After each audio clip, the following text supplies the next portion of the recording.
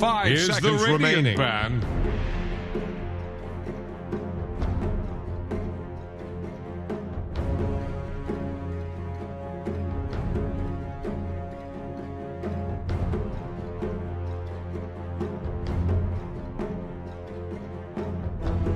Ten seconds.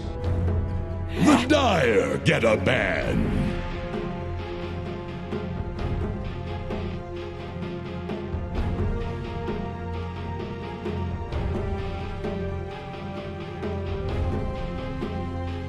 Radiant's turn to ban.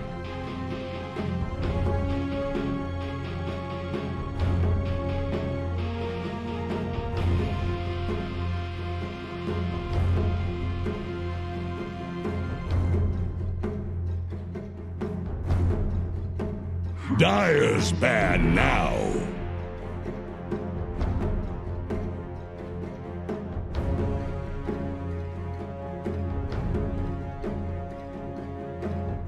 Radiant's turn to pick. Dire's turn to pick. Our first round at picks here.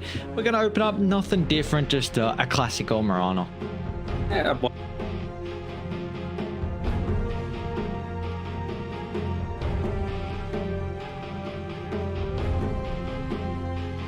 10 seconds. 5 seconds remaining.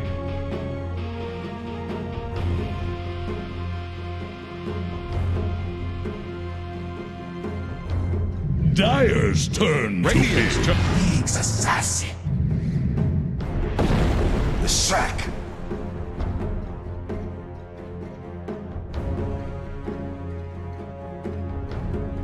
speaking of track itself. Yeah, and what the Nyx Assassin's able to provide you as well. Maybe it's like a block pick here for some of the counters that could kind of deal with the Leshrac, and now going up 5 against the seconds Nyx makes it so difficult. And kind of Mirana will give you some information with the Moonlight Shadow, and now Nyx can kind of provide his own as well with the Vendetta, just, you know, stalking these backlines, seeing if you can maybe take an early tower with the Leshrac because you have the information, or getting a pick off with an extra numbers advantage. So I like the emphasis from either team so far with their vision. And it was just one of those easy expecting Army Geniuses to go in the second round. I mean, it just seems pretty standard for them. What I'm keen to see is, I'm not sure if this Lesh is like a foregone could be in the, because I think we talked about it a couple of days ago when we were casting. Turn to ban. Krish in particular, I don't think like the most experienced Leshrac. So one of those things where has he really been putting in the hard yards to improve on it? Clearly Team D, whatever they're doing so far is working for them, but you know, just adding these couple of extra strings to their bow could help. Or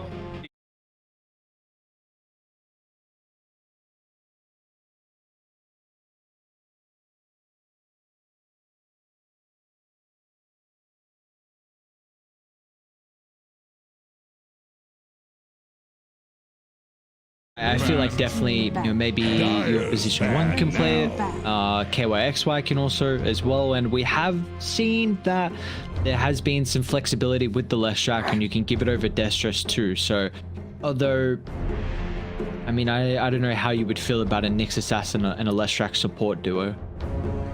yeah, I mean, it's strong once you get to level, you know, this 5 roaming seconds combination. remaining. It kind of feels reminiscent of like TI4 days when you had Vici Gaming with like Shadow Demon and a Leshrac paired together. You know, you could get a lot done around the map, and Vendetta kind of lets you do a similar, but who knows? I doubt they're probably going to go that way.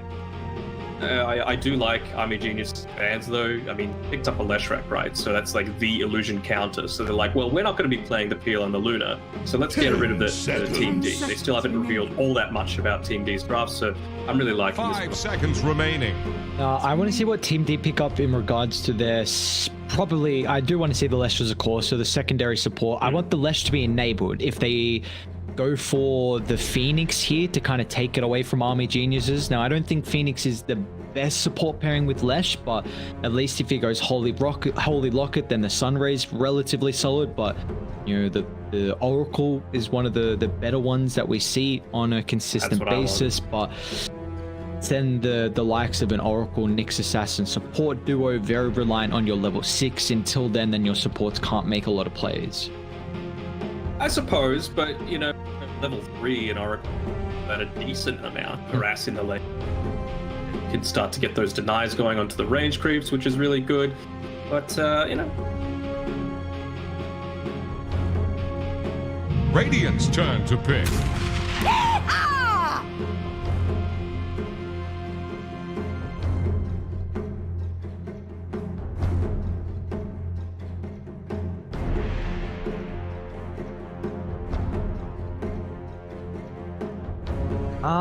Ten seconds.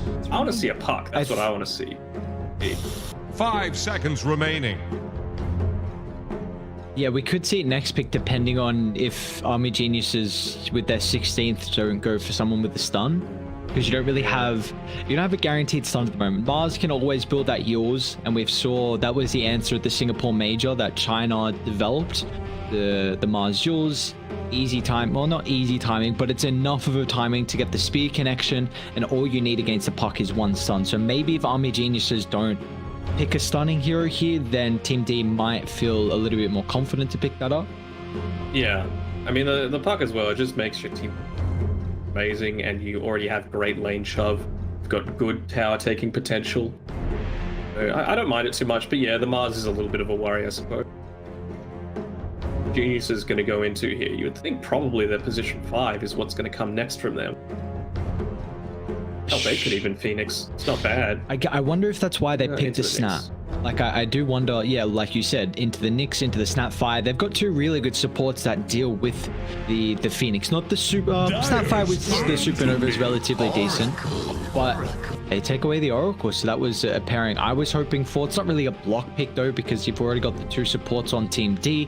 The Huskar's already banned out as well, so you can't get the Huskar pairing with the Oracle. That is true. I want to see a Death Prophet, though. They don't have the strongest tower push right now. Fantastic, paired together with the Oracle. It's a decent lane if this Slash ends up being in mid.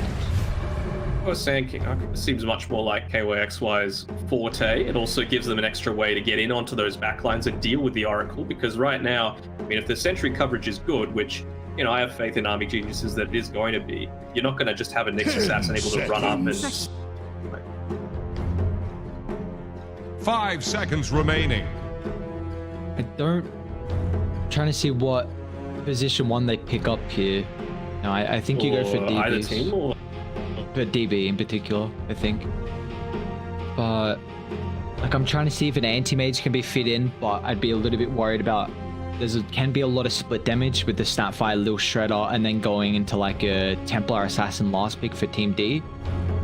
Are you feeling like Army Geniuses need to pick it now because at least they've got the bans to protect it, as opposed to if they picked it next? So. Yeah, and I you already see your offlane matchup as well, so just go for the pick.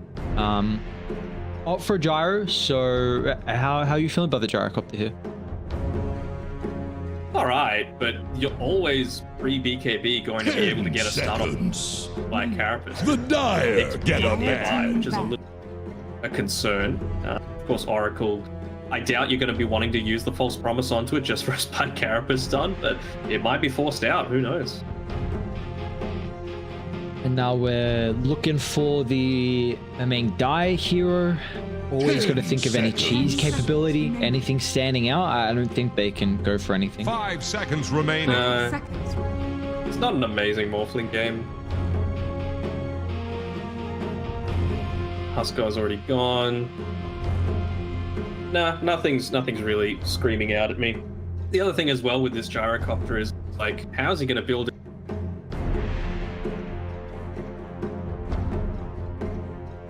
Radiant's turn to ban.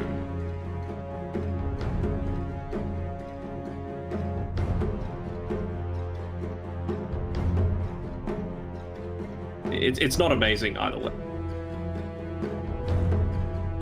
Yeah, we're looking for, what are they banning? So they get rid of the Lena. 10 seconds. The Dire get a ban. They do see more than likely their mid matchup. I mean, again, you can flex the Leshrac, so we're not 100% sure.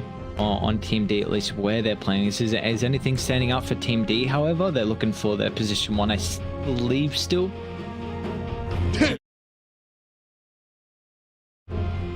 What's gonna do a good job at countering? 5 seconds Vector's remaining. gone. Really able to get in deep, because I don't think you can purely rely on the Sand King. And It's a pretty good Morphling game, actually. The replicate against the Gyro, I think, is really, really great. Your Flak Cannon Steel. I like the matchup versus the Mars, just because you Eventually- have... Yeah, eventually, if you go E-Blade, then you've got a lot of burst. You don't care about the Bulwark. You've got to wait to get out of the arena. Oracle doesn't offer you any threat. They don't have instant stuns. The chain lockdown is very difficult to find here. and you've even got the seconds Sand King remaining. Ags potential, right? Yeah. So you can have that extra, like we were talking about, ways to get it onto the backline. That is one of them. And Yeah. you can just use the Burrow Strike to do it, burst him down as Morphling, and then, Bob's your uncle, Oracle's dead. Teamfight might not necessarily be yours, but you go a long way towards making that the case. 2 Hoodwink? Or... It has to be, right? You're not going to put a 3 Hoodwink and put the Mars mid. Or... I don't think it's going to be Gyro mid and a Hoodwink 1. So I feel like this is Mid your... Oracle. 10 seconds. I feel like we're getting a Hoodwink 5 position 2 seconds here. remaining. Interesting. We've seen Thompson attempt it a couple of times, and now believe it's going to be picked up here. I mean, the thing is, with Mubang Dyer, with the way that he plays, I think the way Thompson plays this Hoodwink is like, yes, he gets aggressive, but he's also just wasting a ton of the enemy's time on the map. And I don't think that's Mubang Dyer's style. I think he wants to bring a lot of attention to him, but he wants to get the kill. Thompson cares if he gets the kills, as long as there's like 3 or 4 people in his lane and everyone else is having a good time. Yeah. So yeah, it works for him, but I think Team D are a little bit baffled by this. Choose your hero. I like it. No, it's just gonna be mine. So will we see a Krish Leshrak? I think we'll have to now. Yeah, I think it will be the Krish Leshrak. Gives you a way to be able to take towers early. I really like Team D's draft. I feel like they're... At least I think they've got the late game secured with the Morphling. It does not look like they have an easy way to kill him off at all. Maybe Army Geniuses, they can throw a spanner in the works here with this Hoodwink getting picked up. It is actually KYXY with the Leshrak, so they are switch it. I just think it goes down to the fact that maybe he hasn't been grinding quite as much Lesh. As some people might 5 think. seconds remaining. I don't know how I feel about the Sand King in. That's the other thing. Hoodwink's right-click range is pretty good. So you're going to be able to bully him out a little bit. Of course, the Sandstorm's going to make things a little difficult, but...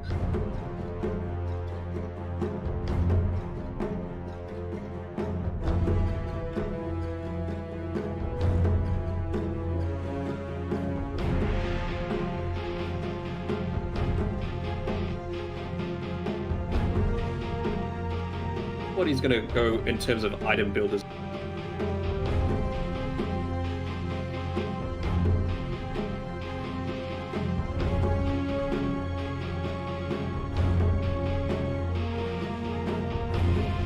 Yopaj were probably the big 2 that were doing it. Yeah. And it was like Boots of Travel, Blink Dagger, that's all well and good, but those items all give you 0 HP. And I feel like, if you do get caught, which, there is the capability to do so, a fair amount of lockdown.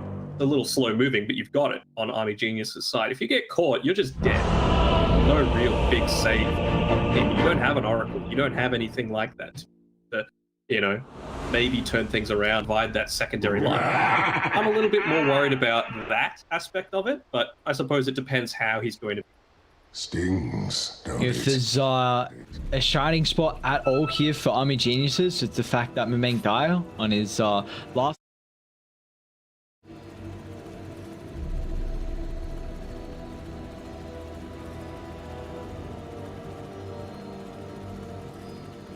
So how are we feeling though? If we're going to chuck out a prediction for either team, We favor in the rating draft. We favor in the die draft. Who do you think's going to take game on? I have faith in the Morphling to carry this game. Yeah, Team D. I'm on board as well. I feel like this Morphling is going to be at a stage where he should take over. I mean, can you see maybe like a Spirit Vessel making it a little bit more difficult? Maybe if this Mars and Piranha has a really good lane, then you get that early item here for Lim, and then that could enable you to kind of deal with him early. I mean, that's the thing, right? The lane needs to go exceptionally if that's going to be the case. Or it needs to be like... Or not that you might want to do it, but it needs to be like this Hoodwink that gets a Spirit Vessel. Because, you know, it gives you some good regen, it gives you a little bit of extra stats, which is always nice. But the issue with a lot of these POS 4s getting something like a Spirit Vessel against a Morphling is that by the time they've got it, unless they've absolutely dominated their lane, Morphling's going to have a Manta style. So it's basically useless. Yeah, are you a little worried that maybe Team D, their scaling potential might fall off a little bit, because a mid Sand King is not going to compete like we see some other mid laners, like, you know, heroes like a Lina in particular, and then a Leshrac as a position 3. We don't see them often have the net worth priority of where they can go for like a, you know, a Sanjin Kai, a Bloodstone, all these items to really ramp up your damage and ramp up your late game potential. Often it's a lot more utility that we see from them, you know, the maybe Eternal Shroud or the Greaves as well, not really kind of buffing up the team but not amplifying your damage and scaling to the late game. So do you feel like this could just, you know, maybe it might be a lot of emphasis on the Morphling, and maybe Army Geniuses can combat that? I mean, they do have a lot of overall damage, right? Like, that is something that I see is notably lacking on Army Genius's side. Like, Piranha, not the biggest damage dealer. Oracle, not the biggest damage dealer. Hoodwink can if you snowball in the laning stage, but, you know, it's not like you've got something like, you know, Snapfire where you can ult and just, you know, deal a crap ton of damage as a support. Very heavily magical too, so when that E-Blade eventually does come online, you've got so much stuff to pair it together with. Yeah, it feels like Army Genius is going to have to hit a very even timing with their BKBs, where everyone has it kind of around the same time. You know, Gyro with the mid Hoodwink, with the Mars offlane as well, because like you were just saying, it is a lot of emphasis on the spell damage from the side of Team D, and Morphling in particular is quite the hybrid as a position 1. You know, we see often that the E-Blade itemization transitioning for that shotgun build, and you know, it's a great way to deal with the Mars like we were bringing up in the draft, so you don't have to worry about that bulwark, but it's now will leave you a little bit vulnerable potentially to when these BKBs do get picked up. I feel like Army Geniuses, they need to like convincingly win at least 2 of their lanes, and I just don't think it's that big. I think they'll probably like win 1 and maybe draw 2, but I'm not sure if that's enough. How effective some of the... I feel like the mid lane is probably the big matchup that I think they have to win, because Sand King is going to be the hero that will be making these plays. You know, yes, you'll have a Nyx level 6, but actually starting fights is reliant on Krish's Blink Dagger. So I don't know how this Hoodwink matchup is going to fare versus Sand King. I mean, naturally, I think Sand King is great versus melee matchups, but it's not a melee matchup in the Hoodwink. So maybe he'll still just get his farm, but I really want to see how they can kind of shut down this Blink Dagger timing from the Sand King. I'm not even sure what these guys are talking about. Just some banter, some back and forth. I think they're trying to talk to Mice, Yango and Galacticos. They're from Myanmar as well, so I think maybe they were trying to say something a little silly to him. For once, we're in agreement. Just get under the nerves, make him feel the pressure. Mice has been looking pretty good so far through some of the games that I've tuned into. And I think Ponlo, he's like a very steadying voice all throughout. He's definitely one of the top priorities for Team D to pick up once VT faded, went over and see how that stable voice is going to fare for Team D, because that's definitely something that is needed in a team if you have the success. I mean, you take a look at a lot of the T1 teams, their captains in particular, Fly, No Tail, Puppy, just to name a few, and then it's even taking a look at some other regions, a Y or Innocence on LGD. Like, it can really come down to having that staple voice in the team that can just calm things down in a bit of a tense game.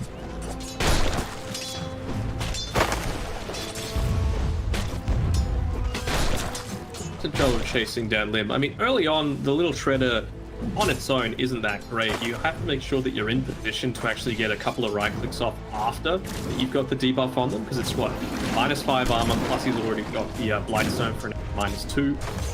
That can deal a big chunk of damage against a Mirana who doesn't have the strongest armor to start with. She started with the Ring of Protection. Not sure if that's just to test against the Shredder, or if that's just for the build-up into the Urn of Shadows. Yeah, even Wami as well on the Mars doesn't have the greatest starting armor, only 2. So if they do start to rack up the minus armor, then he is going to take a lot of damage. Yeah, at least you've got an extra 200 HP to play with on the Mars, but it's still a bit of a concern. Conlo's doing a good job of making sure locked against the Mirana, so she's not going to get those easy levels. The lane, it has to be from the range group that those arrows go through. Build up a bit of a stack. Bot lane here for Team D. Struggling a little bit from KYXY on the left track. Only 5 blast hits at the moment, as DB's actually got 7 deny, so they are putting a lot of damage on early. Do you feel like this lane is going to get any easier here for the Lesh and the Nyx Assassin? Probably not, to be honest. Like, level 3 on UK, it's going to become even harder. You've already got very little mana available on Destris. He's run out of regen. Don't think he has anything through to him. Of course, he's got the magic stick to play with, but just continually be harassment. And this is what happens when you don't lane something like a Sand King into a Gyrocopter. Doesn't have the longest range, needs to get in there, and free to level up the rocket barrage and harass right back. Yeah, I'm intrigued to see how DB wants to continue with this skill build, though. If he puts a lot more points in the flak cannon, or if he's just going to go for this lane dominating aspect with the kind of more emphasis in the rocket barrage. Overall, though, it's going fairly well for Army Geniuses on the net worth front. Yeah, it looks like all their cores are sitting very comfortable at the moment. At least with the lanes, we haven't seen as much aggression at the moment. Could this kind of be collapsed a little bit with some early support rotations as actually top? Yeah. Spear sets up for Lim's arrow. This will be our first blood. One was able to pick it up, but these two can combine for a lot of damage. It's not the guaranteed arrow setup like a Sand King point target in the Burrow Strike. And now back down to bot actually is UK. It's gonna beat up a lot of damage, but with the level 3 available, 2 points in the Purifying Flame, and he just turns it back around. Yeah, that's a ton of damage, that's for sure. I mean, who has to be careful as soon as you don't have that spike characters available, and it's a big window, 25 seconds. Really, what you want is your position 4. Revile. Stun. They might get a little bit of damage out now, but 2 points in Edict. We'll see how far they want to chase under the tower with the creep wave coming through that can eat up some of the Edict charges, so they'll just... He's got the salve.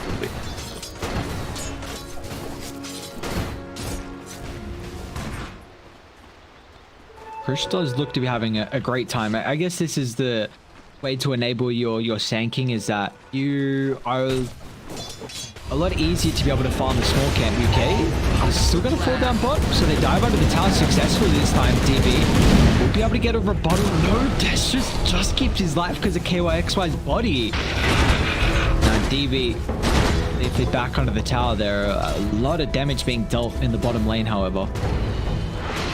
And he's just going to hit out for DB so that he doesn't need to leave. That's good though, they were able to get that return kill in. Tango, salve, clarity, everything that he could possibly want. those kills we'll see. I mean, it's Dire definitely like have the going on an spyglass at X hand. assassin's a lot more difficult because of his stun to protect him. But considering to an oracle, like you're pretty squishy, and any range hero, if you get caught out, I don't. Of course. Cookie on the high. Oh, the hoodwink. I'm so confused. Pondo, what was he doing on the high ground? I think he cookied up there to D-ward, but Radiant went nearby to protect her. Then Meng dies like, thank you for the freebie. You just gotta stand still for my sharpshooter. Oh, I'll take that. Throw a line to Even Radiant's used the middle tower. Because they played it really well with him. He made sure to hide behind the tree and then walk out. He didn't shoot from the tree, didn't reveal the fact that it was warded. Sanaba. Just that might have vision up. They've got an early Urn of Shadows. Two charges into it already with that first kill. Another kill here onto KOXY if they can. It's going to be in combination together with a Fortune's End. Execration is always really nice to have. There we go. Those charge ups. See if they can body block the arrow. Nah, Destrus just doesn't find the angle. It'll be difficult to predict the positioning of Lim, but KOXY with the Purifying Flame kill, that's starting to stack up. Head with the infused raindrop. I love them. They're so good, man. Such value.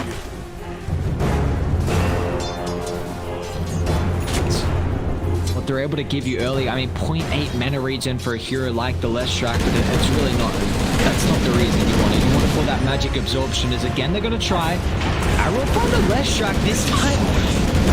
They eat the arrow, that's not what you want to do. Chris is going to try and TP in, however. Gets killed on top of the Gyrocopter. They've already found a double on Lim, and unfortunately, Chris has nothing left in the tank, but the towers can do the dirty work for him. As Lim has one more big charge coming up in a second here. He'll even steal away the bounty, but Chris with 3 points in the Burrow Strike already. That's enough cast range to gap close. Dire's top tower is Very about happy with to that. take Double the kill. plunge. Didn't opt to use the epicenter, so ends up losing out on the Oracle kill. But, you know, at the end of the day, Oracle... Finally, some decent help around here. with the,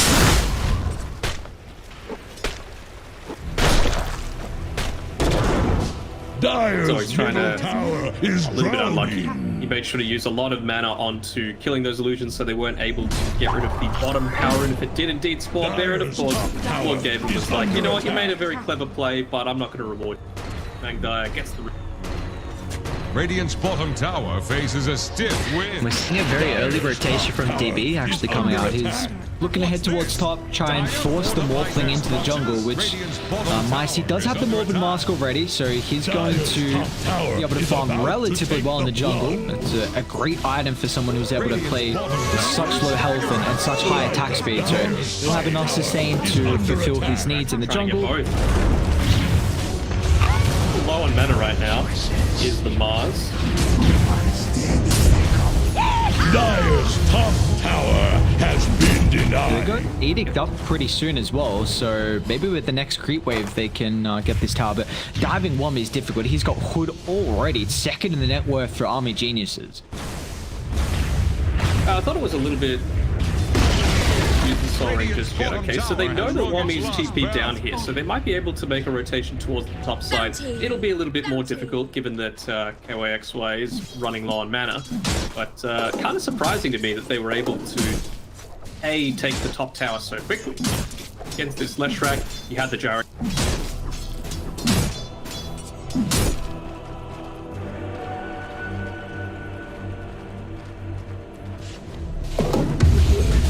More and more in their favor, and an arc. I mean, KYXY couldn't ask for much more. It's exactly what you want here. The Leshrac is building into the Hooded Defiance, it looks like. And he's out. I mean, the lane went okay. He's neck and neck with the Gyrocopter's net worth. And I'm speaking about the Gyro, only 1 point flat cannon from DB, so not able to flash farm as much as he was probably hoping early on. But see, what is Mimei Dai looking for? This early Aghanims getting picked up actually for your Hoodwink. Don't mind it at all. I mean, when you have a look at... Hold that for a second, he gets another kill.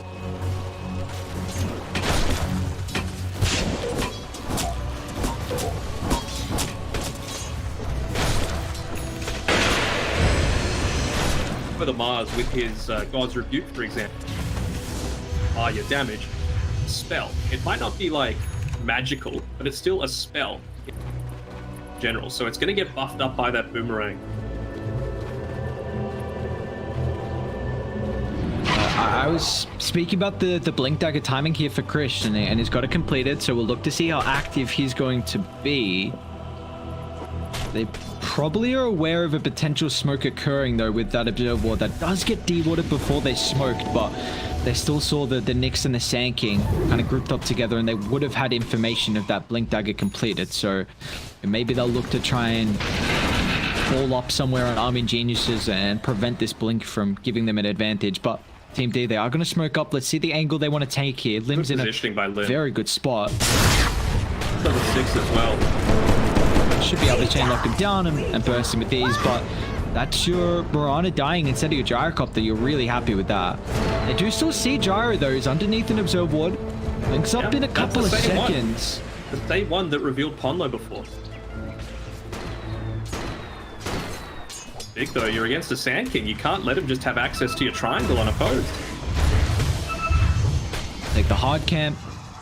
He's got 4-point Sandstorm as well. I feel like he can definitely take this Ancients with a little bit of help from his team. Might quickly try and opt to get the mid tower first. I mean, they've still got that epicenter available. I'll take what they found. Oh, poor Oracle. Fire Strike, easy setup for Destro. Summer Genius isn't nearby though. For me. Gonna try and counteract his initiation from D&D with his big ultimate, but now there's nothing left of the tank, as they were able to kill off the Nyx Assassin, but there's no setup for the Mortimer Kisses, so Armor Geniuses How you going? happy with the 1-for-1 trade at the moment. You get a second kill, Lim. Just out of range for the follow-up stun here from KYXY, but like, you're giving so much space to Mice. This is already Yasha completed, and we were speaking about, we really feel like this is going to be the hero that will win over this game, and so I feel like this kind of means that Army Geniuses have to be a little bit more faster pace. Put out the Mirana, third leap charge used.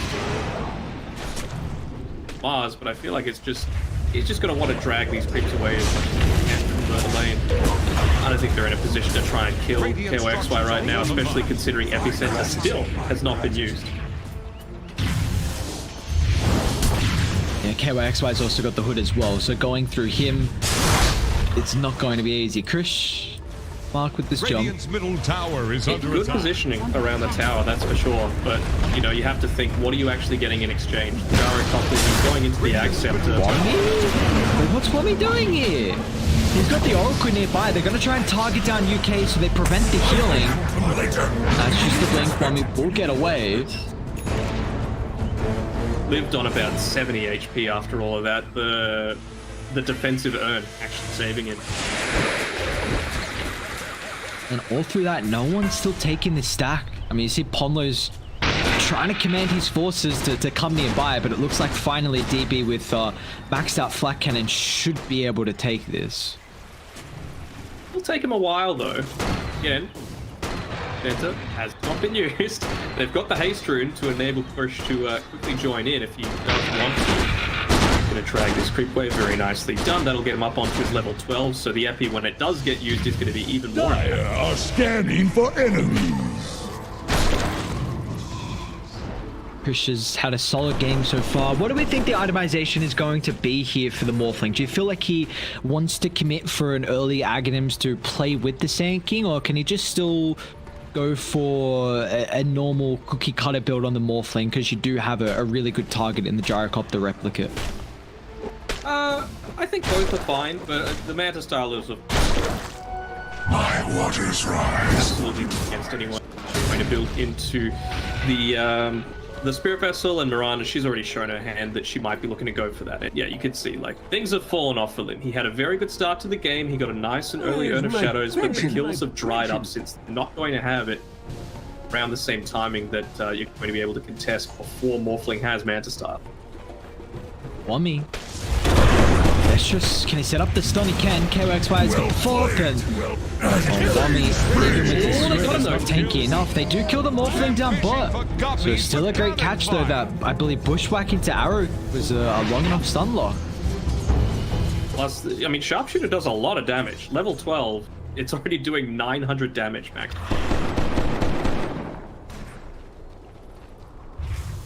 All you need to do is charge it up 3 seconds. You get that max damage output there, and yeah, like you're saying, I mean, at a stage at this game, what, 16 minutes in, 900 damage, a nuke like that is a ridiculous amount for a hero that quite often plays around a low health threshold. Yeah, for sure. I think I've mentioned this to you before, but have you seen the Dubu clip where he's getting sniped by others? Yeah. I love that clip so much. Again, there's the sharpshooter. Oh, life experience. Like, you don't have the easiest setup for it this game. Yeah, maybe we could see, honestly, Lim go, might be a bit greedy, but like yours, just to further enable these kills. But yeah, if Wami, every time he's got Arena and can just find one pickoff with, you know, either Mirana nearby or Hoodwink nearby, and both of them have relatively good mobility as well, and now also their damage is going to get amplified because of the Aghanim's pickup. There's another setup onto the Mirana. KOXY is going to give him a little bit of space with the one Cura getting connected with the Split Earth, but unfortunately that's not enough. And now he actually has to be careful. They're going to bring in an extra numbers advantage here from UK, but don't have the lockdown for being on cooldown. But remember, Kyle, they're really deep. They're charging up the epicenter as well. Krish trying to catch up the Oracle once again. If they can target down UK, it's going to prevent a lot of the healing through the false promise. My guy's going to try and utilize the bottle charges. It's enough for him to scurry to the eastern side.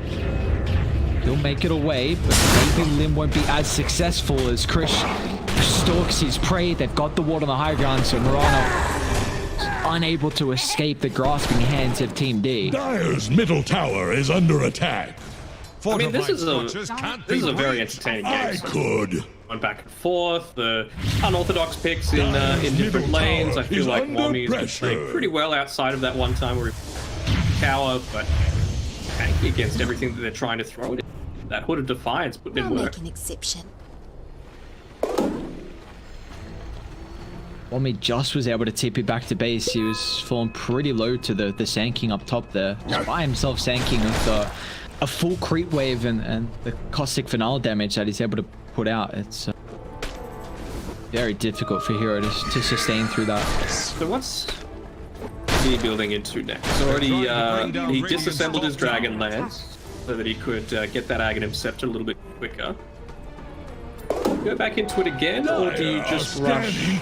I guess if it was me, I would get it again, and then I would disassemble it as I'm building into the BKB, because I feel like for both teams, this is an amazing BKB. It's just something that you want against every single thing that they've got here for their life. Where is the physical damage coming from outside of the gyro and the Tower is under attack. maybe the edict and that? So it does go the Dragonlance. I think BKB has to be your next item. Like, I think Army Geniuses with triple BKB need to take over. In fact, Mavang Dai's not even opting for a BKB. He actually wants the Sanjin Kaya after the Aghanims was picked up. So the Hunter's Boomerang. It's okay. You know, typically you don't want to be in there on the front. The Hoodwink. You know, you want to be playing a little bit more of that guerrilla warfare, but you know, for these heroes that need to get in there to do damage, the gyro onto the Mars. They've got up the left track. If you can get the hood off though, you see how tanky KYXY is even without the hood. Look to punish, just jumped in straight on top of Lim, but again, you need to try and identify Oracle's positioning and bring it down to start the fight, but even Mindset's going to look to get involved. They've got the first initial stun. Where's the secondary to lock in Mice? Arrow's flying through. It does get the connection before the attribute chip. No, Mice! He's right back into the arrow. Oh, Army Geniuses licking their lips after the kill on the Morphling. They're going to try and chase down Polo as well. Do they have detection? In fact, it's just a Shadow Amulet. He'll make him work for it. But in the end, it will be 4 down in an incredible fight for the side of Radiant. Middle tower has fallen. Really good. I think that was the first call down that we've seen all game as well, and it hit onto 4. So really great positioning by DB, realizing that it was still nighttime at the time. No vision available for either team, so advantage of fighting on their side of the map.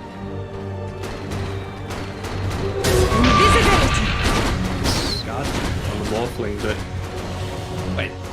Oh, okay. He went into the Sanjanyasha instead of the Manta. Yeah, I'm about that. Maybe seeing. Well, no, actually, Piranha had the Glimmer Cape queued up for the longest time, but now he's just gone back into the vessel. So this is really going to hurt them. Die, Mongo. Yeah, maybe they will have a bit of a window here where Spirit Vessel can be a big factor to deal with the Morphling. It might cost them. I mean, Scotty's always nice, I think, when you're against a ranged carry like the Gyro, because it gets double the amplification and what, 50% or 50 movement speed and attack speed slow instead of the 25 for melee. But sure, but I'd like to have Manta Scotty. Yeah. Not Sanjay against a Spirit Vessel carry. And it's not like the Sanj is going to build into anything either. Like, are you just going to build it back into an SNY when, or SNK, maybe, eventually? Or, I mean, heaven forbid, Morphling Halberd. It's not really the thing that you want to be building on your hard carry. Yeah, we'll see. Alright, so he's queued up BKB after the Scotty, so it looks like at least with that, it's going to give him some ways. Long way away, though. It is a long way away, definitely, and that team fight has really buffed up the Gyrocopter, giving him an incredible amount of net worth. Once again, he's going to disassemble the Dragonlance so he can buy out that early Radiant's BKB. bottom tower faces a Like it. stiff wind. Dire's top tower This is them being very clever to take about how the they plunge. use all of their items, assembling, doing the old God King strategy, where he, you know, if he didn't have about 6 disassembles per game, you're like, come on, man, what? Not enough. Combo. Combo. Look at the positioning from DB. They knew exactly where they were the entire time because of these deep wards that have been placed up by UK. And DB's got a little bit of help on the back line, but again, the UK, just in the nick of time, the False Promise instantly with the BKB. It's a beautiful arena, looking in free, he can't take the team fight. Hero kill the Oracle. This hero's survivability on your cores is through the roof. You've got to kill the Oracle. And that was him being able to, you know, live and do just totally fine Radiant's in that. bottom tower is Just under by attack. having the false promise on, right? Like, he didn't have any healing on it because of BKB, so you could use the purifying flame to the other one. Is drowning. It's just going to make it even more difficult. Mice wasn't involved in that fight. Now they can go and take Roshan, giving an aegis advantage to Army Geniuses. Dire, they're going to try and set up some form of blockade here. Try and prevent them from taking Roshan, but Lim is at least scouting it out. Bottom Kisses will push him out of the pit, but Roche is so goddamn low. Army Geniuses have to stick around. BKB up in 10 seconds here for the Gyro, so we'll have this still available for another fight. Whoa! So much damage! That's just is like, okay. That's virus. Army. The spear push back, Sandking can't even get the Eternal Shroud off the cookie. Doesn't give him enough space, and there's the BKB timings like we were bringing up. Mice, wait for inside the beat. Who's going to be able to get the Aegis DB wool successfully? And now Mice is committed in. He can't get back out. Accurate shift is there, but it's no hope. As Army Geniuses now in a big advantage to potentially take this game one. Lim might even be able to chase down Pomo as well. Got the follow-up. Wami's got the shield smash. That's a dominating streak for your Mars. From the Hoodwink, right? Like, what is it? A maximum 1250 damage. I think it did about 1,000. It's so silly how much it is. So silly. I mean, he's got the spell amp from the Kyron Sand as well, right? Yeah, even the boomerang. Look at this. Jesus. Idiot in the morning. Jeez. I mean, his pub games are one thing, but on this patch, I don't think ever actually Army Geniuses in an official have never played a mid. Always been limp. Dire structures are fortified. Maybe after a performance like this. Is under Like, pressure. what has the Thompson build been? Has it been the same as what we're seeing right now? Yeah, because I like to go into like an E. Just for that little bit of extra Dire's top survivability. tower is under So it attack. feels like the Hoodwink build is very much kind of, you just have to snowball. Like if you fall behind and are unable to get kill after kill, India actually looking to take the fight. That's just tricky on forward. It's up to 2. But UK's got the false promise, and again, they're trying to target down DB, but instantly with the answer from the Oracle, so Mice, he's going to put it all up to himself here, but it doesn't matter! One stun into the burst potential, Mice gets obliterated, KYXY is going to get chased down as well, and that's just... It's just to the tree line! How many times are you going to make the same mistake of not killing UK to start the fight? What was their Sentry Ward coverage like? Like, it wasn't amazing, right? Like, you're fighting on the enemy side of the map, you're probably not going to have a ton.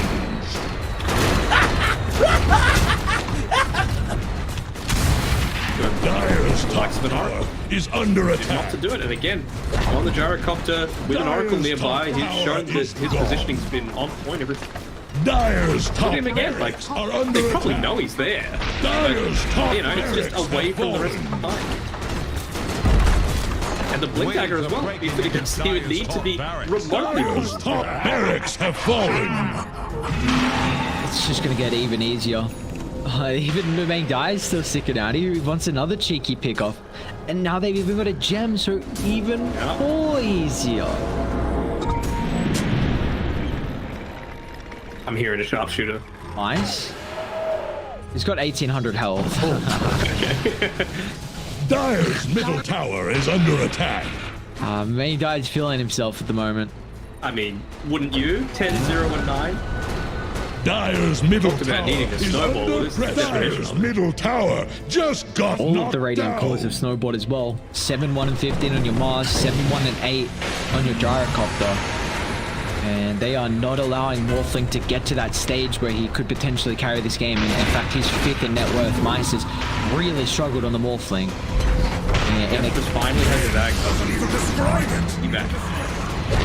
well, Dire's middle this whole, tower I just really got wouldn't mind knocked seeing them down. actually go like Leshrac Agshard next instead of the BKB, because I think you're now all on your high ground defense, which is pretty solid. You know, with the Split Earths, with the Nyx Assassin, you've got the Sand King burst into like a Mortimer Kisses follow up as well. So I think you now have to play on just delaying your high ground as long as possible. Yeah, but he's still, what? Bottom tower faces a Cold away stiff from being wind. able to do that, so it's a little bit difficult. And in the meantime, they've still got, what, 45 seconds left on that Aegis timer, so he's going to make full use of that. Stand slightly outside of the range of the Sand King. You can stun the Gyrocopter all you want. It's not going to result in anything if you've got this Oracle. Radiant's They are at bottom least tower is under playing it. attack. Aegis, another 25 seconds here. The Gyrocopter looks like they're not going to be able to get anything more out of it, however. So a full set of barracks up top. It's like they're content with that. Level 15 Oracle talent's kind of nuts. He's gone for the armor false promise, which is fine. But what is it though? They don't exactly have a ton of armor. Yeah, I don't know on, why you know that. on Team B's side, but well, whatever. UK's been playing really good, so I will trust him. But having a 1 second cooldown on Purifying, nutty. The good old illusion bait. And the main guy, Scurry.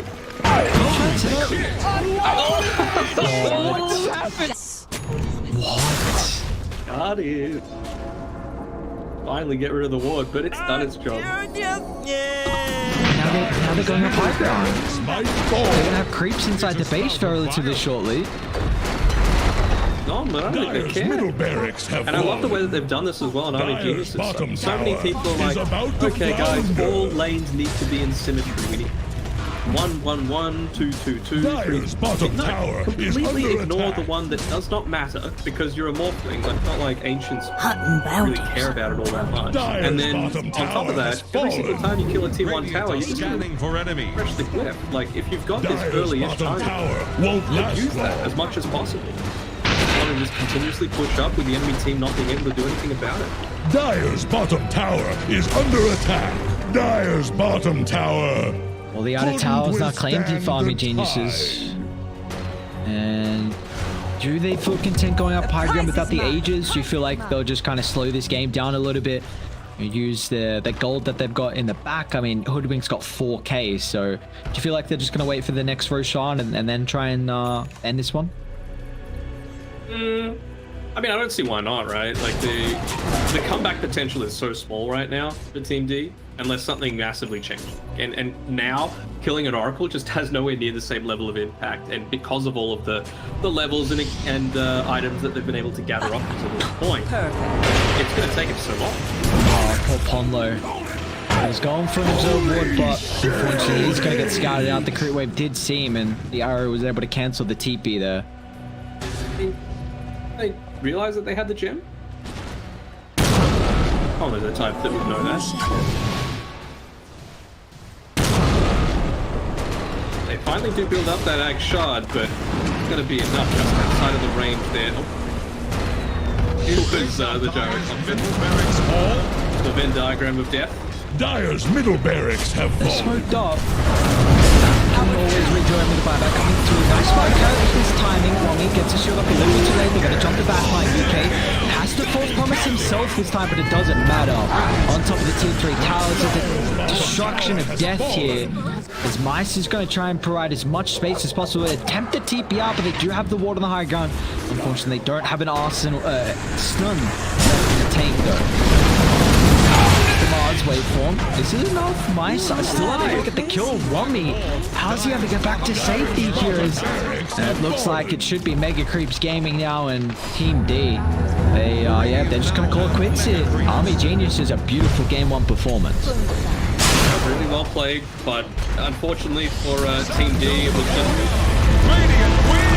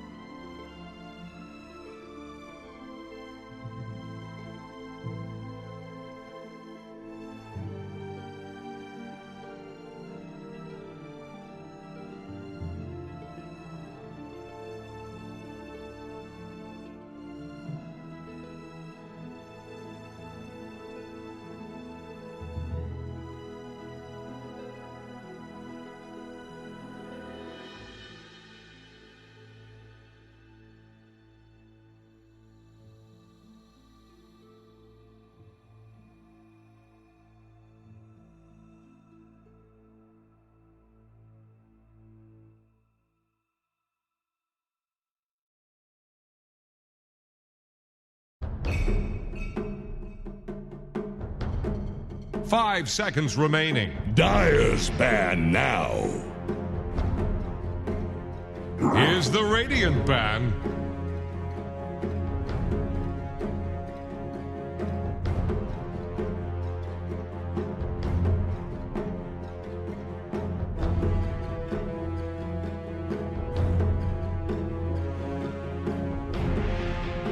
Ten seconds.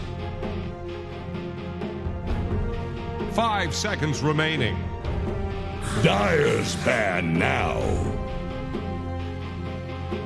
Welcome back to our second game here with Army Geniuses Radiant's taking turn to on bat. Team D. It was a beautiful game one performance from them. My camera's spazzing out, we're all good now. But then, how are we feeling? I mean, I definitely felt like there was not a draft loss at all from the side of Team D. I think Army Genius just played an exceptional game one. Is there anything that you would like to see potentially though in this second draft? Dire's turn to pick.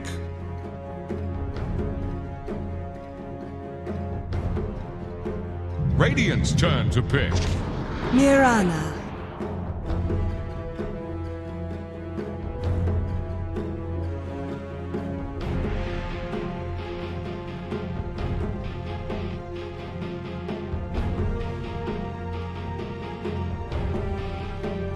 Certainly knows very well. It's something that does create a ton of tempo, 5 and seconds again, remaining. not to harp on about it too much, but the power of information is very important, and Mirana takes that away from the enemy Radiant's team a turn lot to of the pick. time.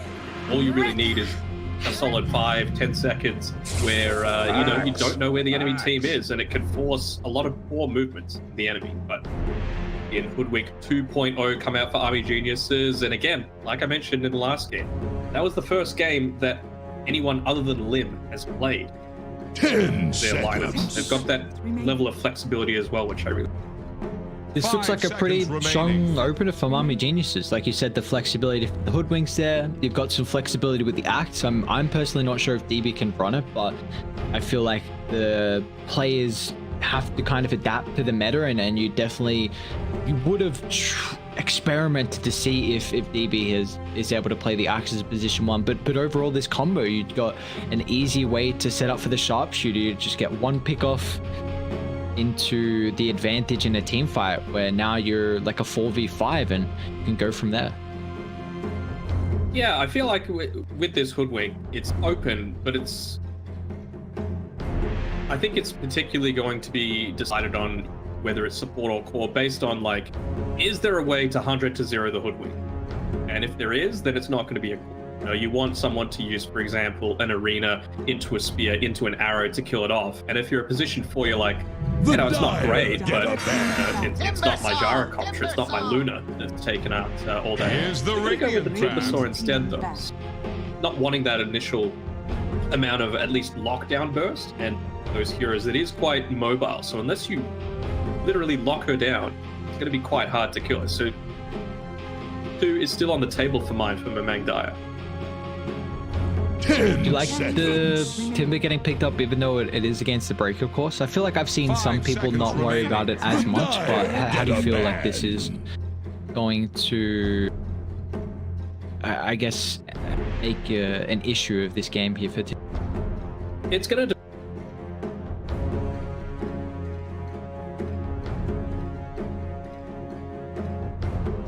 crap ton of damage, but the break kind of becomes inconsequential because 5 you've seconds already got the remaining. armor stacks, right? It's just build it up. Here's the Radiant ban. Vision. I think that's what Team D need to be prioritizing this time around, is how is their vision game going to be compared to Army Geniuses, and I felt like Army Geniuses took the Dire's win ban quite handily now. in that game number 1. I guess it's also, we see a lot of these, I think, position 3 players right now, they're really comfortable on the Timber. Like, it's just a hero that can make, it seems like it just makes the whole concept of Dota so difficult to play into when there's a Timbersaw. 5 seconds remaining. Unless you absolutely dominate in the lane, and Yep. I mean, even now, like Timbersaw has, I feel like one solid way to nerf Timber would Radiant's just be turn to ban. to give it, one of those gradual cooldown reducing. Like level 1 is 7 seconds, 2, 6, 5, and then when you max it out, it's nerf the laning stage a little bit, make it a bit more punishable by the big counters, and I feel like it brings it back to the pack so much. 10 Yeah, seconds. definitely, because we see Timber can play into some of those matchups, like the Ursa, 5 the seconds Monkey remaining. King, the Gyro even. If you've got a really strong position forward with a stun, Radiant's turn to Timber pick. will just consistently spam that Timber chain, and the pure damage really starts to add up after like 3-4 Timber chains, and often we can actually see Timber getting an early kill. Dyer's turn to pick. Oh yeah. They are putting a lot of emphasis on dealing with the Timber. I wonder if they'll go Oracle for Team D, just because I feel like it's really good versus the Ancient Apparition. Although the spell does nothing versus the Radiant's turn Call, to of pick. course. Shadow They Demon. different route. I like that a lot more actually. That now gives you a save versus the Call. Stealing the Axe Illusions is pretty cool as well. They can now go into maybe like a Luna or Terrorblade, because Terrorblade's pretty good versus AA because you can still get the Sunder off. So 10 now this I feel like more seconds. enables your position one as well as saving versus the 5 seconds verse remaining. that Army Geniuses are looking for. Yeah, for sure. They're even going to potentially set it up for like something that's a bit more aggressive in the laning stage as well with this ST. Like you gave the options of the Luna. Unfortunately, it's banned out, but the TB, of course, is something that you need to be taking into consideration. Or hell, you could go into something, I don't know, and just try and. It's not great against the Ancient Apparition, I suppose, but you just lock someone down, you get the immediate pounce off, you get a few Shadow Poison stacks, and you can snowball quite effectively in the laning stage. And Timber Sword, I mean, he's going to be dealing a ton of the damage. So you don't need to worry about being this hyper carry, I don't think. I might be wrong. What would you like to see next for Army Geniuses? Because this is still a lot of flexibility for them. Is something kind of standing out? Dyer's I mean, turn. now is when they need to make that decision of where exactly the hood going to lane. And honestly, this doesn't reveal anything. The Dyer get Lin a could still ban. very capably play the Tiny. This could still very much be a mid-Tiny. And the Medusa, I suppose the thing is, like, it can be that big sieger, like we were talking about.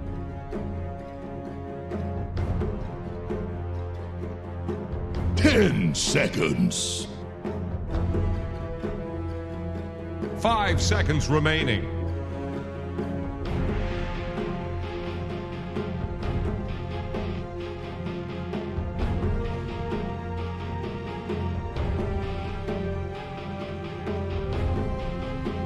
Radiant's turn to ban.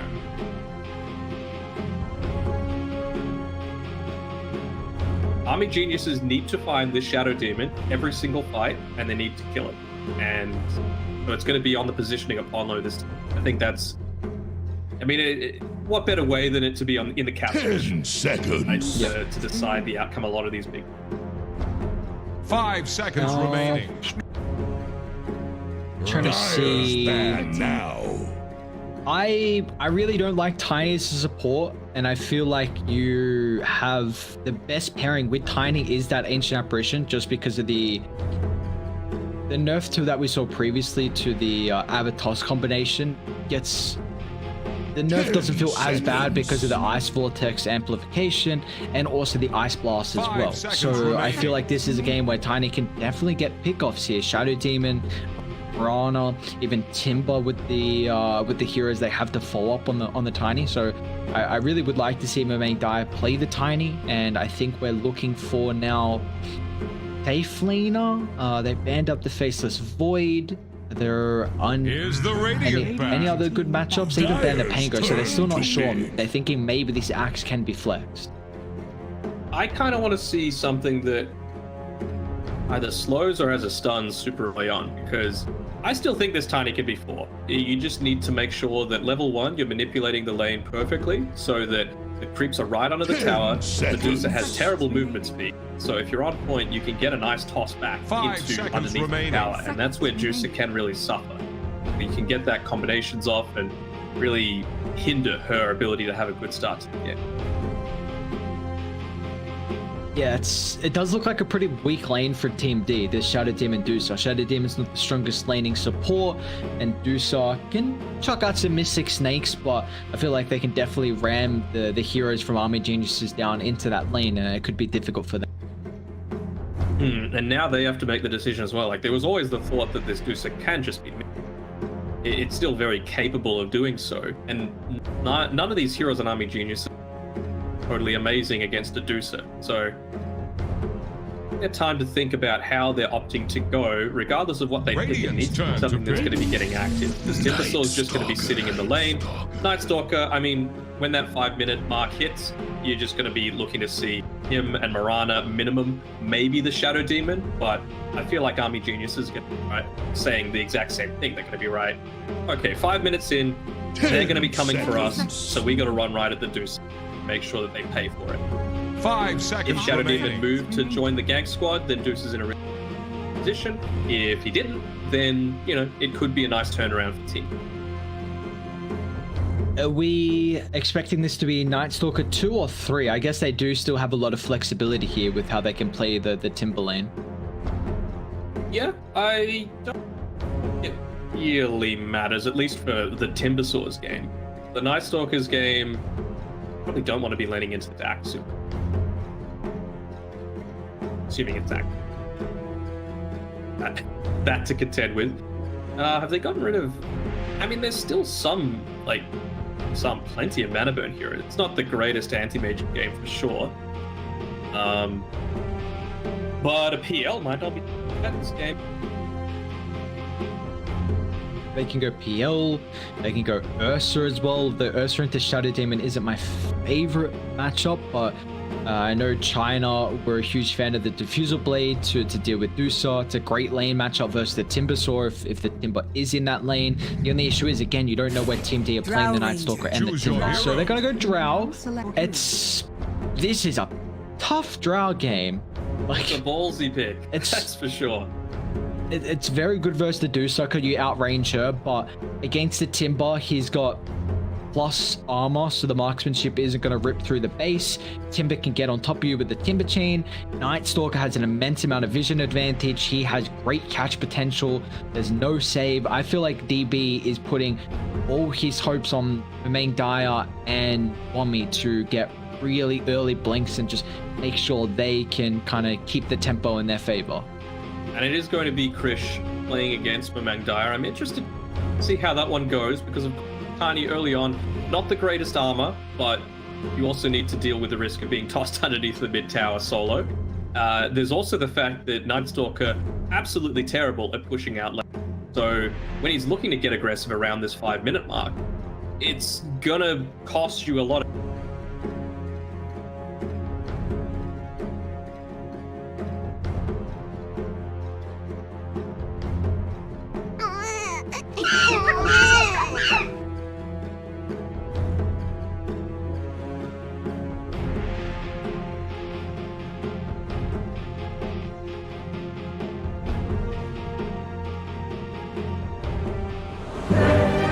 It doesn't really for me either. I can see what they're going for because it's a... If you're looking at it for a carry matchup, Drow is very good. Dusa, the natural stat builder, you're not going to go for any armor items, so again, the marksmanship will do a lot. You're able to outranger, you can build a Skadi, and Skadi versus Dusa is great for the movement speed and attack slow. But the issue is that you're into two heroes that really enable your vision advantage on Team D. You got a Nightstalker, you got a Mirana, and I just really struggle to see how Drow is able to position accordingly in a game like this. I mean, yeah, as soon as that Dark Ascension... I don't care what happens. You can just run straight at that Drow Ranger. Sure, a Gust is going to save you very... I mean, I think that has to be Army Junior's strategy, right? It's all about the counterplay. It's all about the baits. If Wami and Mamang Daya aren't in position to be able to just catch out this Nightstalker and burst him down, then DB's screwed. We saw DB overall have a very solid. Honestly, all the cores from Army Genius had a really strong game one, and we'll see if I feel like again it has to be down to how the playmakers can make the space here. Seeing the Tiny as a position 2, the Axe as a 3. They have, maybe if they can enable the Axe through the ancient stacks, giving Wami a really good lane. It does honestly look like Wami should have a good lane as well, up against a Dusa and a Shadow Demon. These, again, are not heroes that is going to zone out the Axe, so he can probably cut the wave for free, get an early Vanguard into an early Blink, and that can really kind of ramp up the tempos. Krish is going to be okay. In fact, they find the Tiny, though. Banishment setting up into the arrow. Now with the illusion blocked from Ponlo. Beautiful coordination from Team D, able to pick up first blood. It's given over to Destra, so not your cause that you'd love, but hey, getting first blood is exactly what the doctor ordered. Yeah, for sure. Was he okay? He was gold as well on the Tiny, so that cut into his unreliable gold a little bit as well, which is always good. They tried to go for that clever play with the bushwhack, planting a tree to try and get the initial burst onto him, but okay, so not only do they lose that 50 gold, but also losing out on first blood. Are they gonna go for another crack at her? And it's another kill. Oh wow! And they give it to Krish this time, and 138 gold. When I mean Tiny lost some of his, and now Krish is gonna get a pretty good timing on the bottle. And I feel like the big weakness on the Night Stalker is your first 5 minutes. Like you don't have the greatest mana pool, so you cannot really sustain, so you can't really secure your range creeps, but he can have a decent time here. I mean, he's got what, 69 damage with the Fairy Fire, got to add the 12 to that. So against then the Tinies, he gets a little bit from the tree throw, of course, with the Quelling Blade, but you know, usually a matchup versus the Tiny, you do really struggle at being able to CS early, but I feel like Krish is going to be okay. Not just fine. I mean, it's 5 armor against 0 as well, in a way. Gonna be able to bully out Tiny a little bit. Of course, when the spells start to come out, for Mamang Dire, he's going to be to make sure he's missing out on some of these range creeps, but until then, I don't think Krish cares all that much. Great start to the game here for the boys over on Dire. We'll see how... Oh, they're swapping up the lanes, actually.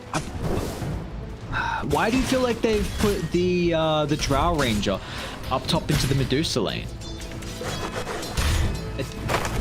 I think it was more just having the pure damage from the axe going into the Timbersaw, but I mean, KOXY could just look to change that once they start to build up onto the counter healers. I still feel like this lane is very solid for the Timber. We just saw that was one whirling death on a tree. It took away 300 health.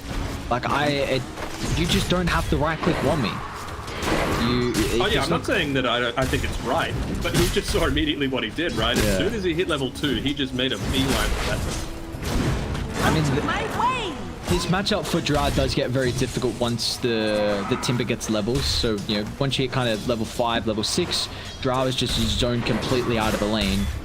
But I thought that Wami might be able to pick up a kill here on Destris, get safely back to the tower's outskirts. But yeah, I thought giving Wami the other side lane here would give him a very good timing on a Vanguard Blink, and I really thought that's the timing they were looking for. So, you know, we'll see how he's still able to fare down botters. This will at least give DB. Maybe they're just trying to secure DB's game a little bit more. Maybe, yeah, because he would have had a very rough against this.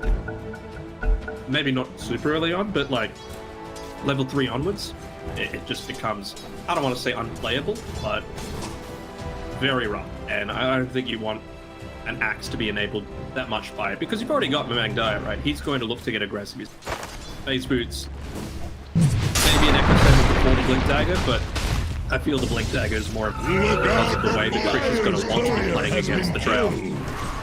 Swallowed up by a bigger fish. And then by me, evangelizing. See, there in all these lanes, the heroes are falling low as DB actually. It's not even Careful. Ponlo's still got a little bit of mana to play with for the Shadow Poison. Stacks are not enough at the level 1, and now Mice as well is overcommitted. Oh, a hefty consequence from the side of Dire, as Lim should be able to chase him down. Yeah. Double kill picked up. Shadow Poison level 1 does not do a lot of damage at all, unfortunately. Behind as well, getting a little low on KOXY. He's got the maximum stacks of the reactor bomb. Nax chasing you with Battle Hunger about to be off cooldown. He got plenty chained. He doesn't actually. Yeah, this should be a kill, I believe. I don't see how he's able to escape from this. 2 points Battle Hunger, so 8+ damage here. These lanes gone very well for Army Geniuses. I feel like it is definitely a mistake not to get 1 point into the Timber I Chain. had time to You always find want a a point in Whirling stack. Death, right? That should be a dead Timber. See my action, you're foul. Ooh. Now that's Ring of Health for Wami. Okay, great start. He's even going to take away the bounty as well. Why not try and further enable your mid laner?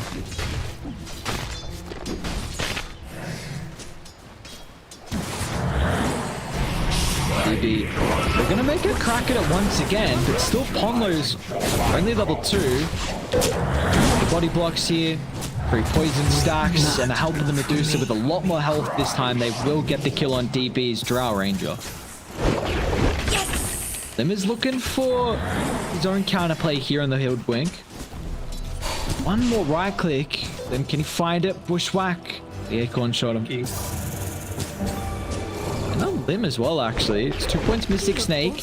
Got that Bushwhack to get some distance away. Maybe Ponlo can stalk him out here with the Shadow Poison. But it looks like... Ooh, Ponlo got to go for it? I think he can just continue to chase him. It's gonna force him in Roche. Ponlo, can he find that banishment though? Should have a far enough range. Acorn slow. 2 stacks now. Is it enough damage? Needs a third. He's gonna find it. Oh, Ponlo. Nicely played. He's been very good all game. Set up both of those kills in the mid lane. Kill up Pop as well. Looking real good. Those boots of speed. Not really often that you see a position 5 go boots this early on, but realizing that, look, Drow doesn't have the best movement speed. I believe she only picked up her boots after that death in lane, but she didn't actually have any, which made those body blocks she was going for were super effective. This first nighttime as well, so we'll see how active they get. Wami is Chop you down to size. really not how I Level thought this 4 lane yet. was gonna go. No Timber Chain. Props to Wami. He's playing at an exceptional rate at this second game here. You've got Vanguard completed already. Might even get the Timber Courier. No. They're both moving 310. Wami not going to be able to keep up. What Krish is doing here, like trying to shove these lanes out as quickly as possible. The siege creep is still there, which I'm sure he's a little bit annoyed about. I want him to make sure that he can secure one of those river runes soon. But yeah, Amangdaya just constantly shoving it out, making it that it cannot leave. Dire's middle tower is drowning. Unfortunate taste. What are you gonna do? They should take it away from the Tiny, I suppose. So now he doesn't have a refill in the bottle. Gonna have to go back and find his bounty, and he's sitting pretty solid at the moment. Top of the net worth is Amangdaya, and he's opting to rush the Blink Dagger. At least that's what he's got queued up at the moment. So with how solid of a start he's had, he should have a pretty good timing here. Again, just quickly pushing the wave in as much as possible. Krish, and there he goes. Immediately, once it's not as much of a factor, he's heading up towards the top side. I don't think they have any vision of that, but would have seen on the Tiny that just immediately left the lane. This should be a kill. Another great timing here. That's just great 1-2 punch they're able to have at the moment as bottom lane. KYXY again getting zoned out very heavily here by Wami's axe. Destros was caught looking a little bit there, just seeing if KYXY needed a little bit of help. I think his job was to stack the Centaur camp. It's already stacked there with the Alpha Wolf, but stand around. Pondo's still got the double stack off though, so really nicely done by him, and it's going to enable Mice. Even though he's had not an amazing laning stage, he'll definitely be able to recover. Not so optimistic for this team. Won't last long. Well, Krish are going to try and come down and kill off UK, but Void 8-second cooldown at level 1, so just the unfortunate play there that he didn't hold it to potentially cancel the TP. They've got no stacks at the moment at the Ancients as well. So might look to see that start to break out here from Team D, because you the only issue is you're playing into this Axe safe lane, who is very capable of being able to direct his attention into the triangle early and take a stack away. As Pondo gets, I believe, his 4th stack off onto all the creeps, so yeah, maybe they might look to put the Timber Saw up onto the top side, get him away from this Axe, but you just know that as soon as he TPs away, Mommy's gonna...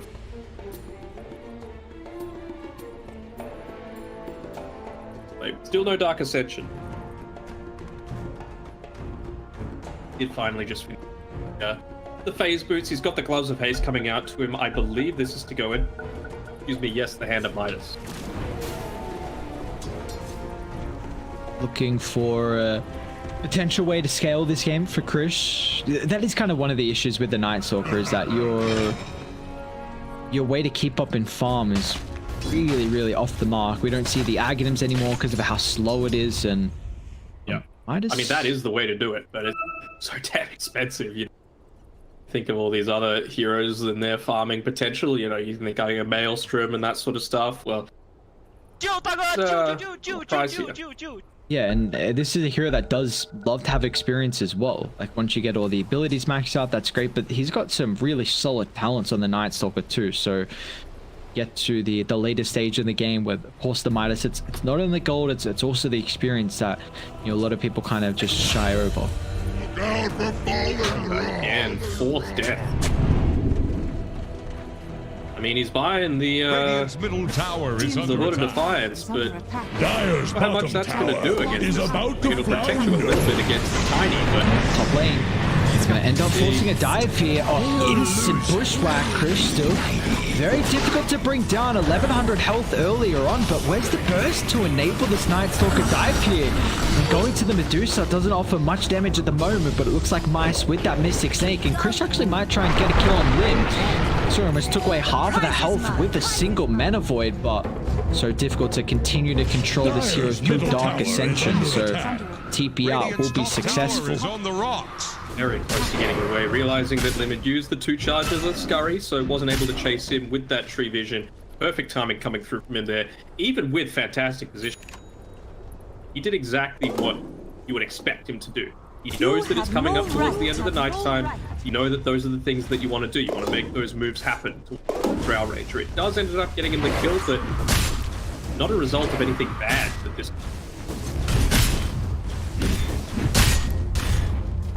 It's just feels like right now they're not really going to have a Timber Saw that will keep them much involved in. Honestly, like, some friends. how do you play this game now on Timber against an Ancient Apparition, against a Tiny who all you need is have a toss with Ice Blast, and I feel like they're killing from 4 to 0 as DB is going to get another one up top. This is not even taking into consideration that Rim still is yet to hit level 6 on the Hoodwink, so they will have Sharpshooter really soon. They're going to make another attempt. It works by this time. They're going to go underneath the tier 2 tower. They'll toss it back to the Ice Blast. And, oh, what a cute play. I mean, this is a team that's played together for a long time. They know how each other tick. They've got good coordination. They've got good teamwork.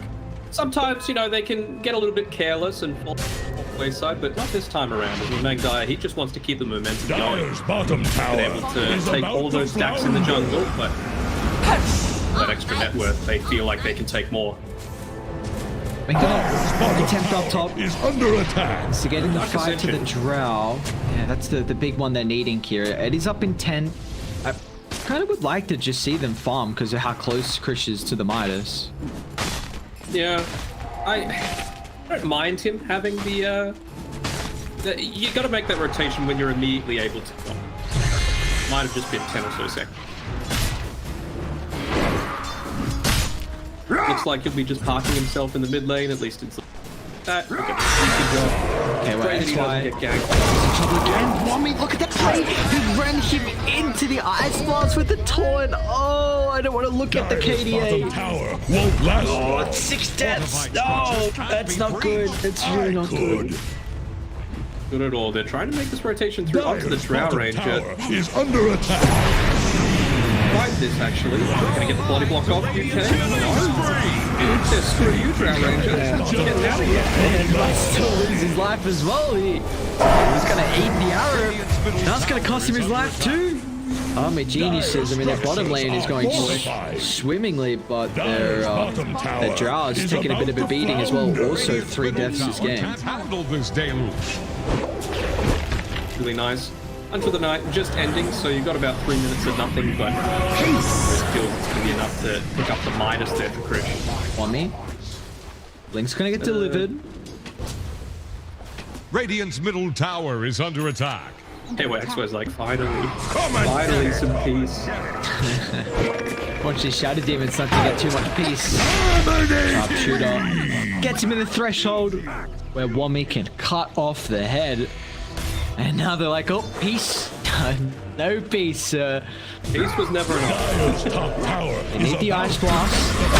Runs him out of the AoE, but they do get the pass through. I believe they were needing that extra damage though. KYXY can get another chain deep under the tower. In fact, still the remnants of the tier 1. There's no tower left standing for him, but a 1 charge gives him enough health to survive the Axe Call. Yeah, just a little.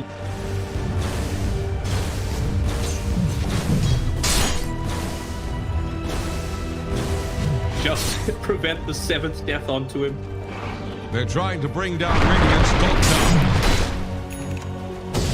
I mean, he's got a soul ring shoot up. You already got one, buddy. Double soul ring? Extra value. Piranha's caught now is, oh, that's just nice leap. He tried to time it perfectly on Lim to charge up an extra little bit of damage for that max, but Radiant's top tower is under attack. they're gonna block up the retreat. Surrounding Army Geniuses on their side of the map here. They still get the Ice Blast advantage from Pomlo. Is it fast enough to keep KYXY alive? It is. And that's a big kill on the Axe. 381 gold for Mice. Also get UK? No, they won't. So we'd see the Shadow Demon coming into play. Ponlo has had an exceptional game so far.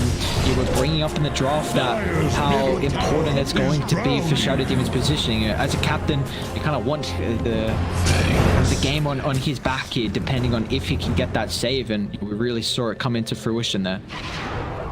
And that's actually a real big example of the snowball effect happened if one failed gank occurred. I feel like there's going to be another kill attempt that happens here. I'm going to shut up for a second as KYXY is about to die for the 7th. But when they made the previous attempt on him at that exact same area, they didn't land the Ice Blood. They were forced to use the Axe Cull to try and get the kill on him, but he just used the magic wand in time. Dire have the spyglass at hand. To be able to get the kill onto even going on. Radiant's middle tower they just keeled over. Honor, right? So just little things like that add up. Like one missed kill onto the Timber Saw means a missed kill onto the Marana, which means a turnaround, which gives a couple more kills over to team. Literal milliseconds of difference. Such a big impact. That's why he's finally feeling himself a little bit. Now the arrow is well by Destrous. KYXY's laughing. It's like, finally some revenge. I've been waiting for this. Dire's top tower is about to take They haven't the lost any flood. towers, well, at least top and mid, which are the real valuable ones. And Team D are going to continue to think about staying around top. Mice is going to be relatively careful. He's got Dragon Lance, Sergeant Yash now, so he's really tanky. In fact, Mice is top of the net worth. He's had, even though they've really shut down KYXY, Mice has been free farming, and you know this could be the potential downside. So if they caught Down the Drow Ranger. on DB again, the Rainbow TPs, Army Geniuses, will be this time Tower is under attack. be able to help out DB. Again, do you really Dire's care top that much tower if you're is under attack. Team D? I don't Radiant's think you bottom do, right? tower Because faces a that forced stiff 4 wind. TPs out, Radiant's and Mice is able to just sit back and continuously extend his lead. It's still lifetime, right? So even though Dark Radiant's Ascension was bottom used, he's still tower going to is have under attack. the maneuverability, the extra attack speed. Low again with the support. Oh, Radiant's it's bottom just tower not even gonna look at it. faces Radiant's bottom tower it's has looking fallen. too clean from the duo support of Team D at the moment. Ponlo more than likely going to get brought down.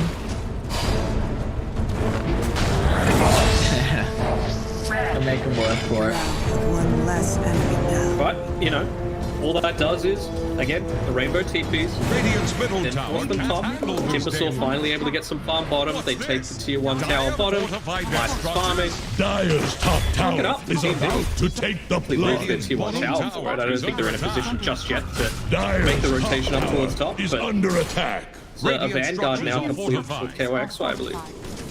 Radiant's bottom tower faces a stiff Sure, win. he's happy with the little bit of space that he's been able to find. I mean, all in all, the fact that how is he actually only 200 gold behind? Radiant's middle Wommy? tower is under attack. That's Yeah. blowing my mind. The fact that KYXY under is attack. neck and neck, and Wommy honestly, he's only got 79 last hits. Quite often we see Axes. Yeah, he's got the lowest last hits out of all the cores. He's been putting a lot That's of it, right? Every single moment of KOXY's life has been, I need last hits, I need to get last hits, I need to farm creeps. And every thought going through Wommy's mind is, Timbersaw's gotta die, man. Screw the creeps. Without killing Timber. So I guess it's like I'll take that. Timber's KDA doesn't look good, but it's a lot of space for the Deucer, and you know, Axe, all in all, he's trying to scale into some late game kind of wrecking ball here with the Manta style queued up from Wommy. So do you like this? Because often it feels like the Axe right now, there's no real other utility you need. Maybe like we really don't see Blade Mail at all landing on the Axes. Maybe like after Vanguard Blink, the BKB is the decision, but it feels like Especially this game. It's not great this game, right? Already against Shadow Demon. Just want to be able to put additional pressure onto the map. Have that ghost push available to your team that allows Drow to actually do something. She's been able to pull herself up to be second on the net worth now, but was suffering for quite a while and has the Manta finished as well, so that's going to be quite nice.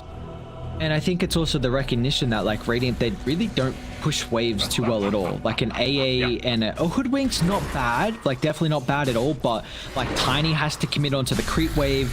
Drow is never going to be in a position where he's shoving a wave. So it's really you're just relying on the Hoodwink, which yes, okay, but you want that ghost push like you said, and it can also be a little bit more of a kill opportunity to get the Timber as the game goes on because of that pure damage, and now you're not relying on getting the enemy team right clicking you. Timber down bot. I think they need the Ice Blast for this, and yeah, he's okay. He's gotten a lot more items as up top. It's Krish without Paponlo. That enables Krish to pick up a BKB. We also saw another Midas was actually completed. It was my main Dire. He wanted the Midas after the blink. He's now looking to go back into the Echo Saber. I cannot remember the last Tiny Midas that I've seen, I'll be honest. He walks into the duo? He's got some backup nearby with the threat of potential counter blow from Wommy's jump in. Damage top. Gonna make his way there. I don't think they want to take off from the middle of Magdai. Snipes it in front of his face, but you know, Army Geniuses, they don't have too much to be worried about. Dark Ascension was used. He's gone Midas on Krish, so he's not like super impactful right now, and it's daytime. For the next 4.5 minutes, they got good vision too. I feel like they could look to rally around this Drow Ranger finally. Wait for this Moonlight Shadow. Yep, odds down, play around each other. And again, just Pondo's mentality as well with a lot of these... oh, they're actually making a go at nice toss. So far away from the backup, although Mamang Dai has put himself in a peculiar position as the Tiny just gets ripped apart. And Mice, he's barely been tickled right now. Yeah, I mean, all that space that they made for this Dusa, she is... That's stats. Not worrying too much about, you know, split pushing waves or anything like that. It's just about making her as beefy as possible. Like we might go back to a bit of a ceasefire here as either team looking to continue to slow it down. I mean, with both Midases picked up on position 2s, they're really looking to get as much value out of this as possible, but Is there a timing for either team that we're getting near? Are Radiant using Echo I mean, the Guardian's always going to be location? highly impactful for something like the Deucer. Again, it's against a range core. She needs to get the BKB off. Too late now to TP away as the Ice Blast shatters him. DB marksmanship procs as well. The Night Stalker has got a little bit of armor with the help of the Dragon Scale, but and the Phase Boots too. Still, this Drak on a lot of damage right now, and they're actually going to think about walking into Roche. Arcane Pike coming out as well. A lot more survivability, particularly against the Night Stalker. Sisters 3 once more. Let's see, how can you answer this? They don't really have heroes nearby. They're going to try and survey the area thanks to the arrow. See how they can get. Oh, great bushwhack. Nice, still. Stone goes forward. Roche is going really low. You need to commit to bring it down now. Stone goes has been wasted. Arrows in the mark. One even better call as well. On to two. He's able to pick up the Aegis. It's Mike. Somehow, the Medusa snarks the Aegis on top of all of these heroes. Axe will fall. DB hasn't ticked out just yet. But Ponlo, ever so steady with the fingers, catches out the retreating Tiny. That's going to be two down. They even get the Aegis advantage and somehow still find the Drow, somehow still find the retreating Ling. Is there a way to cancel the TP? Not enough damage there with the burst, but Team D are so happy with what they just got. And that's the Skadi completed as well for Vice. So the rich get richer. I wonder if he might look to go into an Ag Scepter next now that he's approaching his level 20 mark. Wouldn't surprise me. Just going to be so effective at creating more and more space. Let's go the happier you are. This is a really interesting spot from Ponlo. Top tower. No one there? No catch. I really like the way that he's itemized is under attack. talented this game as well. Skilled even. Shadow Poison, not really that important. Important to make sure you're bullying. 2 points is pretty good value. Doubling the damage from level 1 to level 2. But he wants an Aether Lens because he wants to be as away from the fights as possible. They're trying to bring down Radiant's maybe you top could have tower. said, oh, what about it doing next? Radiant Level 2. top But, tower. Glimmer Cape, pretty useless considering Dust just nullify it. Ghost Scepter, not amazing considering you're against a Timbersaw and the damage would just be insane if he gets on top of you. And just going into the plus 10 strength as well. Dyer's as middle survivable tower as he can. is under pressure. Radiant's top tower is under attack. Here though, Team D with that massive team fight that's swung in their favor. They are going to give up the tier 1 mid, but looks like they're trying to trade the top tier 2, as unfortunately that's not even going to be able to claim because of the glyph. So again, we'll have a bit of a reset here, but the early game prowess that we were seeing from Army Genius is slowly starting to tail off. I mean, they're going to have a little bit of extra damage now because the Axe has finished up. Shard, nearly level 15 as well, so a little bit more to style. But, you just see these balls ulting quite as much as you might expect. Allies disappear. Stacks. Dyer scanning for enemies. Dyer's They've been bottom opted tower for the is under Agam attack. shot before the Mantis completed, so Yeah, they just need damage. They want to be able to take out a target. It has to be Ponlo. On point. 5 deaths, sure, but Radiant's middle tower can't handle this Spores damage. has to do something. 1, Preacher's got 1. They've done their job. We can discount the Timbers. Radiant's middle it's just space created in every single death. Do you feel like this hypothermia pickup for Drow Ranger can offset the Timber matchup? Because it does feel like as the game goes on, again, like Timber's got so much plus armor and a way to get on top of you, but the hypothermia is great versus these really beefy Dyer's heroes. top tower is about is, to take the plunge. Hey, build anything to slow Execration. Dyer's top tower is under attack.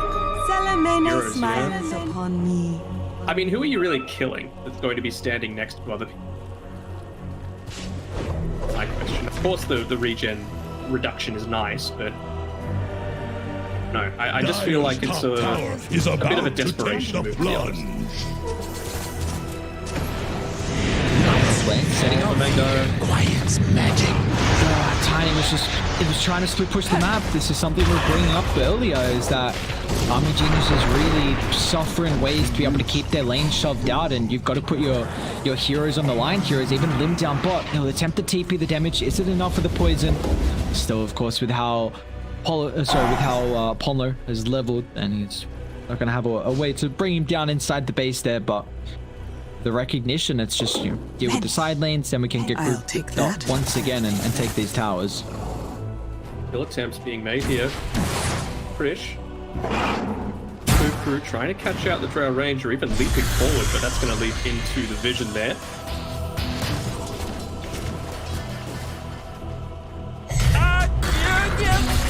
They'll still have another one of those before Radiant's bottom tower is under attack. I think that's probably what they're going to be playing around the 29.5 minute mark. But the thing is, like, Radiant's bottom tower faces a stiff win. Itemize, Dyer's skill, top tower is along about those to lines. take the Careful about plunge. smoking. You've got this creep wave right in front of you. They ping it out. So they were not careful enough. Exactly what's happening around the map. Getting these illusions up nice and early. Oh, someone get the D. Oh, nice.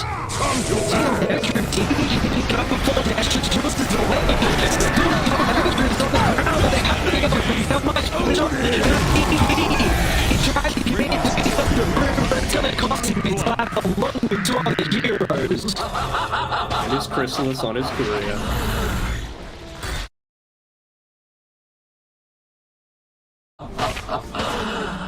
The maniacal laugh coming through from Mice. I mean, silver lining, Wami is about 200 gold away from picking up his Manta style, which will finally allow him to push out some of these lanes. Really nice item pickup. Radiant's Well, middle tower when he gets those losers out of the map. But what are you going to lose in the meantime? That's the bigger question.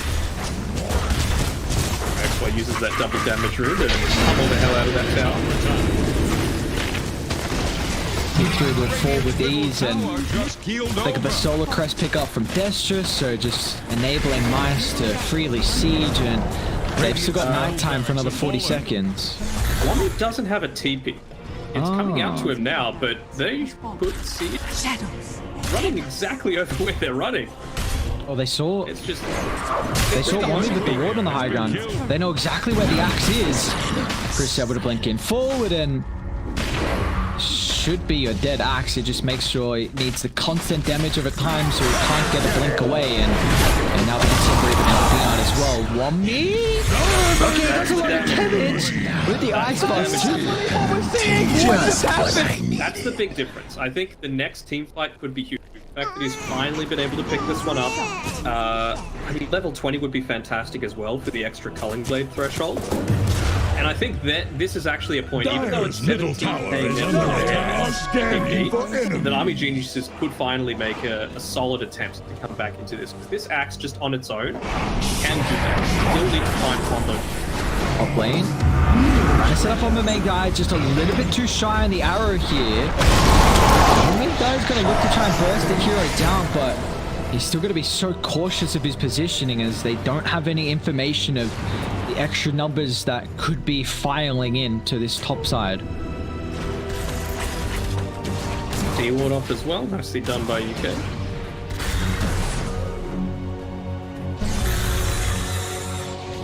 Yeah, we've seen though this Timber, even with the rough start he's had, the 7 deaths, he's ahead of the Tiny, ahead of the Axe, and somehow neck and neck with the net worth of the Night Stalker, who went for this Midas. So KO XY has done a very good job to still have some impact in the second game. I don't know what it is about, these saving supports. It goes all the way back to like Team Fortress 2, when you literally have a gigantic beam connecting the medic and whatever he's healing. And people just go for whoever he's healing. They just gets the guy to die that is saving the entire lineup. This game, it's Ponlo.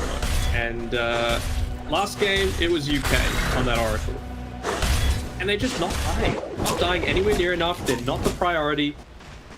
Then Surprising. not surprising. Giants being like shadowed here. Stalking their prey once again. Found the drow. They found DB. Body block. Nice. Yeah, he's able to block up the arrow, but it doesn't matter. As soon as they just put their bodies on top of the drow range, and the marksmanship has no capability, and neither is the life of his bodyguards as well. It's Army Geniuses. The high ground is now about to be under siege. They've got a tier 2 tower still up top, which is now to be claimed. So Radiant's top tower has the fallen. potential picking up an extra set of barracks, maybe even just going into megas if they want to stick around.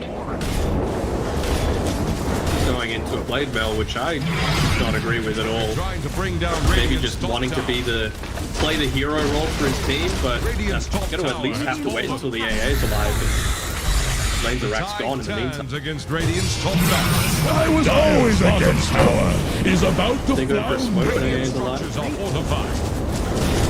Radiant's Smoke top into barracks call, are under into attack. Ice Blast, into Sharpshooter or Dyer's something. bottom tower at won't Apollo. last long. Radiant's top barracks are fallen. Maybe find him now that it's daytime, but he's just making sure he's in the trees as far away from anyone as possible. Dyer's And now bottom they have the tower Ice Don't want to go on the is front under lines. attack. Yeah. Just a free set of barracks here. No one wants the bounty. Mice wants it now for the bottle, but Roshan's up as well for the takings. So they can set up a blockade in the area. And how are you going to be able to contest this?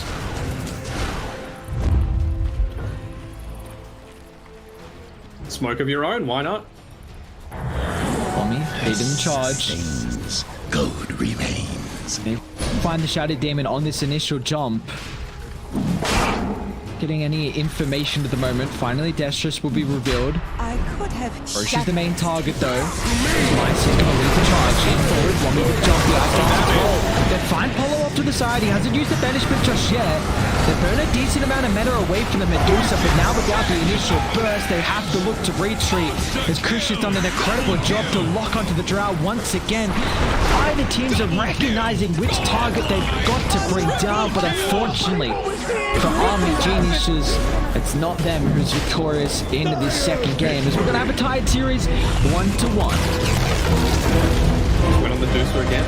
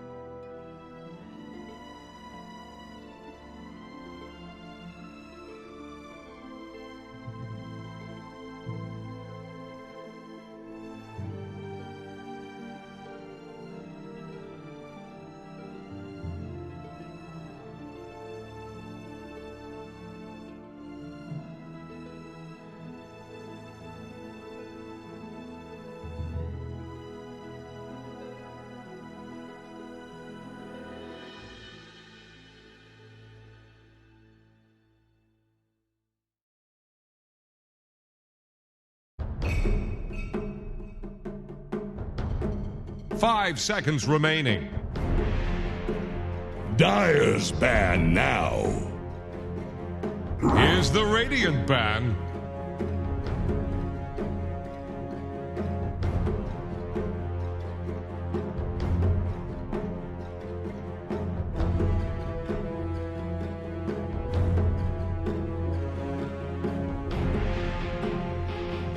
Ten seconds.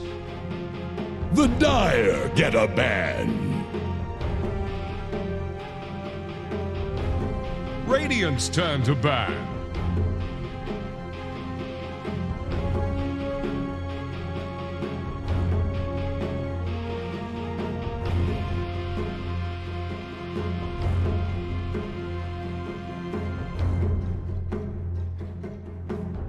Ten seconds. 5 seconds remaining.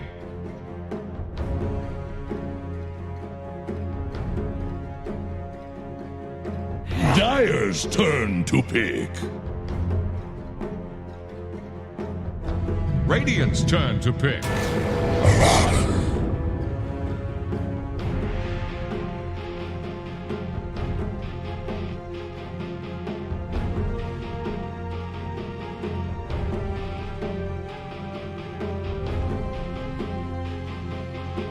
Ten seconds.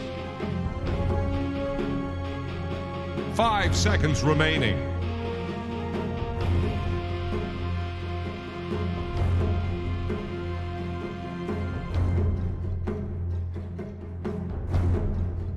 Radiant's turn to pick. League's assassin. Dire's turn to pick. Dark Seer.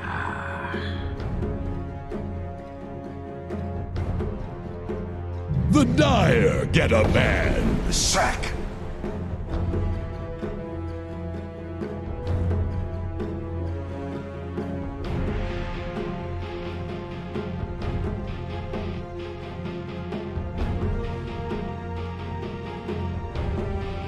Ten seconds. 5 seconds remaining. Radiant's turn to ban.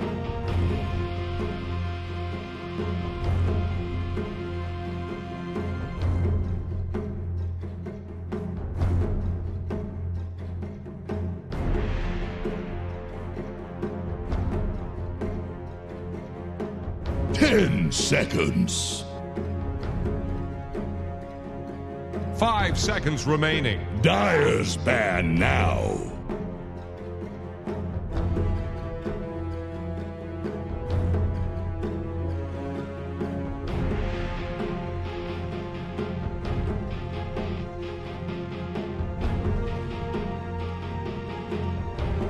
Ten seconds.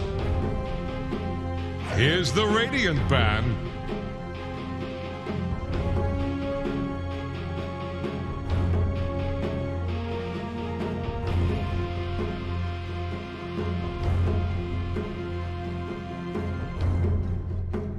Dire's ban now.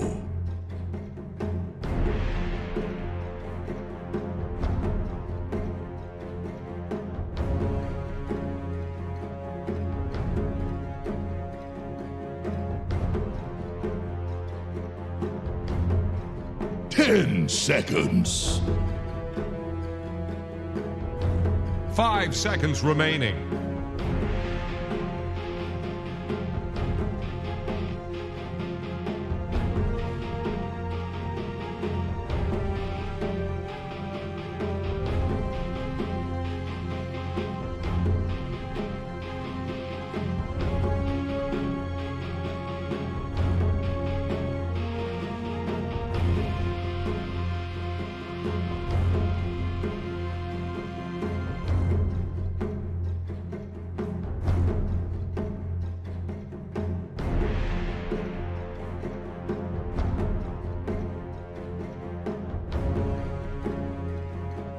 Here's the Radiant ban.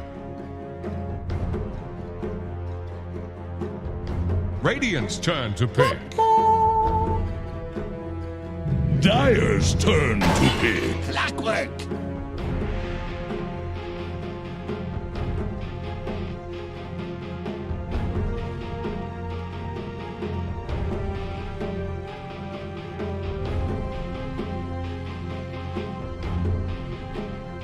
Radiant's turn to pick. Shadow Demon. Dyer's turn to pick. Lena.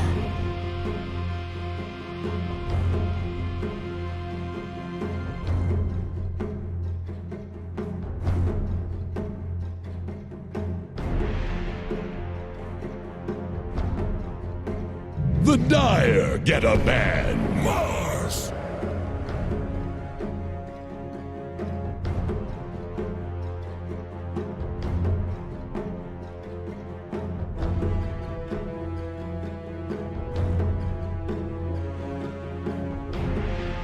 Ten seconds. Radiant's turn to ban.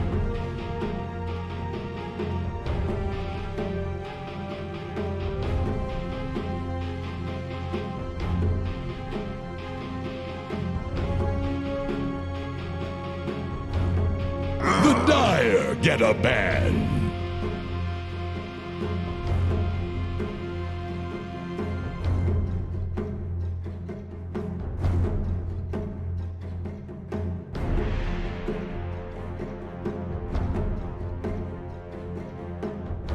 Ten seconds. 5 seconds remaining.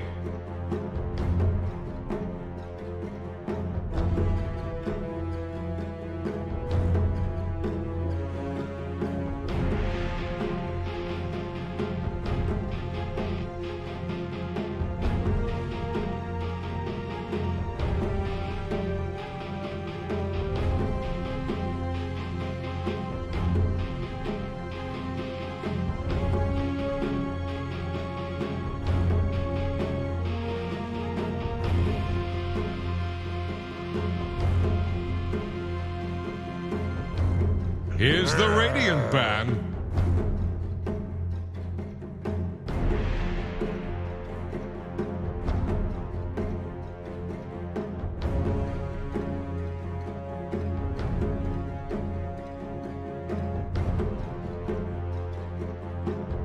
Ten seconds. 5 seconds remaining.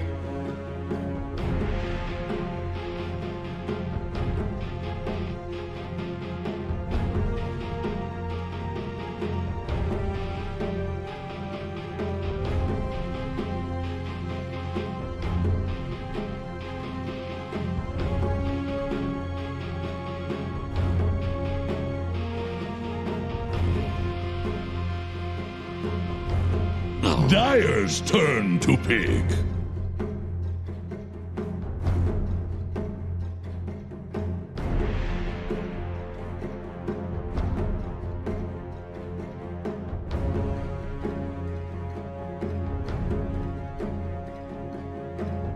Ten seconds.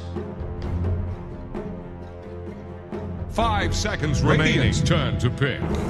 What's it with?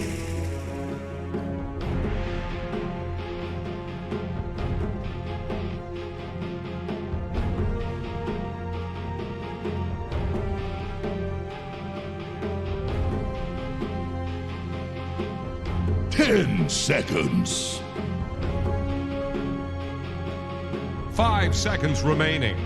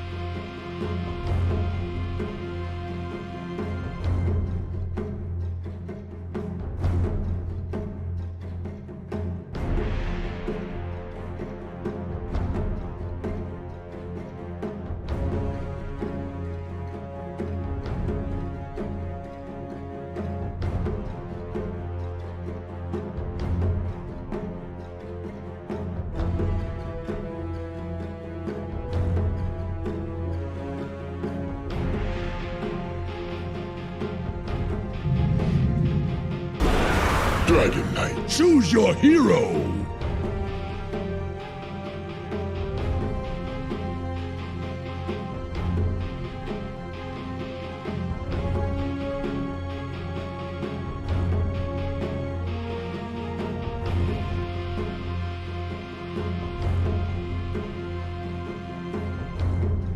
À, 来，要打就来。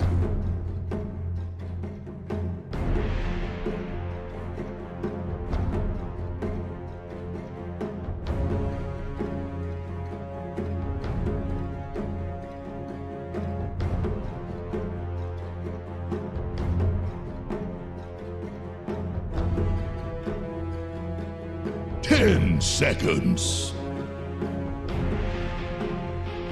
5 seconds remaining.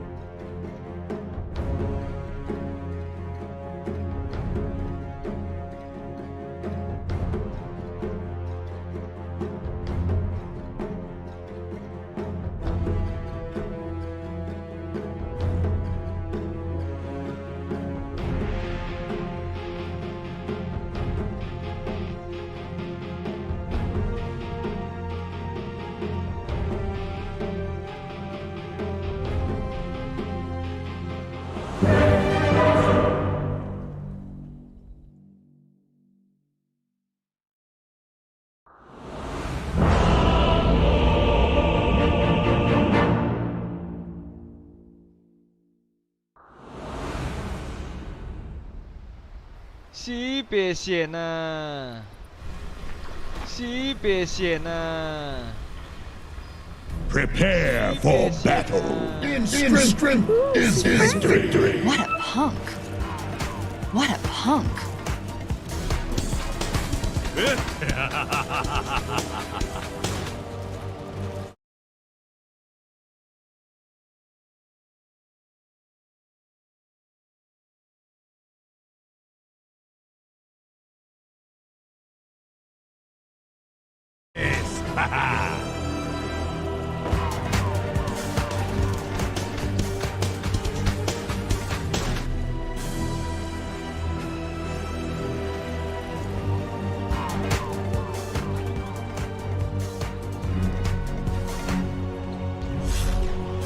Yes.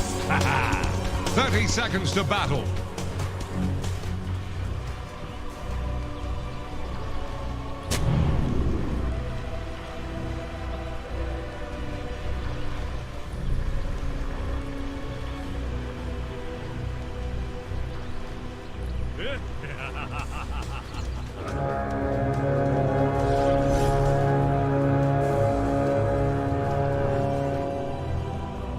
Cast off the lines. We embark for battle.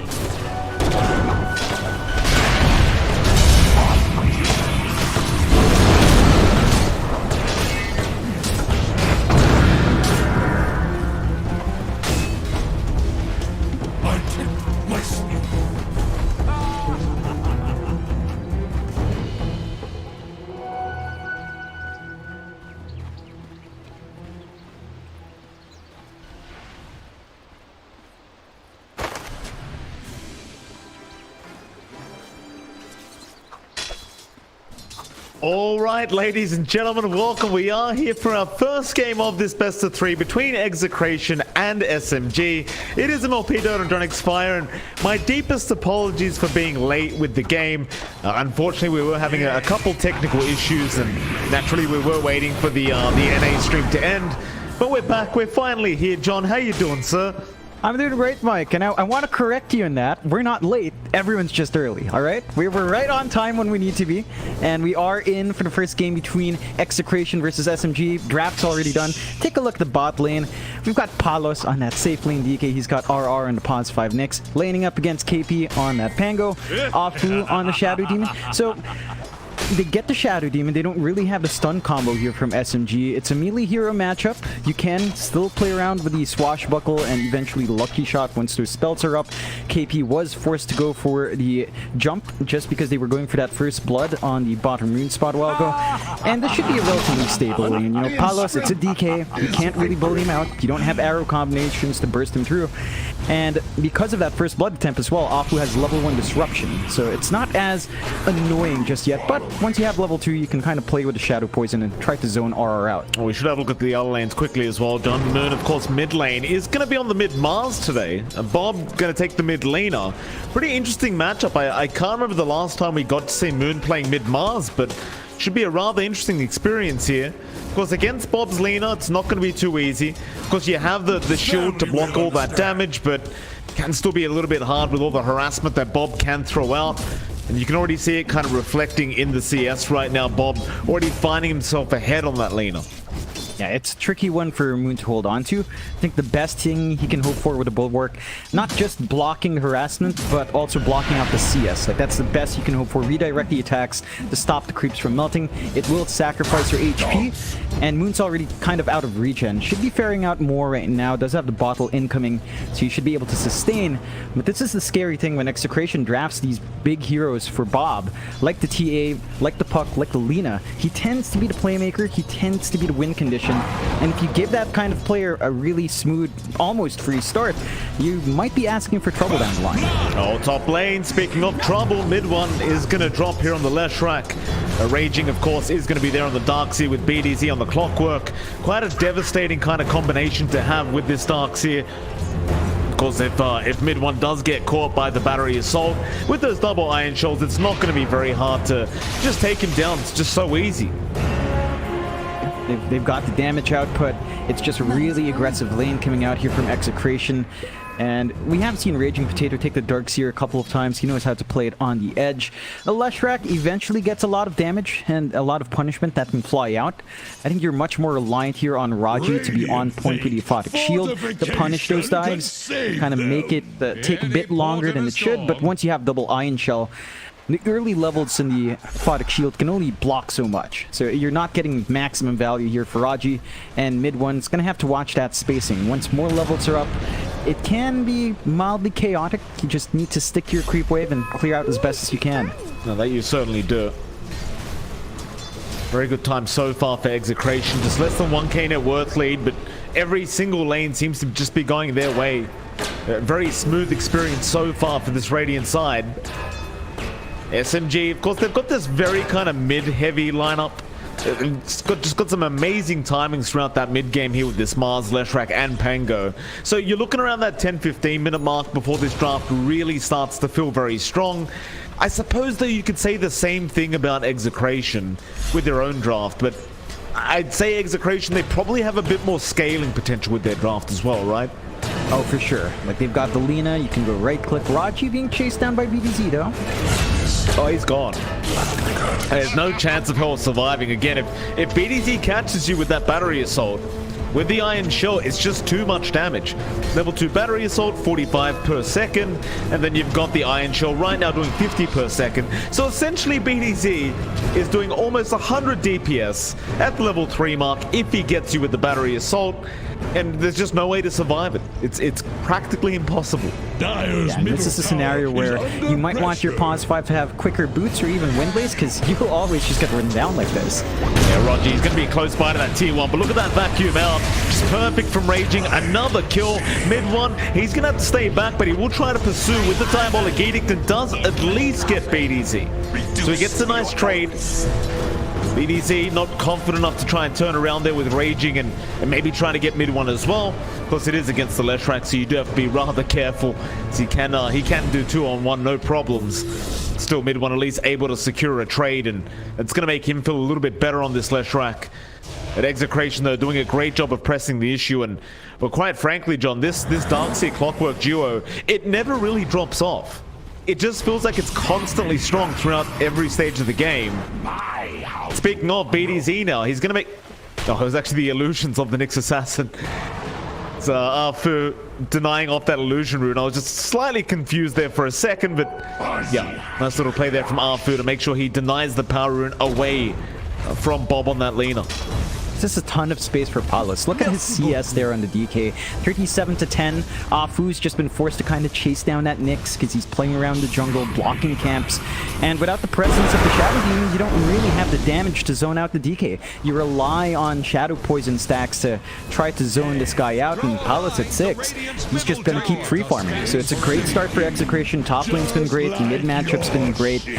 Palos is having free lane here on the DK. And this means those early spikes we talked about should ramp up. Well, they finally got the clockwork here. BDZ is going to try and buy some time. Ancients? No. Contribuke is going to reach there from Moon. A nice pickup for the mid-Mars. BDZ, I mean, he does force 3 heroes to rotate over to the triangle, so it's not too bad after all. And, of course, he did scout out if there was any stacks being made. Fu has not made any quite as yet, but it looks like he is about to get started. Of course, those stacks can be very valuable when you've got that Lesh and the mid-Mars going. You need that flash farm to come in, especially since the start for some of these heroes have been slower. Moon, you know, not off to the running start you want to see on Mars. He does have Arena up, so they could look for a side lane rotation, play around with a disruption to set up for, say, the spear to come out. But it doesn't look like he's found an opening yet. He just wants to keep building up. Maybe once you hit a phase boots timing here, or at least partway through a Eul's of some sort, you can start to really think about that. I think as you take this game a bit slower, towards that 15-minute mark here for SMG, if you let Execration just play like this, it's gonna get dicey. You want to see some activity out from Mars. You want to see mid one line up for a push. Yeah, he gets the Diabolic Edicts off in time with the Pulse Nova, but BDZ, look at the amount of damage they're doing. That's with one Iron Shot going. Moon, he might be able to trade. He does drop the arena, and well, he's got BDZ. So he does get some form of a trade for SMG, but yeah, in the end, losing that pos 1 Leshrac is never going to feel amazing. And Execration just doing great work to continue securing kills onto mid 1. They're just keeping that Lesh down. They're buying so much space for Palos, and even to an extent Bob. Like, none of these rotations have been going to mid. They haven't been able to gank up this Lina. And Bob's up there in CS right now, all the way up there as well in Network, right behind mid 1. So you're gonna hit some smooth timings, and they're still lining up top. Yeah, I mean, they haven't got mid 1 this time, but they're still gonna just chase down whoever does show up. And I love this play from Execration, because as a position 5, you want to try and take this top lane when your safe lane's done with it. And of course, mid 1 is certainly done with the top lane now. But I do appreciate the fact that Execration realize how aggressive they can continue to be. And of course, the more aggressive they are, the more gold you get the way of Raging Potato. And that means the faster he's going to get that Aghanim Scepter up. And you know, once that Ags is up, all hell is going to break loose here from Execration. Oh yeah, the added HP is going to be really annoying for SMG to play against. Charges, more Iron Shells flying out in the fight is great. SMG used that space to push the bot tier 1, and the push is faster from SMG by virtue of having Leshrac. So max level Edict doesn't take too long to melt objectives. They could line up for mid now. There are no real rewards here from Execration to watch your jungle, so this could be a very good wraparound play from SMG. And Execration, this is not a tower you really want to give out all too soon, but mid 1's doing the classic Lesh play, just hide in trees. Yep. They were still taking the top tier 1 towers, so they're not going to be around to defend. This is a very nice play now from SMG. And considering how bad of a start they had in the lanes, they are making up for it very nicely in terms of objectives. And I suppose that's always going to be one of the big strengths about having a pos 1 Lesh. That max Diabolic Edict is always going to be so scary, especially if you're not quite prepared to try and defend through it. You know, props to mid 1. Really rough lane, 2 deaths in the laning phase, but still finds himself on the top of the net worth board.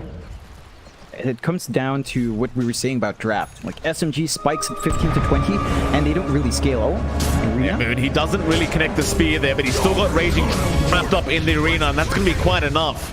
So you just need mid 1 to be able to break the gap, and they can secure the kill. There's still a nice setup there from Moon. You know, every kill that SMG gets is just more valuable for them than it is for Execration, because again, with their draft, they are going to have power spikes a lot earlier. than Execration, so they can take more objectives away with every kill they do secure. In fact, they might get more right now, but RR's the one to scout them out first. Moon, he does get caught, but the damage is not going to be there to follow up, so RR, he needs the back, but the spear is going to be there. A nice setup by Moon and KP. They're going to be able to back off with another nice kill. Yep, they're just working the map really well, understanding how strong they are on SMG's end. I think Execration's response is pretty apt. They are trying to split up. They're trying to not engage in full team fights, knowing that they still need some farm to come in. They're still waiting on item spikes before they're ready to go. And it's just all about patience here on Execration. They have to understand that these losses at the moment are inevitable.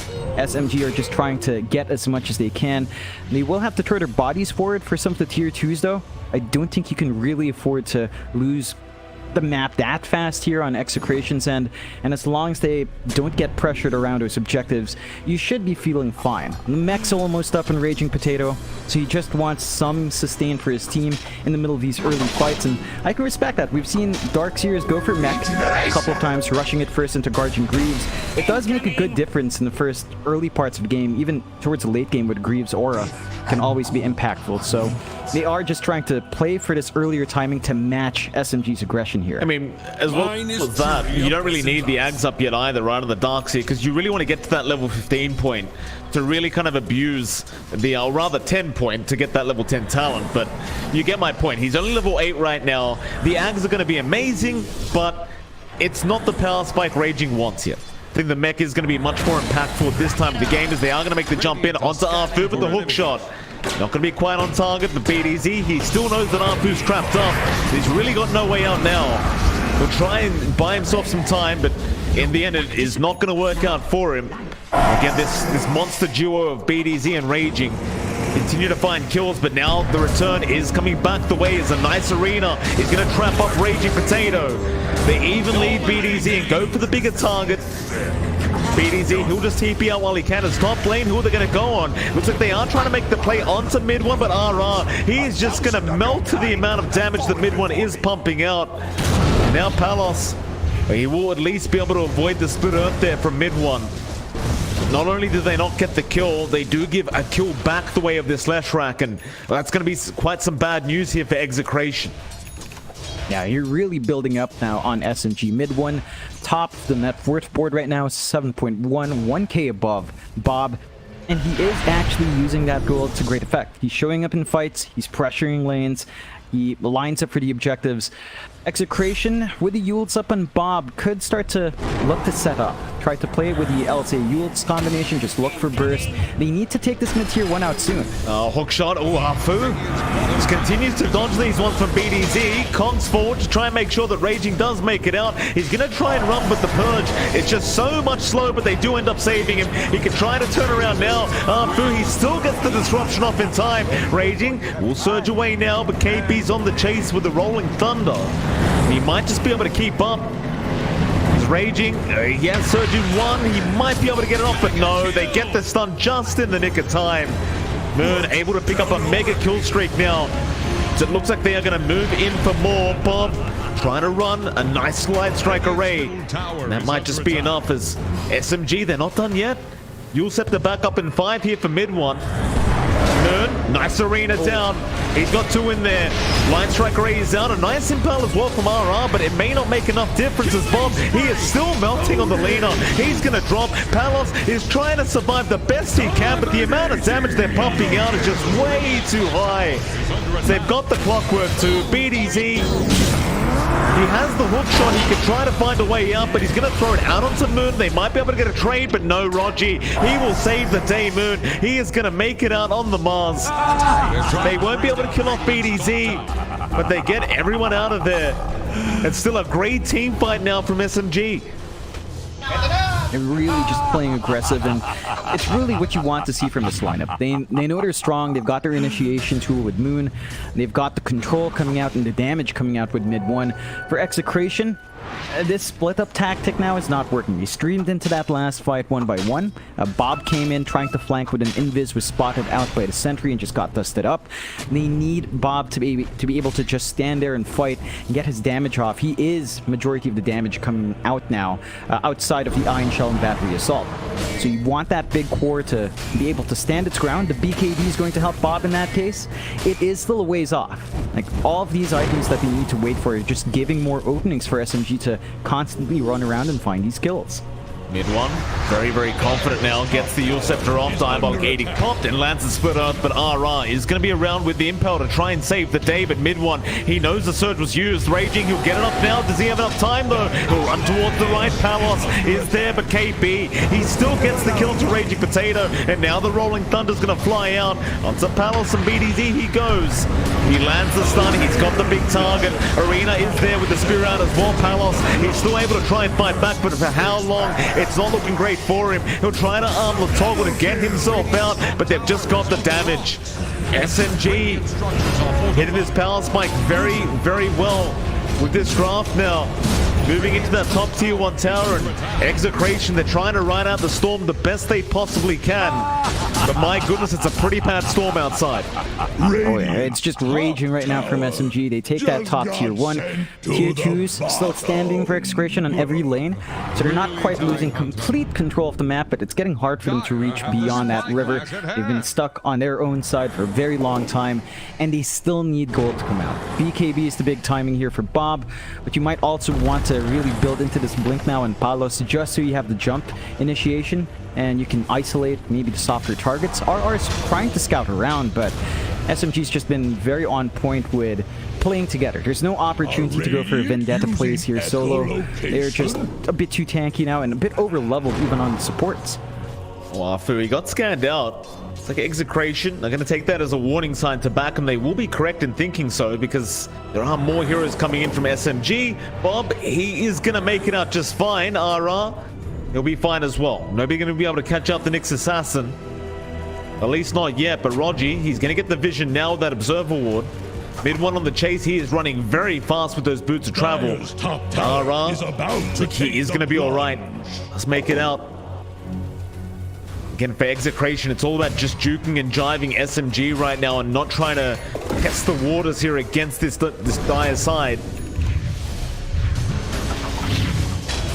But now they're going to be able to get away from it. Yep, they're getting some space up top to farm. Raging Potato is trying to rush into the pipe of insight, so once you have some magical protection for your team, a lot of the damage output from SMG starts to shrink a little bit. It'll take them a little bit more to burst down these heroes, and it could be the difference with one more spell cast here for Execration, one more hero joining that fight. We haven't seen the big back walls coming out yet from Raging. It's all down to the fact that SMG manages to catch Execration out 1-by-1. So they just need these items to be able to group up, and if you do give space to Raging like this, give him some stacks up top, it can pay off. But SMG, they still make short work of those objectives. In the end, they will have more map control. That they will, John. Radiant's bottom tower has fallen. Definitely bright times ahead here for SMG. Top lane, BDZ, can he make it out? Not quite. Moon, he's there just in the nick of time with the spear out. KP, he'll be the one to take the kill on the Pango. Very interesting draft, or rather build, by the way, from KP. And I must admit, I've seen this before, but I don't get to see this too often. I do like the Echo Saber build up on the Pango. So it's quite nice to just get some bonus damage, but more than likely just get the disarms out. It also, I believe, applies the debuff on everyone hitting the swash. If I recall right, like you do get that initial slow off, so it's really annoying to play into. Very easy to build up for the off lane. He had a great start there, and it just helps with the damage output, helps with the control, setting up for those stuns coming out from SMG. SMG, they're just playing in this bot jungle, chasing more. Man, Moon has been just so impactful on this Mars. He's been really doing a fantastic job. 6-0-7 now on Moon. Very, very impactful indeed. And that's exactly what you want to see from him in Mars, right? You don't want to see too much farming. You just want to see constant aggression every time that arena's up. And hell, most of the time for Moon, he doesn't even need the arena. He just needs the spear to land. Top lane, they've got KP at the very least. KP, he's going to try and juke out with the Hood of Defiance, but it was not enough, Bob. will prove to have enough damage. But as soon as KP does die, SMG, they start rushing over towards that top lane. Turns out, though, everyone from Execration is going to leave. So SMG, they won't be able to kind of avenge their buddy. It's good punishment coming out from Execration to find those stragglers coming out from SMG, and that does give Bob his BKB. So this could help them stand and fight. Bob doesn't need to worry about the magic damage or the control from SMG, and should be able to have some impact now. Like, they can start to clump around having this BKB on Bob. Palos, his blink is up as well. Maybe the BKBs when things get exciting. You just want those dual BKBs from your cores. Still more time to farm up. SMG has kind of taken their foot off the throttle a little bit. And again, that space is giving room for Execration to actually play this game now. Moon not going to go for the Blink Arena. Raging, he does have help behind it. Moon, he's going to try and back off. Perch is there. BDZ, he hook shots onto Raging. So he doesn't quite land it onto Moon, and now the disruption, everyone just wants to try and get out. In fact, they might try to turn around. They've got more heroes coming in here from SMG, but they need the time. Moon, he does get caught by the Light Strike. Array Spear is out. Laguna, it's not quite enough yet. They've still got him alive, but eventually he will drop. Still now, Bob, can you get out on the Lina? Things are looking a lot more dangerous as mid one does rush in with the Diabolic Edict, but Bob, he's going to BKB TP out. Still, they will be able to catch out the position 1 Dragon Knight. Palos will drop. In SMG, they continue to make it worthwhile trades to their way. They might even get RR now on the Nyx Assassin. He'll try to run, but Yule Scepter is available in 1. And mid 1, he'll be able to land it. Nice and easy. Vacuum, gonna stop the Split Earth coming in, but it still won't be enough. In fact, it might be another kill going to the way of SMG. The coordination today from SMG is just on point. They're just playing as one complete unit. Love what I was seeing from Raji. His spacing was perfect on the Abaddon. He just managed to stall out that fight on Moon. That the Mars took way too long to kill off. Everyone managed to TP back in. They managed to get the big kills. They transitioned to this top tier 2 tower. So now even the triangle access gets a bit dicey here for Execration.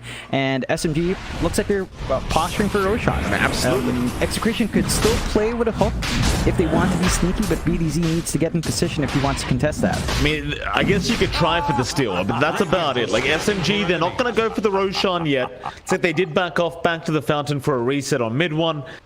But it's very hard to imagine them being able to actually force a fight in that Roshan pit with the way this game's gone this far. Yeah, SMG, they've just been so clean. And if you try to fight into the Roshan pit against the Mars, a Pangolier, an SD, I mean, it's just very tough.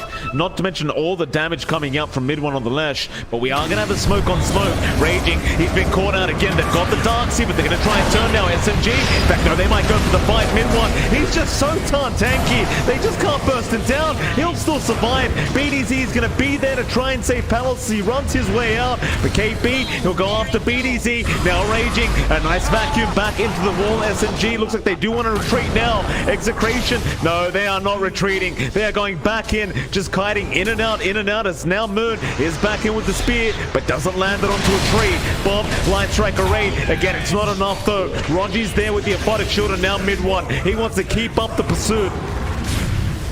But Bob is going to have the surge there from Raging to make sure he does get out. SMG though, they still win out the team fight. They still at least get 1 for their trouble. Of course, mid 1, he's going to go back to the Fountain again to reset. But he's got 470 movement speed. He's not bothered by having to go back to the Fountain. He'll be back in the mid tier 1 tower in about 15, not even 15, 10 seconds. Give him 10 seconds, he'll be there. Yeah, he's a very, very fast disco pony right now, mid 1. Execration, and their shots are just not quite lining up. They really need this BKB on Palos so he can take the front line. Another great setup. Moon, he just will not give any space away from Execration. Palos, he's going to try and armor toggle, but the permastun's going to make it way too difficult, and now the Roshan is well and truly open for SMG. No wall up either, so you won't have that available. Looks like Moon's gone in, trying to force the back. He does get the arena off. It does get the BKB forced out from Bob. And now Execration just definitely can't fight. They could still try for the hook shot to try and steal the Aegis. It looks like they have at least caught out the Shadow Demon, but Moon again going to jump in. Arfu, he is still not dead. A Bonic Shield there, RR. He's going to be the one to drop. Arfu, he might finally drop and does, but at what cost? They lose so much for that Shadow Demon kill. In SMG, they can just return back for the Roshan pin. Still not going to take them too long. I love that Moon went for the Deso here as well on the Mars. So that is amping up the damage of the Edict as well because it's physical. So Roshan's really not going to take too much time here. BDZ is lined up for a hook. I don't know if he really wants to try this, but timing's off. I mean, had he tried it on his own, I think it's well worth it, even if it does cost your life. Like, just denying that Aegis away from mid one, who's already proven to be kind of impossible to kill after the laning stage. You got those 2 kills in the lane, but that's about it. He's 10-2-6 now. Very, very tanky on the Lesh. It doesn't look like it just based off the HB, but just his armor values, his magic resist, everything's there. And it's going to get even worse now that he's getting a Shiva's Guard up. It's going to make him that much tankier. And it's going to make Execration that much more susceptible to taking that damage in the team fights. Look back at the cause of Execration, John. I mean, their net worths just don't match up right now. And Bob, he's doing all right, but he's not at that stage where he's dealing so much damage with the right clicks. He needs that Daedalus up. Meanwhile, BDZ, he's going to get caught in the arena. They have no mana for the spear, though. So BDZ, the spear was on cooldown anyway. There's no way to cancel that TP in time. Instead, however, RR, he's tempted. He wanted to cancel that TP so damn bad, but he knew it would have cost him his own life. So he'll leave it be. Only problem is, though, Raging now might be caught in the mid lane, mid one. Unable to get the Yule Scepter in time. KB, though, he gets a bash off. With the swashbuckle, he lands the bash. Raging, he's going to try and run, but they'll have the control now. They'll get him from the high ground. Well, that's unfortunate for Execration, but another great play from SMG. Yep, you just find all the pickups they need to find. Execration are just trying to split push as much as they can with Bob trying to get that farm up, but they're losing their objectives. Mid-tier 2 just melts to the Lash rack. All outer towers gone after this one. Aegis still stands for mid one. The shield, as you mentioned, it's already up. Mid one's just not going to melt here. Someone just forced off mid one right in. BDZ, he's going to hook shot out of the comms. They've still got the purge going, though. They might just have enough damage. BDZ, he does die. They might lose mid one, but no, disruption is there. Buyback from BDZ to try and help out in this team fight. Arfu, he's got the Ags up, so he had 3 charges of the purge. He's still got 1 more. Mid one is going to make a run. The sun is there. Can they save him? A nice arena. Moon again trying to save the day. Mid one, he is still not dead. He's got the Aegis intact, ready to go whenever, but he's going to be able to back off. They just can't kill him. And Moon, he does die for the cause. I think that's still fine, though, because you're going to be able to go back into the high ground with an Aegis intact on mid one. And after a reset, what can Execration do? They're just going to run it back. Yeah, it's still a decent hold from Execration. I think in the end, if you hold onto your high ground, you manage to threaten SMG. So you get some confidence in yourself here for Execration as well. They still need more items to flow in. The BKB is up and running on Palos. And the Axe is to follow, but Raging. A bash immediately there from KB. They've got the purge out as well with the Rolling Thunder. They have been so good at keeping this control on Raging as Arfu. No purge charges, but he has the disruption. Raging, he just cannot catch a break. He'll try to surge away. A nice back wall there as well, but Arfu will have enough damage. And of course, Raging, it's not really so much his fault that he is being counted out by the Shadow Demon and even the Pango by KP, but and you've got to give credit to SMG where it's due. In fact, another arena down at the bot lane. Moon setting up onto RR now. He can't run away from this. The God Tribute, my God. Through the Vendetta, he just slams him. Oh, yeah. The Desolator build, man. You just melt some of these supports now on the Mars. They're still taking an aggressive posture here on the side of this one. Sort of split up. Yeah, they've caught out KP. Hookshot is there. BDZ just wants to ensure they get this kill, and they will. And another nice pick off here for Execration. You need a couple of those to keep happening to really find your way back into this game. While that was happening, though, bot lane, mid one, he's decided he's going to go for a solo mission. And he is pulling it off. Half the tier 3 tower's HP's just gone. Yeah, it's the one thing. If you're up against Leshrac with travels, the split push can fly out really fast. Execration are starting to get some big items up though. Daedalus up and Bob. So if you can just focus in, BKB, stand with the Daedalus, build up fiery soul stacks, he will do the damage for the team. There are still issues, like if Moon just toggles on the Bulwark, that damage is not going to go to anyone impactful anymore. Well, there's your smoke out, Moon. Looking the bait here in the mid lane. He has his teammates nearby. Rocket Flare going to give the vision. They aren't going to make the jump in. Counter smoke is out. Aegis, it will expire. SMG not scared. Arena, no, the Dragon Tail's there in time. BDKB out though, and now the vac wall, but it isn't going to matter. The Arena is very nice Arfu. He drops low, but he is not going to go down. Mid one gets force stuffed out as well. Arfu, he will be the first casualty. For SMG, can they find a little bit more though? Execration, they'll go for another. They do catch out Rogi. Spear is there. Moon, who are you going after? He'll try to control the clockwork as mid one. He'll get to work onto BDZ, but Bob, he has the Daedalus now, and he might have the damage. He just needs some time to hit away, but mid one is there. No Dragon Tail. Palos, he will save the day. They do finally take down this left track. Bob, Light Strike Ray is on 2 targets as well. Everyone is just frozen in time. They'll get Bob down to Melina. Can they find Palos? Buybacks there. Mid one, he wants to rejoin the fight. A nice impel. They've got Moon down, but Palos, he is dropping really darn quick, and he will eventually go down. It does cost 2 buybacks on SMG, but I believe these buybacks are probably going to lead to a Rax. At the very least, Execration, they will have to buy back to try and defend, I believe. Raging. No wall up, is going to go for a big vacuum, but they didn't have the impel set up. Moon, it has the arena down as well. However, a big start out bomb, a massive Light Strike Array impact. They've gone in mid one, but again, he's a tanky boy. He will back off a little bit. Palos still trying to get to work. Chase him down. If you could get the dieback, it'd be absolutely massive on mid one. Raging, he has no surge, he has no vacuum, but they're going to keep chasing him down. They really need the kill mid one. Yule's still not up on Bob, and mid one looks like he's going to be alright as the Yule Scepter is there on the Palos, but Bob with the spider legs will keep the chase up mid one. He'll try to turn. There's your Yule Scepter around Bob. He's got the BKB. They might have the physical damage. RR is there with the impel, and now the vacuum Raging. Gonna buy more time for this leader. Is Arfu. He's gonna get caught out. Rogi, he will keep trying to chase down Bob with the borrowed time. They got RR in the meantime. Light Strike Array's there, but now they've got the Abaddon. And Execration, they are not going down without a fight. And what a fight they put up here. SMG, a lot of casualties. Execration, they will defend their high ground successfully.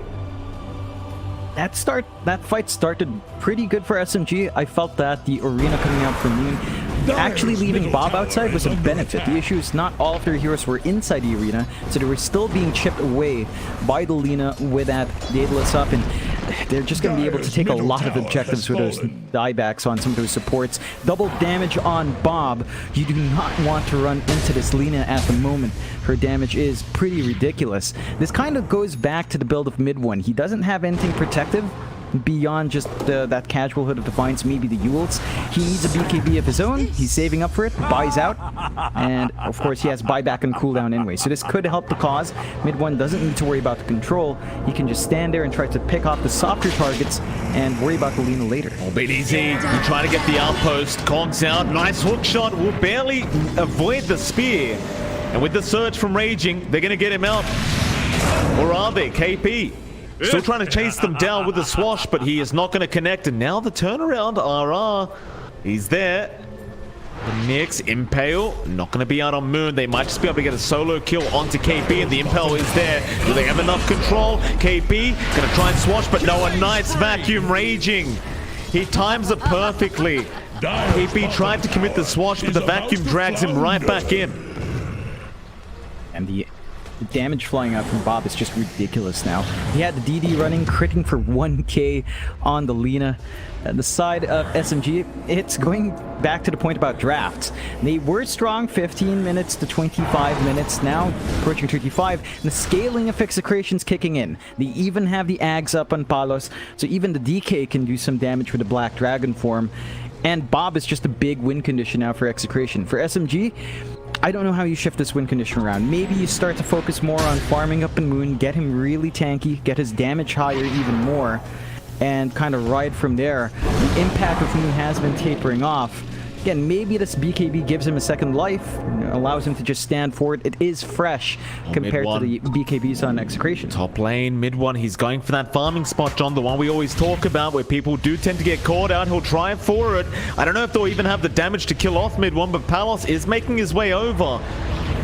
Mid one, he does back into the tree line. He knows Rocket Flare, though, going to give the vision. Palos, oh, so close yet so far. BDZ, he had the hook shot, but the creep wave was blocking. Well, still the chase is on. Bob, he does get a nice Yules off onto Arphil, and they really want this Shadow Demon dead. A body shield there, Laguna vacuum raging. He does ensure they get the kill, but now the arena's down. They should be able to get this dance here, but they want Bob. BDZ's in. They've got mid one trapped up in the cogs, but KB's going to buy time by just chasing down Bob, and now mid one, he can just chase down that laner, get the kill. Palos, he can keep going for this fight, but it's not going to be too easy without the damage output. Moon, he's there now. Doesn't connect the spear. They should have enough control to keep going after this DK. BDZ's going to try and help mid one. He is out of mana now. This is looking very dangerous for him. Can they take down this Leshrac? He doesn't have buyback. They will get RR down, but mid one, he's going to run away as Palos. He is just getting perma-bashed by KB. He can't get a hit off. Moves there as well with the God's Rebuke. Can they still kill him though? This Davion is so tanky, but eventually they get him. A big Impel though raging. He still has those Iron Shells going. It's a lot of pain here for SMG, but Moon is just tanking through it. He will eventually drop the Raging Potato as KP now. He's out of mana as well, and it looks like he is set to go down. Another nice bash. And that might just do it as mid one has reset and is back. Raging going to try and surge away mid one. Try to cut him off, but we'll give up on it in the end. Tower can't handle this deluge. These fights have been very back and forth, but this time around, SMG, they get basically a full team wipe for the cost of 3 heroes. Yeah, it's very costly for Execration. No buyback on the 2 heroes that died. If they did manage to find those big kills on mid one, it would have been the same scenario for SMG. They can push high ground. They've got Leshrac. He doesn't need to worry about buybacks now. They forced the Fortify first, but this is not going to stop that Diabolic Edict. And without the Lina and without the DK, the defense that comes out from Execration just isn't enough to really stop this push. So they're going to be down 1 lane now. SMG? Be worried about that mana burn from RR. It's doing so much damage now. A back wall there as well, trying to make sure that RR does not drop at mid one. He's on the chase, but he's out of mana. He's completely out of mana. Maybe they could take him down. RR's getting out. He does finally drop. Disruption is there. It will save the day mid one. He's just going to try and run his BDZ. He can't close the gap. They will at least get Rogi. He won't die. And in fact, they are going to be able to defend the high ground as now mid one really needs to run. BDZ, no hookshot available. They'll get the Leshrac out in time though. Still SMG, they're unable to find any lane of barracks. They do get the tier 3 tower, but that's going to be about it. Yep, it's really good hold coming out from Execration. It looked tough. Like, they only had 2 heroes for a very long time, but they did manage to get the setup they needed. Next big objective I think both sides will be eyeing after those engagements is Roshan. Rosh number 2, Aegis, Cheese, Agshard. Bob is actually just going to get started by himself with the Daedalus, and with the Satanic up, he can solo and sneak this one in. Yeah, that Satanic's going to be very concerning now for SMG. I mean, Bob, he's had to back off multiple times throughout team fights because of the amount of burst damage there is on SMG, but with that Satanic, you're going to have the free reset. Now, with the Cheese, the Aegis, the Shards up, things become infinitely worse for SMG, and this is an objective they really didn't want to give away, but it looks like they felt as if they had no choice in the matter. So they were still losing, or rather missing Rogi. But now you've got to kill Bob twice. And I say twice, but it's more like 3 times if you count that Satanic. Not to mention Palos, he's going to have Cheese. So he basically has his own secondary life. And I believe you've got the normal punch. No, in fact, no normal punch. Who's got the shards up? It was still on Palos. I'm not sure who they passed it on. BDZ. Like the... that's all right, I guess. Like having the jetpack to realign your hook shots. We have seen a couple of moments where BBC couldn't adjust his angles. This should make it a bit easier to get that going and kind of buy time once he hook shots in. Double damage on the board as well, as we tend to see after Roshan. Unfortunate for Execration, they don't really have their course lined up for it, but BBC will sneak it away. SMG are running into damage issues. Like the damage output coming out from mid one just isn't enough. Perhaps with a hold that the side of Vice will give him, and that can help them control these cores before the big BKBs, before the big items are used up. They're gonna have to really work for that angle though. Oh, jump in. That's a massive target. Moon with the spear, but BDZ, a great cock, pushing him back. Back wall is there now as well with the Rolling Thunder, and now the arena. They've caught 3 in there. BDZ looks to be the first to drop a bomb. He does make it out with the Aegis intact. Raging, I can't say the same for him. He's gonna try and search. He might just make it. The spear, it didn't connect. It was just barely off. They do at least force a buyback from BDZ. So it's a good start here for SMG. I don't believe they'll be able to capitalize anymore. It's Execration, they are going to be able to get their reset going. And again, they still have the Aegis, they still have the cheese. The only value that was lost there is the gold on BDZ, and it will delay his Aghanim Scepter a bit, but I don't think it's too important right now. There were some really sick plays in that last fight. Force Staff coming out from Raji on the Lina to trap Lina in the cogs. Very close to taking the Aegis, although... Hex out, mid one, got the control. He's still in the air while he's a pig right now, as they have caught KB though. He's completely out of mana, and now the hook shot they've got Arfu. That's the target they want. Get rid of that Shadow Demon, and the fight becomes infinitely easier. There's now KP, he's gonna try and run mid one. He'll TP on the cliff. Just get out of there. KP and Rogi, they know it may not be so lucky. As KP has dropped, and Rogi, he will be the third to fall. And suddenly, Execration, they are looking like the stronger team now. We talked about their draft. They do have the better scaling into the late game, and they're now certainly showing it. They just hold on. They managed to catch out these heroes. SMG were holding on to the high ground of that jungle. They still got caught on the low ground. Great punishment coming through from Execration to follow up and just clean up. And Bob is just hitting like a truck.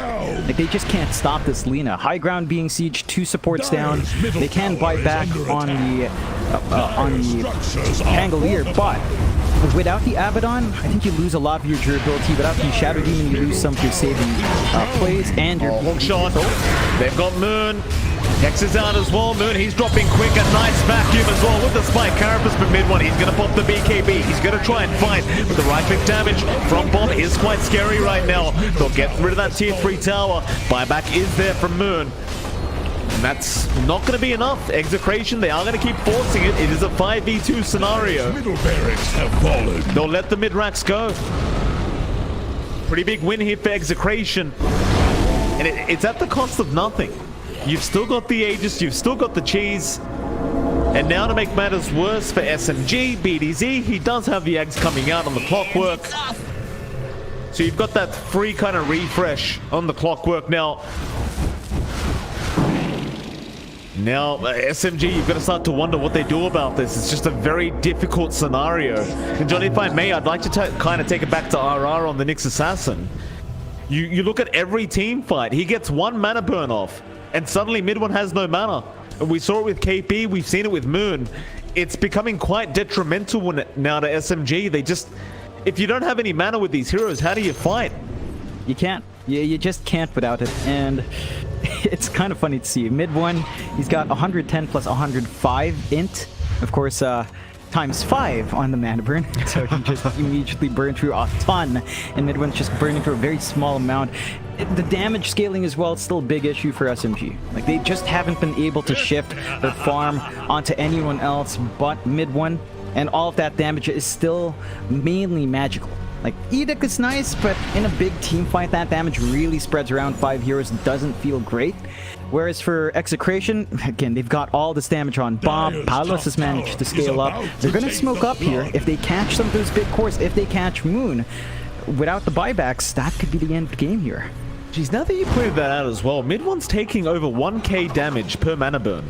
I mean, obviously with the Hood of Defiance, he's blocking a lot of that out, but think about the amount of mana that's being burnt per mana burn, and that's every 4 seconds. So in 8 seconds, his mana pool's gone. assuming they mana burn him twice in a row. It's just too much. Now, not gonna land, but look at his mana. It's halfway gone. They're gonna fight him now. Roger, they just burst him down. Roger is gonna try and run with the borrowed time, but he's been caught out. The crits are flying in from Bob. Doesn't it? Refresh, BDT, another great hook shot. He's got Moon Disruption. He's going to find some time. They've got the firebacks. Arena is nice as well, but the Aeon Disc are going to give them enough to turn around now with a great back wall onto 4 heroes. Can they keep this going? Mid one, he is burning, and he does drop the mana burn damage. It's too much from RR. Onto KP. He's going to try and fight back. RR will commit the buyback immediately. But KP's gone. He'll commit the buyback as well. This might be the last team fight here for SMG. If they cannot win this one out, Palos, he's taking a fair bit of damage. Purge is out. Can they follow up? Palos, he may die to all this, and he does. They do get the Dragon Knight. More buybacks flying in, though. They've got Raging as well. Moon, he's doing all the work, but Bob's still there, and he's still your main problem. That Tinkerward as well, giving so much vision as RR. He gets rid of all the mana again, Moon. He has to go for a reset. He can't land a spear right now. He can't throw one out. Did you see that, John? Jeez. Mid lost over half his HP from one mana burn. Oh yeah, this is Not HP, the mana pool. It's a great Nyx game. You know, it's always fun when you get those high-int heroes that always buy int items as well. And despite that being back and forth, because you don't have mid one there, high ground once again for Execration. Bob just rips right through. Okay, he's in. It's all about buying that time once again. Bob, we go on to Moon through the BKB. Purges is there on Palos. If you can somehow get the dieback on Palos, it might buy you enough time. In fact, Bob, he's going to drop. He does not have the Aegis anymore. They do get the Lina. He'll commit the buyback. Execration, you've got to be careful not to throw this game back the way of SMG. They're going to still try and finish up this game right here, right now. But SMG, they need 30 seconds for mid one. KB, he's going to drop without buyback. They are going to go straight in for the jugular now. Execration. They need to try and finish this game. It's Moon and Arfu. They need to buy 20 seconds, but RR, he's in trying to get rid of half the pair, and he does. There goes Arfu. Moon's been caught out now. They've got the damage. They'll get a full team wipe. And mid one, he's back in 10. But I just don't think he can do it himself. They're going to go for the Megas, though. He'll have a chance to at least have Roger with him. But it's going to be a 2v4 scenario. He'll move in. That they do. Split Earth, just going to be thrown out casually. Bit of area denial there for mid one, but the Rats, they are still going to drop.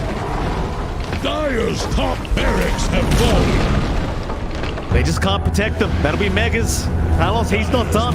Still 3 down with that buyback. Mid one, he's going to try and force the fight. BKB up. They know that Nyx needs to die first, and they'll get him. A good start to this defense, but Hookshot is there from BDZ. He can do it again, and he'll get it out. They've got the dieback again, and that'll be GG. SMG, they tried. But Execration, just so much patience in this game one, and it does end up paying off.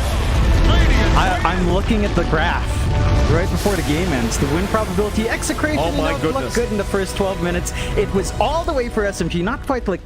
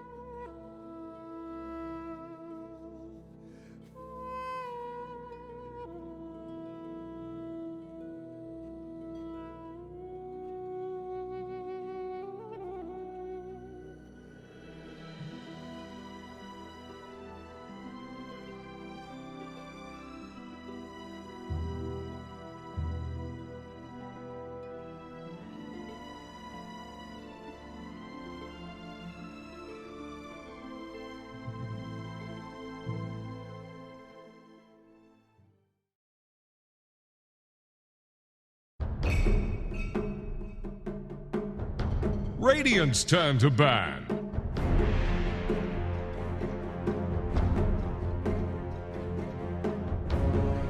Dire's ban now.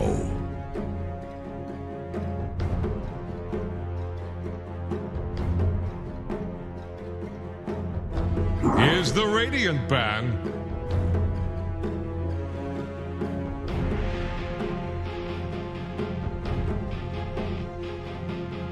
Dire's ban now.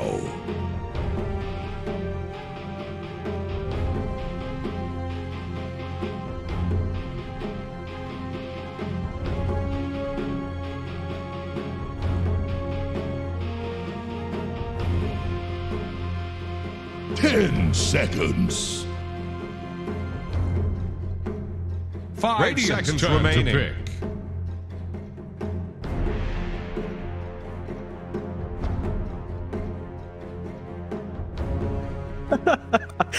I don't understand where that's coming from. I appreciate it, but I love listening to Mike's sultry voice. You know, he's got a lot to say. There was a lot of action in the last game. It went 38 to 47, 48 minutes in. We saw that graph at the end. Just up for Execration with the Darkseer Clockwork lane, dived away of SMG with that early push, and then it just bounced back towards Execration once Bob was online. So we'll have to see if SMG can kind of steer things around. They went all in on a very early draft, right? Pause one Leshrac, off lane, Pangolier, and mid Mars. There was no real scaling towards the late game. We'll see if SMG starts to invest in some scaling themselves. A bit of a swap around here. Execration start with the Abaddon on their side, and SMG pick up that Nyx. So they kind of realize that Nyx did so much work there. They just lost so much HP, especially on mid one with 200 HP. I mean, 200 int on board. He'd lose half his mana pool, half his HP in just one hit. So we'll see if SMG will opt for that faster play again. Maybe with the Nyx on their side, they feel more secure going back to the Leshrac here, because I think the SMG still played it right. They still hit their timings. They still got that insane push going on. They just never pierced the high ground from Execration's insane plays. Like, they managed to get the fights going their way. There was a bit of a weird aspect with Mars where the arenas weren't landing on Bob, which was a benefit and also a bit of a boon, right? Like, they couldn't kill off the Lina because she's not in arena, but the Lina couldn't hit anyone inside the arena. At the same time, even if she was in arena, I don't know if you could kill her because she had BKB. So they just ran out of tools to manage the Lina. And again, it's just going to boil down to whether or not SMG go all in on an early draft. Execration do have the Luna, so they've got a bigger win condition now on Palos, shifting some of that weight off of Bob. We'll have to see what they do prioritize for Bob. They tend to pick his hero in the first phase. Looks like they're prioritizing Palos for this game.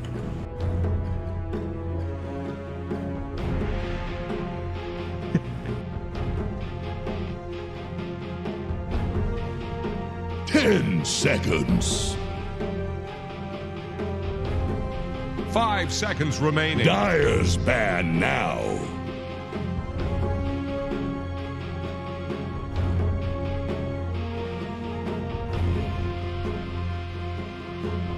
Radiant's turn to ban.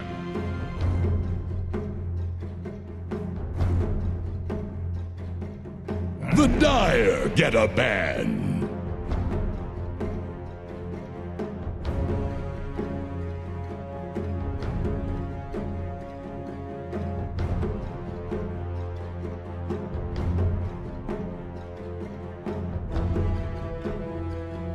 Ten seconds.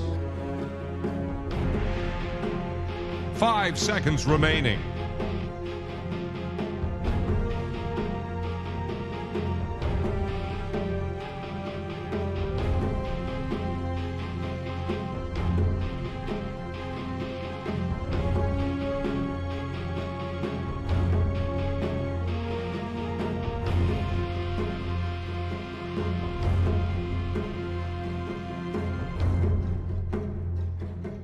Dire's turn to pick.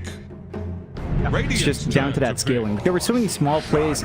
Raji at one moment, I think in the mid-fight, there was a spear out from Moon. They caught Bob after the Roshan. He forced staff Bob into the cogs, popped by Execration, and they had a rolling thunder top. All those small plays coming out, the saves coming out with their Shadow Demon there, just not enough to really play against Execration. So I think the execution was clean from SMG, as clean as you could hope it to be. Execration just managed to play cleaner. SMG, speaking of the Shadow Demon, they do go back into that. So they've got Nyx Shadow Demon support to it. They can stack up for their pause 1 core really easily with Shadow Demon. That does mean this Brewmaster is more than likely our KP hero on the off lane, but this is a KP special. He is known for his Brew. Even all the way back when Brew was not really a hero for a lot of teams, KP would still perform spectacularly well on it. So I'm keen to see how much KP can get done in his off lane. Of course, even in the last game, his Pangolier was highly impactful, and I think SMG, they've got a good way to counteract the Luna. Just with Shadow Demon, you can at least make some Luna illusions of your own. It's not as impactful nowadays, but it's still a tool SMG can go back to kind of annoy Execration at the least. So you have that going for you here. Execration though, into the Grimstroke. They have a lot of saving supports. Like if you consider Grimstroke, Ag Shard, the Luna is going to have a lot of ways to just stand in the fight in the middle. You've got Abaddon with the Aphotic Shield, with a Mist Coil. They're playing a lot with that Sustain. You don't have the best targets to kind of play with Soulbind here, but the option for DK is still there for Execration. It's not banned out, so you could still have the Blink Forward with the Inkswell, with the Dragon Tail stun. Double Dragon Tail can come out as well. So there are still ways for Execration to maximize that pick.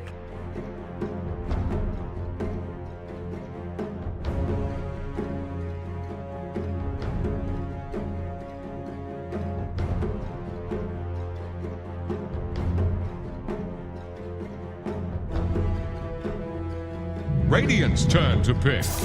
Medusa. Ooh.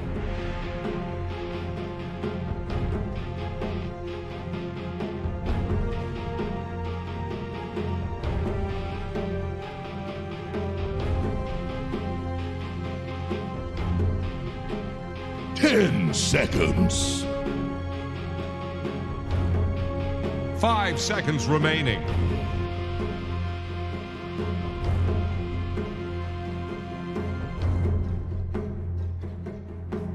Yeah, I think the interesting thing with Dusa Luna is power spike timings with items. So Dusa tends to go for stats. Right? Dragonlance, maybe an SNY, maybe it's Scotty next. Luna can kind of flux around. We've seen Mask of Madness into Dragonlance, into just the crit stick very early on, the Crystallis. So if you do go for that faster build on Luna, you will have an earlier spike, and that should allow you to actually show up to fights, contribute damage, start to melt through SMG quicker. Whereas for Medusa, no matter what, it feels like you will need stats. So you're not doing too much damage early on, and that is the difference there. It's a bit earlier for Luna to hit item spikes. Medusa will take later. Execration have to play around that fact. Scaling into late game, it's back and forth. I think the Dusa does get more, considering her Ags and her Ag Shard. So you're always going to have to deal with, at some point, the Mystic Snake spam just being a bit too much with no natural mana burn. It can get dicey. Execration, and they do take the Ember Spirit first. Excuse me. So they've got the ability to reach into the back line, maybe take care of the Nyx first, maybe take care of the Shadow Demon. Ember into Nyx can always feel awkward, especially if you're just running around with your Flame Guard on. Spike Carapace will stun you up, so there is decent control here on SMG to lock in the Ember Spirit. But there's also enough that the Ember isn't really going to feel uncomfy there, and that is one of Bob's specials. We don't see it as much, as we don't generally see Ember too much in this meta, but it is something Bob does perform spectacularly well on, so we'll have to see if he can replicate how Game 1 went for him.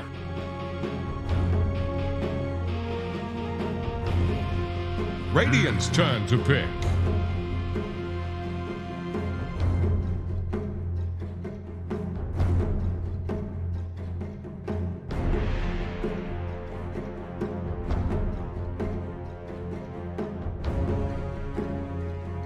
Dire's turn to pick. Night Stalker. Ooh.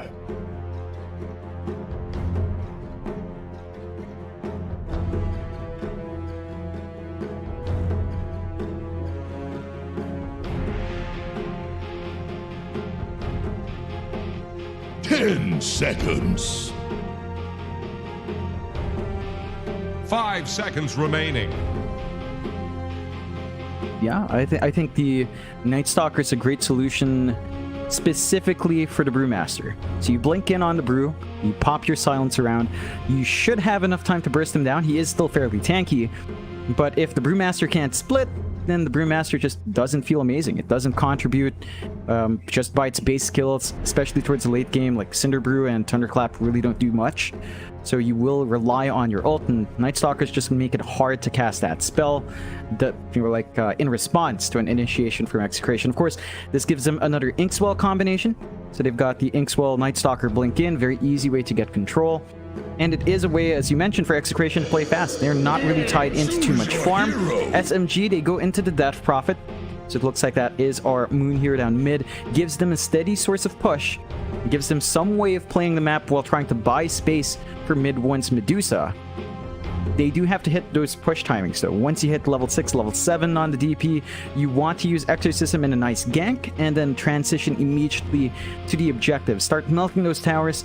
You need to be able to shut down the Luna and try to enable your Dusa as much as possible for SMG side.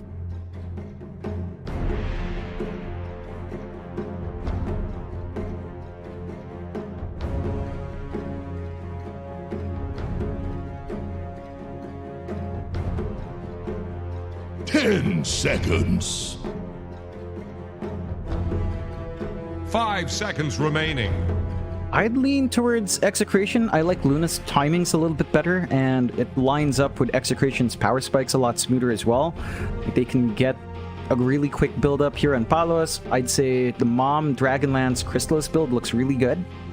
Just go that route, get the damage up early, join your team for these fights, and just kind of run from there. For SMG, they're kind of tied into ults early on. Brewmaster split without Ags is a pretty long cooldown, so is Exorcism.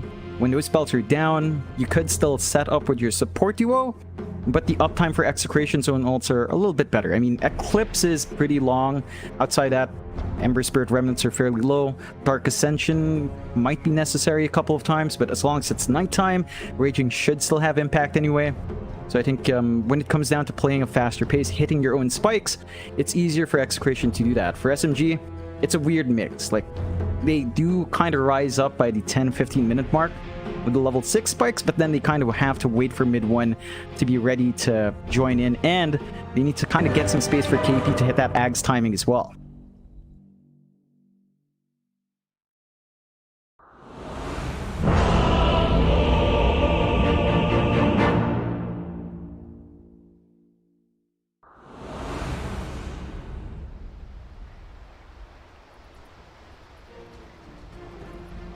Now we're going into it. Game number 2, Execration against SMG. For battle. Other betting scene thinking, John.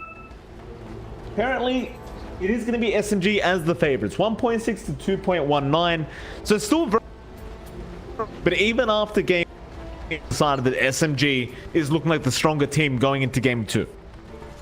That's a fair assessment. Historically, SMG has been winning out on Execration. It's only the last 2 series they played, group stage where it was a draw, and a different tournament where, again, Execration took that finals 3-1, if I recall the score right. So I don't fault people for thinking that, but after seeing game 1, I think Execration's just on fire today. Bit of a dance party in the mid lane. Walking up and down. 30 I mean, seconds Execration, they're having to think about it. Both see each other. They know they're there. Oh, there you go. Palos does move down. Raging. He'll go for a quick void.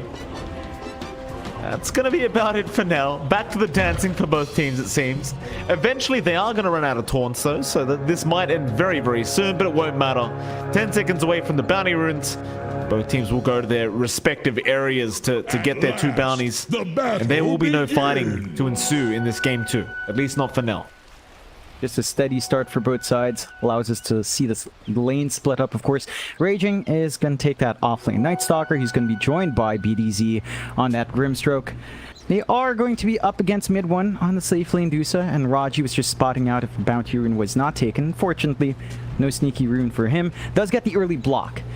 So this is what you kind of want to see, prevent the stacks from coming out. Eventually the D ward will come out early, because obviously if the minute 1 spawn isn't there, you definitely know there's a sentry, and the spot wasn't too sneaky here from SMG still. And that's going to block out some initial farm. Lane-wise, mid 1, early levels aren't going to feel great. It's super passive. You can play aggressive once you have maybe level 2 Mystic Snake up and kind of try to bully out Raging, but you will have to watch out. Eventually, Inkswell and running up is going to work out, because Night Stalker is tanky, very hard to zone out, and once initial nighttime comes out, this could actually be an aggressive lane for Raging Potato. It certainly could be. It's mid lane. Moon is going to be against Bob. Ember versus DP matchup. It's been a while since we've seen this one. Does seem like Moon should have a decent enough advantage here on the DP. But Bob, he's a veteran on this Ember Spirit. He's going to know exactly what he's doing. And this matchup we used to see a lot of just a couple metas ago. So it's not too unusual. We'll see who does come out on top. But Bob, you know, he isn't in terms of CS at least ahead. And again, I think he'll know very well how to deal with this death prop at mid lane. Yeah, the one thing the DP has is just sort of regen side, right? With Spirit Siphon, so she can just Spirit Siphon when Bob decides to dive in a bit. The damage output of Bob is a bit too much though, and you can't really burn through the Flame Guard at level 2 alone. It's the first blood top lane. Looks like Raging, he may have gone too far. I didn't quite catch that kill there, but that's a great start for SMG. Yeah, they get the kill on the Dusa, start building up that farm. When you're out of mana, you can't really do much against this Dusa here. Rogi, he chased down. Inkswell is there. Raging looks like he's running a little bit too slow, but no, he still barely connects the stun.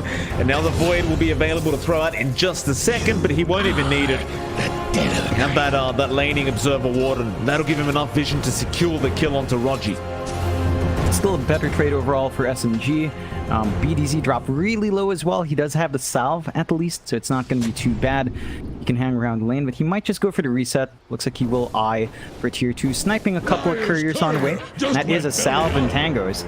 That's less regen that can come out onto mid 1, and he'll get that reset. So gets to go back in lane with full mana. Still, last lane we haven't looked at. Bot lane, KP on his Brewmaster. Does have Afu around with him on the Shadow Demon, and of course they're up against Palos on the Luna and RR on the Abaddon. This lane, fairly passive as well. You could play with, I guess, Cinder Brew down the line with Shadow Poison stacks. KP has not opted for the Cinder Brew. He's just focusing on clearing out the creep wave with the Thunderclap, and we saw Afu already building up, or lining up for some stacks, clearing out the jungle of wards, so he can start building up with the Shadow Poison. Really important when you have the Luna, when you have the Medusa, to build up the ancient stacks, and Shadow Demon's a hero that gets stacked on really fast, so we'll see how much Afu can start stacking up down the line. Absolutely. In last game around Afu, he was playing the same hero, but he did purposefully wait till around the 7-8 minute mark to start stacking up that triangle. You do kind of appreciate that, because you know Execration probably will be able to scout that triangle out. And especially in this game when you're against the Luna, you definitely you don't want to stack too early. The chances are they are going to be able to invade with their draft and take those stacks before you can on mid 1. So Afu, I think he might do a very similar thing of just kind of waiting out the right timing. In fact, they say that, but he has started stacking that large camp. But they won't bother with the Ancients yet. They're going to wait it out just a little bit.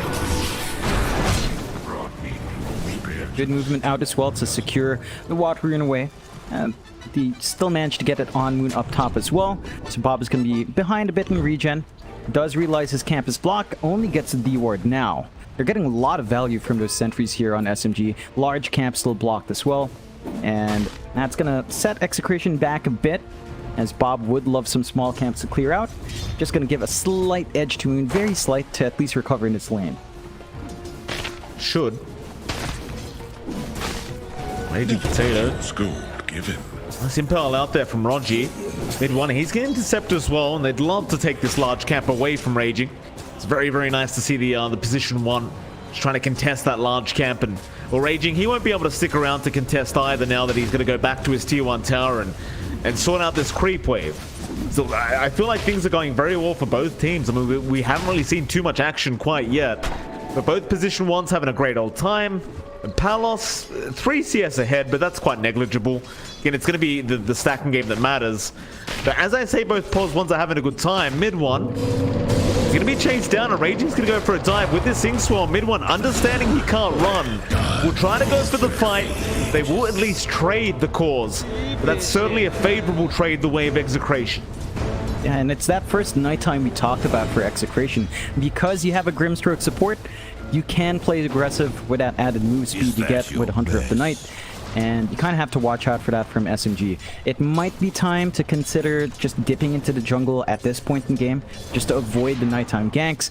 We'll see if Raji can throw his body forward to at least be a buffer between that aggression. Mid one, still looking good in farm, but as the game goes on, he is starting to lag behind the CS, so that is a cause for concern. And again, Medusa can kind of keep up with the Luna flash farm, but the power spikes do not line up. So you do want to stay ahead as much as possible here on Medusa. Nice impel out. Raji not going to be able to capitalize though. Just threatening Raging Potato here. It's like BDZ's already made the rotation to the mid lane, but he probably will go back toward the top lane as bot lane KP does get caught out. Palos with the Eclipse just chases down the Brewmaster. And that is still a level 5 Brewmaster, so he didn't have the Primal Split to throw out. While that's happening, top lane, mid one, he chased down again. Ink Swirl is going to land. Mid one is out of mana, but underneath that tier 1 tower, he is going to remain safe. Execration, they do back off. Just the amount of pressure they're putting on mid one is really concerning though, and because Raji is kind of stuck in this lane, he's not building up stacks even in the regular jungle, so the quick recovery farm for Medusa is not quite there yet. It's mainly on the ancient area, which is great, but you do kind of want as much on the map built up here for mid one, and I think you're doing a great job here in Execrations and preventing that from happening. Bob is actually clearing out the jungle with what little stacks they've built up. He's already taken them. What you want to see, and this is what we talked about with our food stacking, right? Like you want to be very careful with those stacks, especially if you don't have vision watching over them, and that they don't. So Bob, very nice rotation, is actually going to move back down to the bot lane now. He's going to go for a very early rotation down bot once he has hit that level 7 mark. KP going to try and move in along with Moon and Arfu. More TP's coming though. Moon though with the exorcism going to be doing a lot of damage, and Palos, he's going to try and run. Heals flying out from RR. Are they going to be enough? Not quite. They do get the Luna, but what will they lose in response? For now, nothing. But Moon is dropping quite low now on this DP. Spirit siphons out. BDZ still in danger, but Moon still dropping low, and Bob does secure the kill there with Raging. But KP, he'll still go for more. Onto RR. I don't think he's going to quite have enough damage, but he does get BDZ on the Grimstroke. Bob, no chains up to hold KP down, but they have the urn there with Raging, and Bob can just chase him slowly but surely with the Flame Guard. KP will indeed drop. I like that little courier snipe KP pulled off. That was the phase boots of Bob, and that's actually a big chunk of damage that Bob's going to be missing out on for a minute and a half. So his output's not going to be as great, but look at the posturing here from Execration down mid. Well, this is what you want, right? It's nighttime. You want to take as much advantage as you can here onto Raging. Disruption is there, though. They're going to try and lock down this Night Stalker. Impels out of range. Raging, he's going to be able to pop the ulti and just run. They want to chase him down, but this is going to be wasted time. They'll have to let him go. Bob, he's got Remnant. He'll be okay to back off. No impel available anyway. Although you don't quite get the kill on Moon, you do drag out a bit of time and quite a few rotations from SMG that just don't work out. They managed to get some information on with RR as well. He spots out the Ancients, he blocks them off. Raging keeps track of where Midwind's farming as well.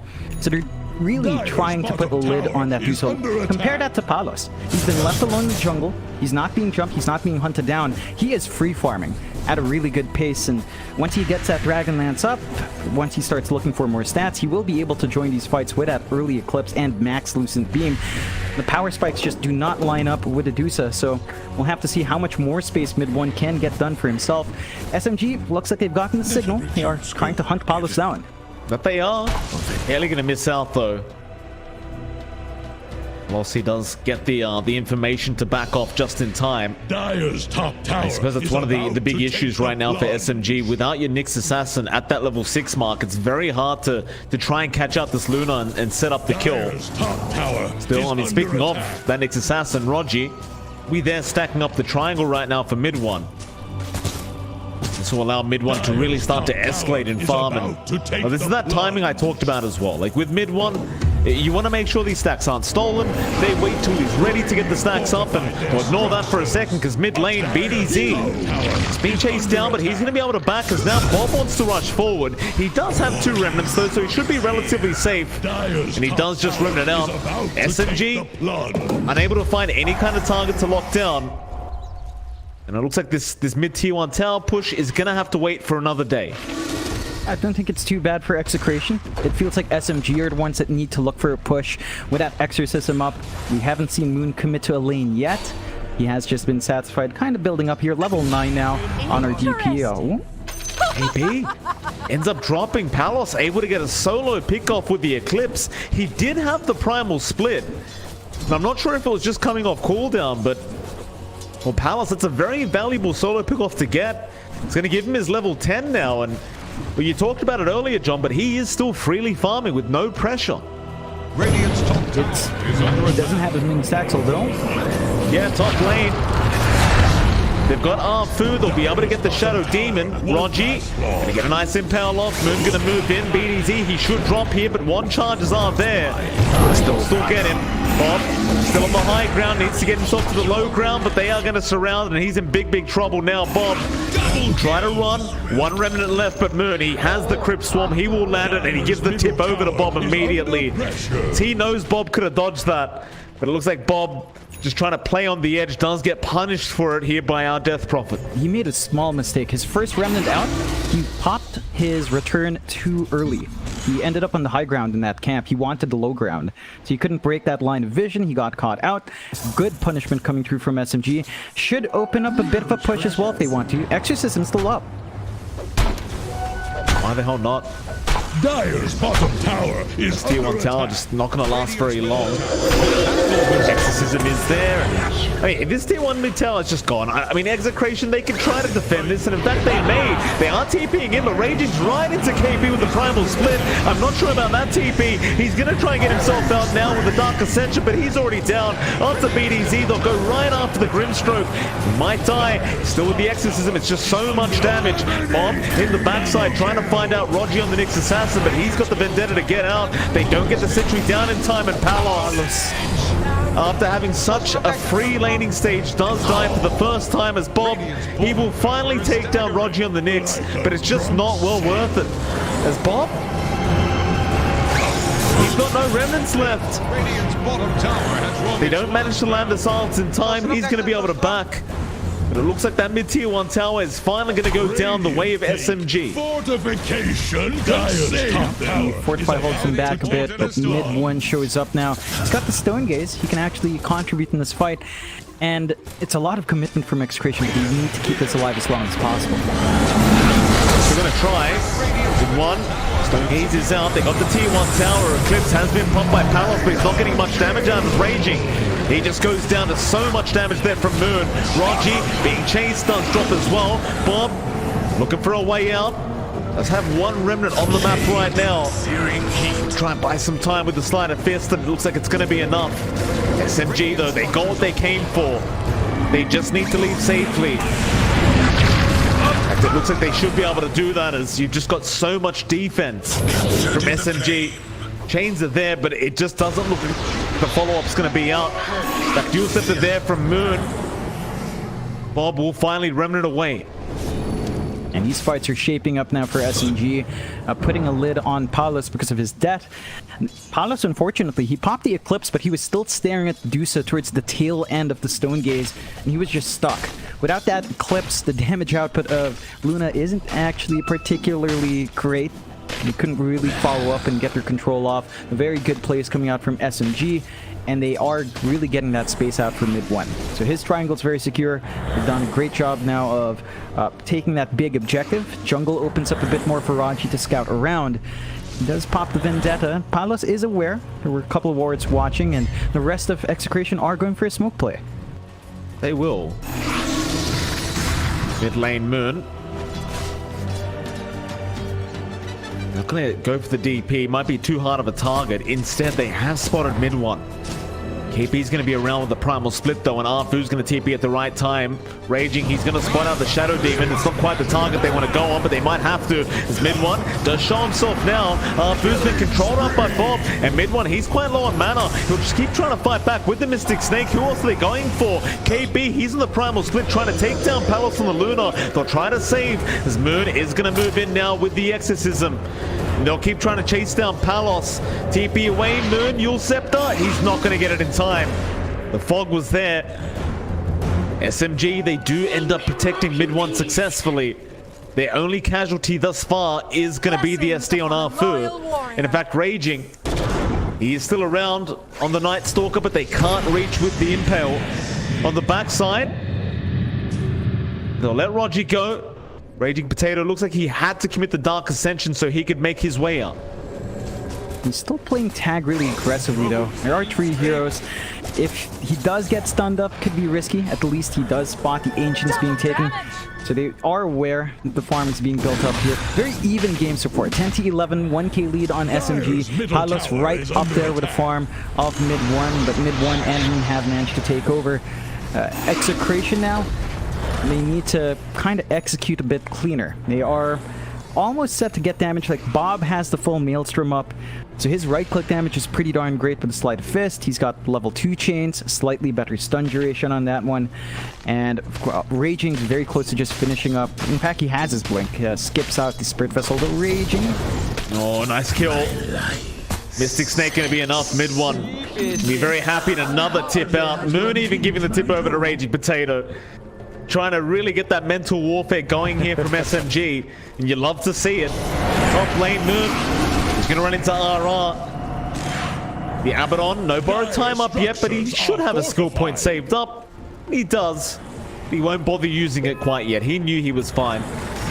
Mid lane, he'll go after the Brewmaster. Bob set the chains out and with the silence, KB looks to drop, but no, not quite yet. In fact, he does turn around and run. Bob, he's going to try and get the kill. In fact, BDZ, he's got it. But they may lose their Grimstroke for this. Never mind BDZ, he's going to be just fine. Mid one unable to lock him down, and Execration, a nice value play onto the Brewmaster. Great kill to get for Bob, and really good control coming out there from Execration.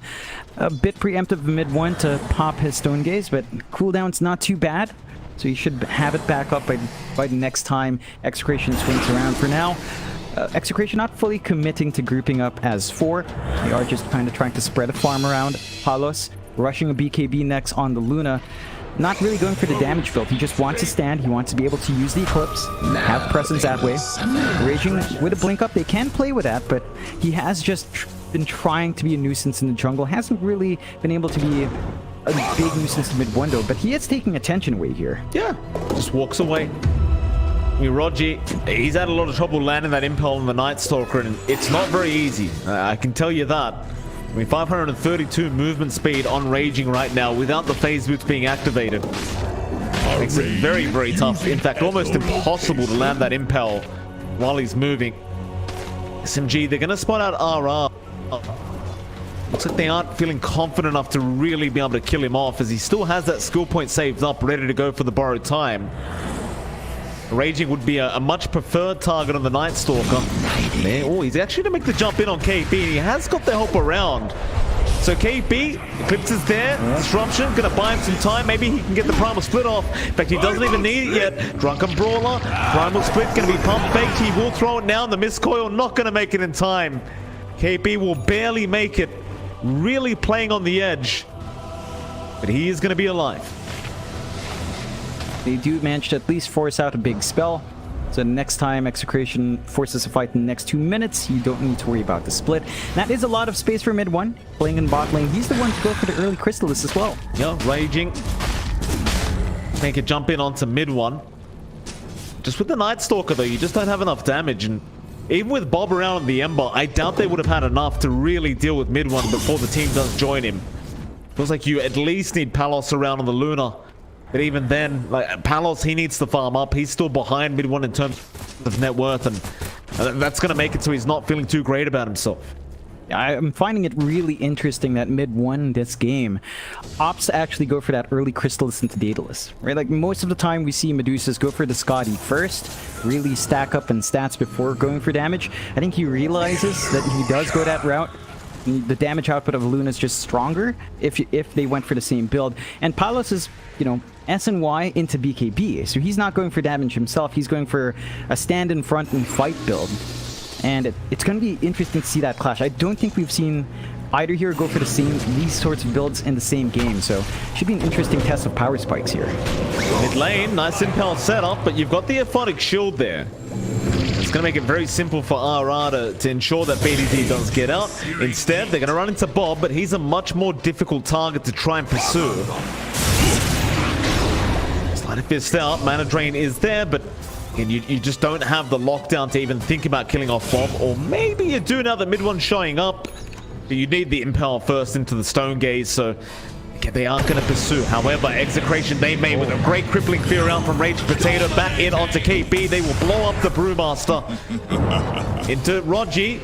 Spike Carapace is going to buy him some time as now the rest of the team has joined in. It's onto BDZ, but Bob is going to rush in now with the Inkswell. Back in onto Moon. Moon's still healthy, but not for long. He does drop very quick, but now Bob, he does get caught by the Impel there from Rogi. Arfu, he will go down a Raging. And there's your Stone Gaze out now from mid 1. He will go for the chase onto RR. Dire's top tower Raging's still going to be around to try and make sure that Abaddon does not die.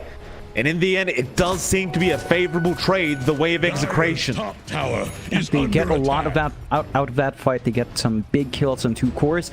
Palos in the downtime is farming top lane, shoves in tier 2 a bit down to half HP. So it is much needed space for the Luna to actually get the farm spikes. Has the BKB up and running. So maybe Palos starts to join in some of these fights. KP? Oh. Yeah, it clips right out. I don't know if he has enough time, and he doesn't. RR, a bit early on the tip there. I think RR thought he had it. KP, gonna go for the surround now. Palos, he's gonna try and run, but with the Cyclone there, it's gonna be challenging. He's having help though. Raging Potato comes in with the crippling fear. Rogi, Spike Carapace and just trying to back off. Meanwhile, KP, out of that primal split, is gonna try and back and try to get a reset as Palos. It's gonna BKB TP out. They might lose at least one though. Moon on the chase after Raging does have the Yule Scepter. Borrowed time going to wear out. It looks like they will be able to find both of them. So it is quite a heavy cost to save Palos on that Luna. At the very least, in the meantime, Bob does get the mid tier 1 towers. So they do get something for their trouble. Chase is still on. We'll end now. Dire's bottom tower is about to flounder. A bit too optimistic there for Palos. Like at this point, your damage is still good, but the Brewmaster is too tanky to burst that way. Has the value point booster for the Ags as well. So there's a lot of HP you have to rip through. Good news for Execration though. They've got the Ags up in BDZ. We saw him with a Grimstroke be very happy with his Ags last time as he was finding some kills. You can make some big illusions out of the Dusa. So there's a lot of value here. We'll see how well BDZ manages to use those Dark Porter illusions in the middle of these fights. Rogi, RR gonna get impuled up. Borrowed time is available, so he should be able to just delay this out as now Moon might be in danger. Pops the BKB, will try to run with the Soulbind. He's gonna lock them down, or at least slow them down as Raging will keep rushing forward. They got Rogi on the Nyx Assassin Bob. He wants more though. He wants the Death Prophet and he might just get it. Arfu, he will be the 3rd casualty and make it a 4th if Execration can finish off this Roshan. That's going to be a big objective for them. Great fight from Execration to force on their own triangle area. SMG not quite lined up. That was a pretty good BKB use coming out from Moon, just not enough to hold off. Now, this is a bit slower coming out from Execration because of Palos' build. He doesn't have a crit. Not as fast as you'd want. And SMG is still not going to be able to contest. So despite that, first Aegis game for Execration.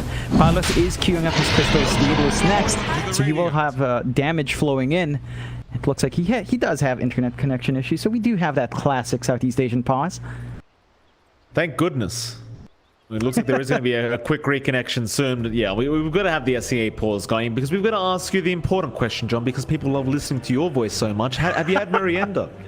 Merienda today, not quite. I think I've only got coffee and mate mate. You know, the typical. I'm trying Very to good. cut down a bit, but we had a great lunch. I'm trying to recall. Yeah, it was paksiw na pata, I guess. Paksiw is like cooked in vinegar. Supposedly, it's kind of sweet.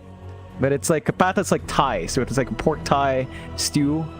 Very nice. We had some leftovers. We still had that paella pasta.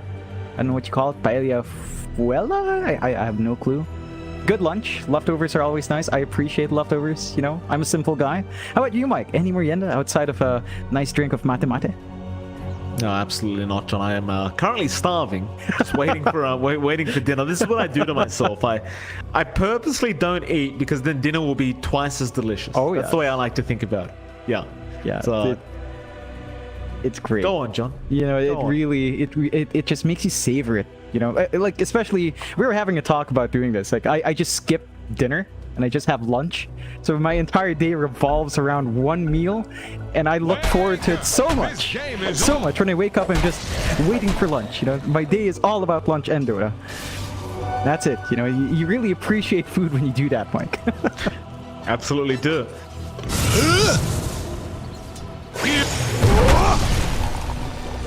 This game, currently the state, I mean, 2K net worth lead the way of Execration. Aegis up on Palos. I have Skadi, though, is now finished up on mid one, so he does decide to ignore going for the full Daedalus yet. Finish off the Eye of Skadi instead, maybe just feeling like he needs the extra stats. I think that's fair enough. It does feel like if he gets caught, you know, alone, he is going to be in a bit of trouble at this stage. But I'd imagine he goes for the full Daedalus now. Just for that added damage output. Yeah. Dire's top tower It's going to be big. Raji getting some good scouting out to protect that Dusa. No detection here from Execration, so they can't quite punish. I am still keen to see how much BDZ can do with the Dark Fortress. Like, he's probably going to prioritize the Dusa, although Moon. Nice chains out. Moon has been caught. Raging Potato going to be there with the crippling fear. They are going to buy some time here with disruption, but is it going to be enough? Moon still trying to back off. Now pops the BKB. They're going to try and turn this one as KP. He got the primal split. They've already killed off BDZ on that Grimstroke. After Raging now. Raging though, he's going to pop the Dark Ascension and just make a right run for it. The top lane, while all this is happening, Palos is split pushing. Right now, the fight continues, but I feel like this might be a bit of a distraction play from Execration as the T3 top tower is being forced in. This might be a bigger play from Execration. They're keeping the fight going. Palos, he's TPing back now. He knows they can force the fight. They've got the Lucent Beams. They've got the Eclipse. Mid one needs to find a way out, but great double chains bomb. He's got the backlines again, Raging with the crippling fear, not allowing them to cast any spells. They'll find Arfu. Mid one, he'll keep trying to fight. There's your Spirit Vessel out. Palos, he might have to go through the first life with the Aegis. Can they find the second? They'll get the first for now. Mid one, Soulbind is there. They've got the double stance, but the Stone Gauge is out as well. The chains are there to lock him down. He's so darn low, but Palos is dropping even lower. Mid one, he does finally go down, but at the cost of Palos' life. Chains out, they might still be able to kill off Moon. Rogi trying to come in and help out. It's a very nice impale. Moon now, he might be able to turn that around. They've got bogged down. BDZ, he's going to try and stroke a fate, but Moon, he's got a triple kill onto an Ultra. BDZ's got nowhere to go. Oh, and Rogi on the Nyx with a massive impale to turn it around. And Execration, it looked so good midway through that fight, but just one stun and it turns it all back the other way. Yeah, you're seeing just how tanky the Dusa is with all those stats. Without the full Daedalus and without a Satanic on the Luna, you can't sustain that fight. Like, sure, you're building Satanic into Skadi later on, but again, Satanic active overwhelms the Skadi's passive, so you can kind of counteract the healing reduction by just having a massive amount of boosted life steal anyway. Really well played from SMG to kind of drag that fight on. maybe a bit of a mistake from Execration to choose to force the fight.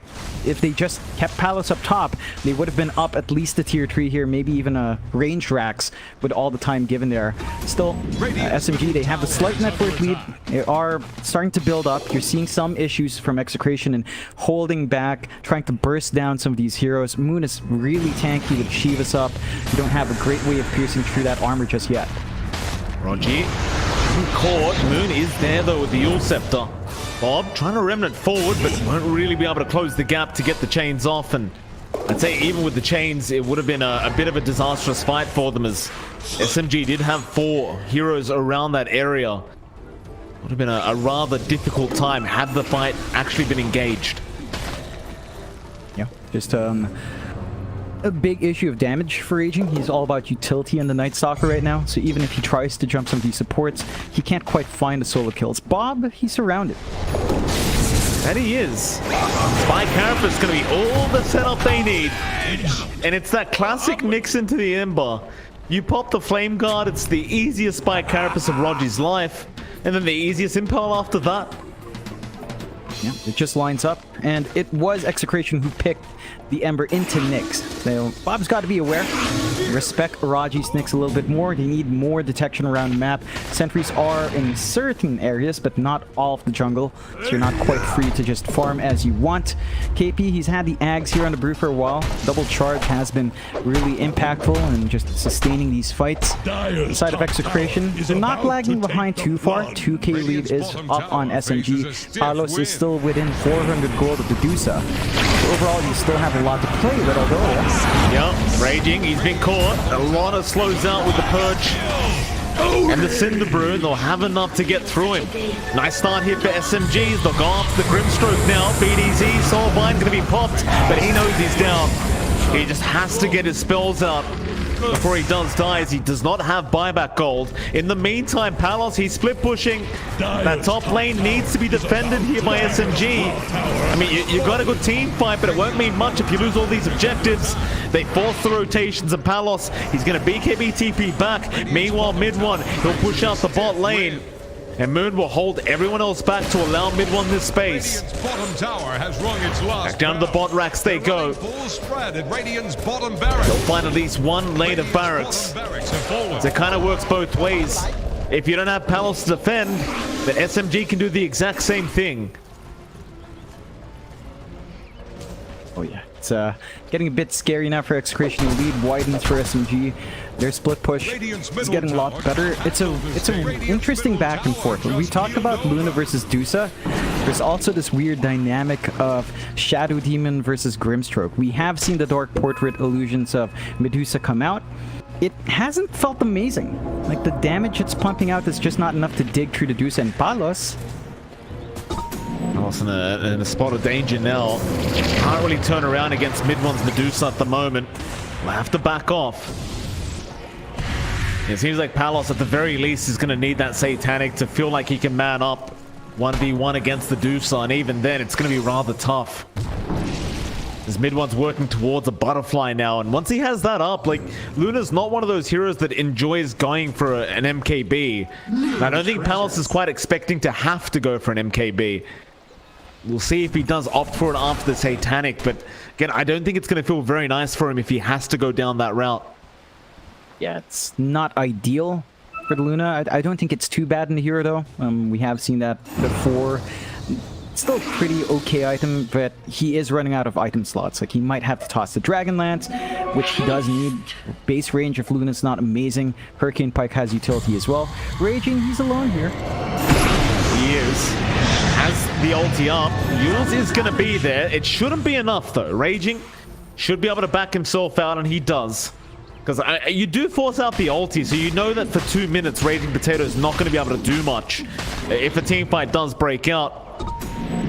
And in all fairness, Roshan is spawning in 1 second, or we're going to find out when it does spawn in one. It's going to be a mid kind of average timer.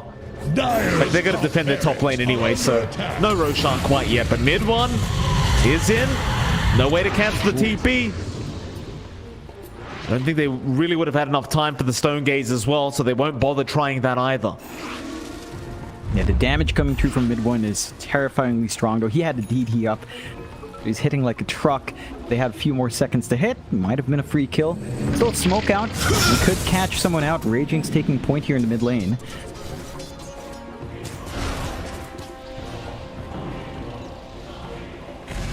See if they can get anything going with this smoke.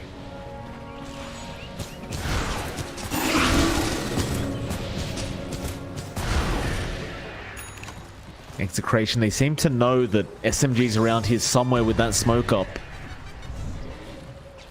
Gonna take it easy for now. The SMG will reveal themselves in the mid lane, but Execration are very well aware they cannot fight at the moment, not unless you're on the high ground.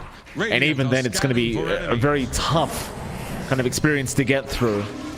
I mean, mind you, they did it last game. You know, it looked like an impossible game to come back from in game 1, but Execration managed to make it work. See if they can kind of replicate that performance, but they are 8k behind, and unlike last game, SMG does have a draft that scales extremely well into the late game. Yeah, I mean, they've got the Dusa, one of the best late game cores. I think the difference is in the other cores. So Ember has a lot of room to grow compared to, say, DP of Moon. The Death Prophet just kind of tapers off. Damage output is still nice, but it doesn't really scale the same way as the Ember. So maybe at some point, if Bob gets more space to farm up, that could be the big swing there for Execration. They will smoke up. Roshan is up as well. This is a very good time to fight. It certainly is. KP would be a great target. No crippling fear. He got two on the backside. They're going to go right after the supports. Raging. A great setup. They've lost Arthur and Rogi, but both are going to buy back. Moon immediately pops the ulti. In Execration, they're going to try and just return back to the base. Not lose too many heroes here. And waste the exorcism, but SMG know they've got to try and make the chase over and get something for all these spells used. For now, it's only going to be RR, but they're going to try and force down this tier 3 mid tower. Cliff will come out, SMG, they're going to have to back, but this Roshan will have to wait. Or will it? Mid one, he's still making his way over. Looks like he wants to try for it. Meanwhile, Moon just chasing down Bob, does get the Yule Scepter. No TP available from Bob, and he has no mana. One remnant is going to be available, but the silence there in time, Moon is just not allowing him to get away, and they do get the kill. That's great game sense there from Moon on the Death Prophet, and that's going to allow mid one to go after the Roshan. Yeah, it's a big opening for the side of SMG. Their top racks is being shoved in by Palos solo. They're going to lose something in exchange for that. That they are. He's still going to BKB TP out. Tips from mid one. It was only a range racks anyway, so not too big of a deal. And I think SMG are going to feel a lot better after they get the second Roche. Yeah, it's going to be a free Ag Shard as well. I'm wondering who they give it down to. It does look like it goes KP's way. So they've got the Void Bruling with the Astral Pulse Disarm. And that is going to be a massive nuisance here for Palos. He has to choose when he pops that BKB wisely. Otherwise, he's not going to have so much impact in these fights. And SMG 11k up. Satanic is finished for Palos. So you can kind of man up against this Dusa. But mid one's just supremely farmed. Now Swift Blink up, hits like a truck. We need to find some way to handle this hero. They're going to try with the Ink Portrait, or rather Dark. Oh, actually, that's a lot of the mid one. Working. What? All right, the Dark Portrait is the way to do it, apparently. We didn't have quite enough time to build up that kill there, John, and tips out Palos. I mean, mid one didn't even realize. Oh, man. I think he didn't notice because it was his mana slowly burning out, right? Like, he was like, I'm okay here. I'm okay. And then the mana's just slowly chipped away, and he's just dead. Somehow couldn't out-damage and burn down his illusion first, which was strange. He's never had a problem with that living too long there. So just with that one play, Execration hold on a little bit longer. There is still the cheese for mid one, so they can still look to play aggressive, and of course, with a Shadow Demon on hand, you can play with your own illusions for that push. Yeah, it's going to be a rather slow process, but you can get it done. However, they have scattered out Moon. They'll force out the BKB usage. KP going to try and rush in with the Primal Split. They might be able to get BDZ, and it looks like they should. A Photic Shield's going to buy more time, but not enough.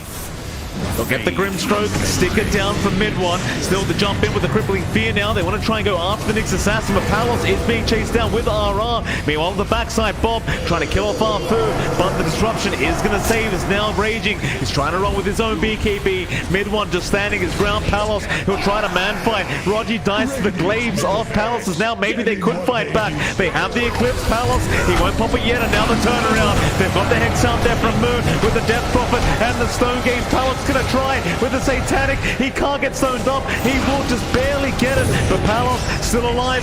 Not for long though. Or is he? The glaives popping mid one. He's gonna drop anyway. No buybacks. Just so many glaives. KP. What? We were different. He'll drop. I mean, there's still one racks down in the mid tier 3 tower. It does drop, but a full team wipe. Oh, that was insane. Palos just standing in the middle, basically 2v1ing, still winning out. The Satanics just too much lifesteal. Even with a Scotty, you can't rip through as long as the attacks are flying out from that Luna. And that's going to hold SMG back. Their lead drops to 5k. I'm curious how much of that a bounce that was. Looked like about a 5k bounce back there for the side of Execration as well. And they've got double damage rune if they want to wait for the respawn. Unfortunately, they'll just take it on Raging. That gives him a lot of good gold as well to play with. Like, Raging gets to start thinking about his next item, building into the Nullifier. And that's going to be a great way to just finally control up some of these heroes. Prevent them from just running away from the Night Stalker and rip through the backline. I have to say, Execration's execution has been on point. They've been jumping the backline, isolating the supports. Once the supports are gone, they just have Fate and Palos to get the damage. Fate and Palos and Bob to actually clean up, and it has been shaping up. A bit dicey, but they need to find a way to protect that Nyx and Shadow Demon here on the side of SMG. Perhaps the tips and stickers were a little bit early here from SMG as, well, that top lane of Barracks looks like it is going to be secured. Rogi going to try and move in, but Raging, he knew. He's got the gem up. Just BKB, back off immediately. And suddenly, the objectives are sort of evened out. However, BDZ is going to get caught in this Grimstroke, and it looks like he is set to fall. He'll be back up in a minute, but he does have buyback gold, at the very least. Yeah. We're at the point now where, you know, as Dusa, mid one is looking for the Divine.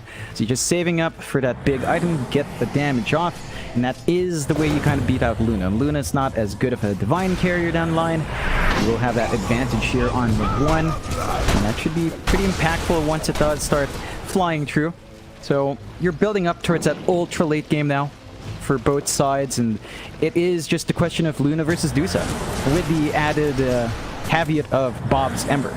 Like, once Bob's Ember has this refresh, the backline we talked about can be much easier to instantly burst. And once the BKBs fade off, Bob's just going to have that much more presence as well with all those remnants that can fly through. Absolutely true.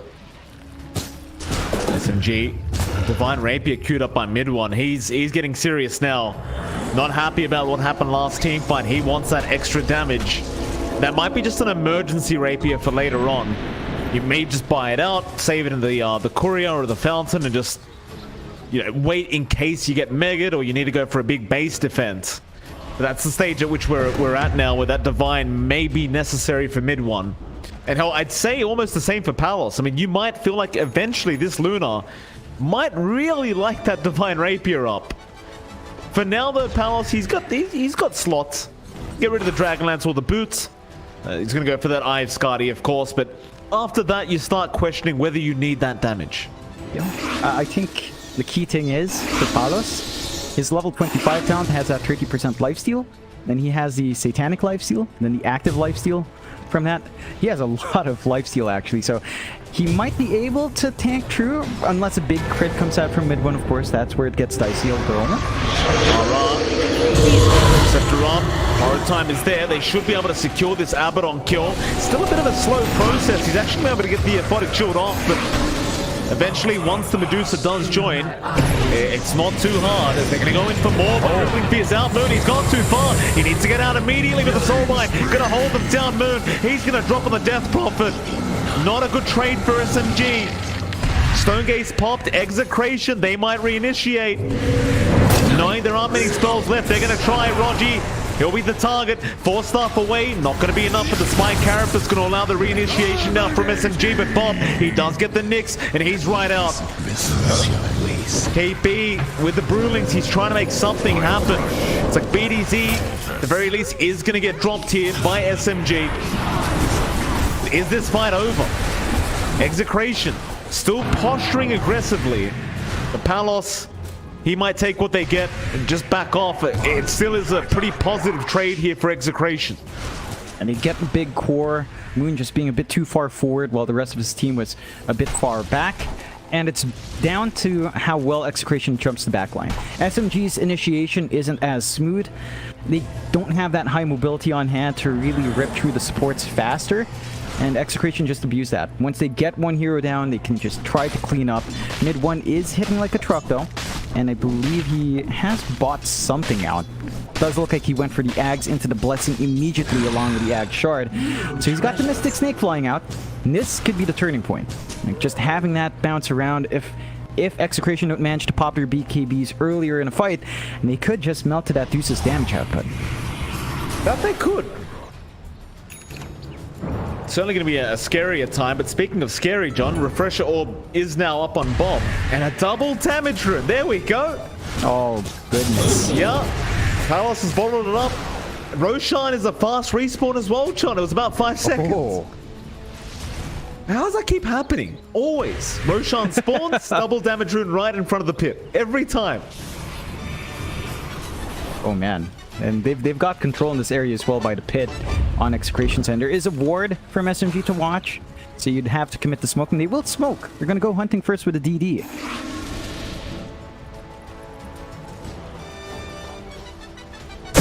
Be there to break this mode, but they have the gem again. They'd love to start with this Nyx Assassin. Nullifier already there to make sure he cannot force away or get that Aeon Disc proc going. Disruption, it's going to buy him time, but Bob, he's right on the back lines. He's holding down Moon and Arfu. The X is out, but he's still going to be fine. Meanwhile, Raging, dropping low. He might just make it. The Mystic Snake not going to be enough. Arfu does indeed drop, and now Bob needs to find his own way out and does refresh for the remnants. Palos, he has that double damage. He'd love to keep the fight going. But they got a 2 for nothing. There was a buyback from Rogi. And now Execration, they could safely go for the Roshan. Palos, he did run the other way, but his team is pinging him out. They want him here, right now.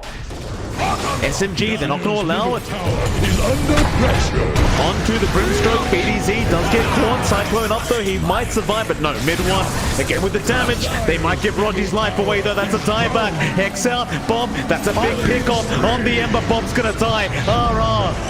He's going to try and survive as BDZ and Bob both buy back. Raging with the crippling fear. Going to rush in onto SMG. Trying to take down that Medusa. He won't have the damage nor the control. He will drop with the buyback again. Out from Raging. Back in on that Luna Palos. He can't afford to die. He's got no Satanic up right now. He needs to have some time. Back nice Soulbind and the Lucid Beams and the Eclipse going to drop from the heavens onto Mid-One's head. But it's still not enough. The Medusa will keep fighting back. Or will she? She's getting quite low.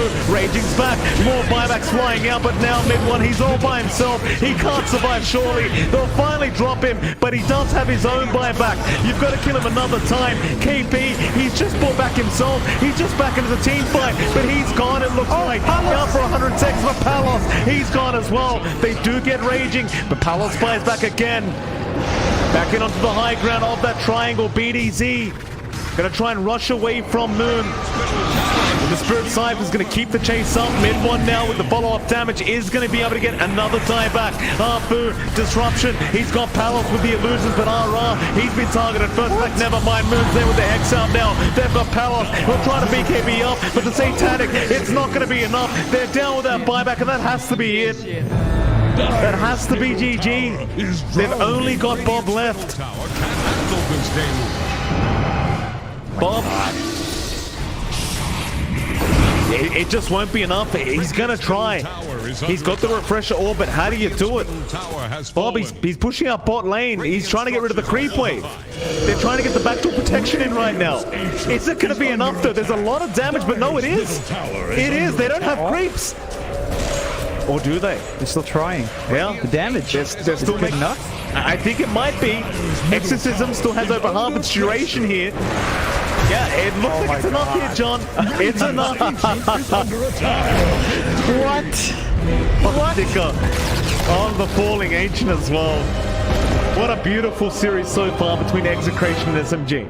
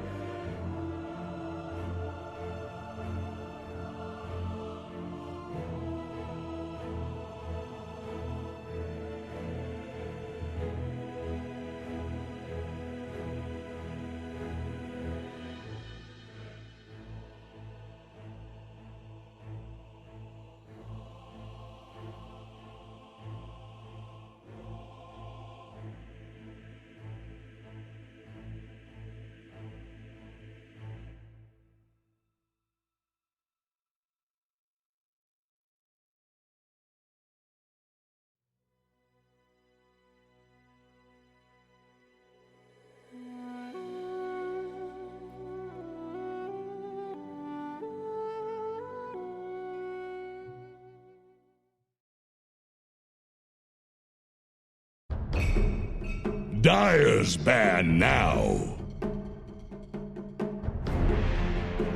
Here's the Radiant ban. The Dyer get a ban.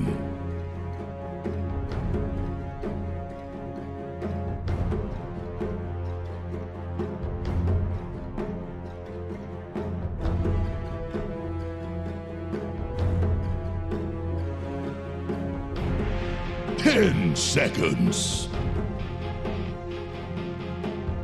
5 seconds remaining. Radiant's turn to ban.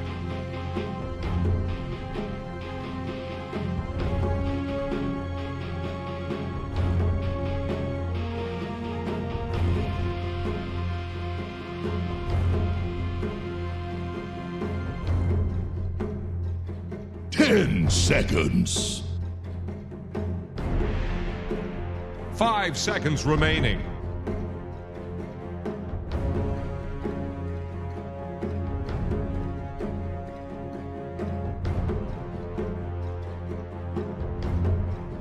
I think the buybacks at the end really turned it around. SMG bought back first. They were in position. They managed to reach their outpost faster and force that fight. Whereas for Execration, their buybacks came in, but they couldn't reach the fight as quickly.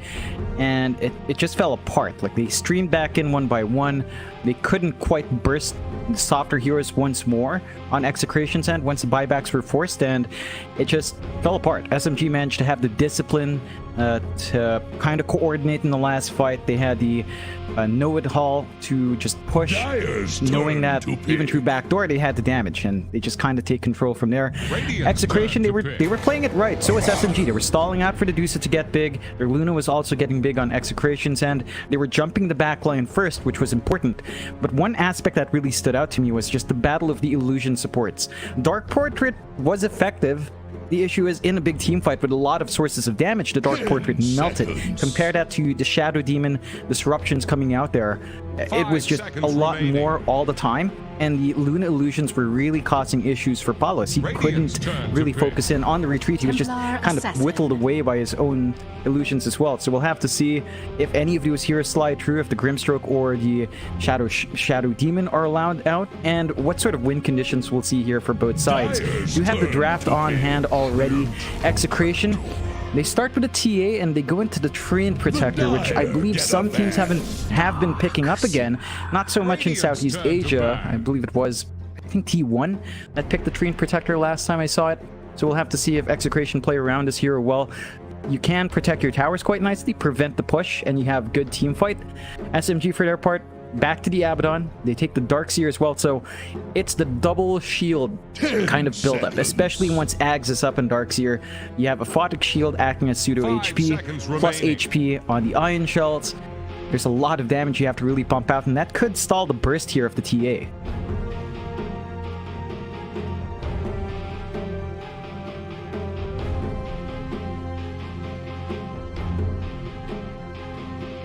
Dyer's ban now.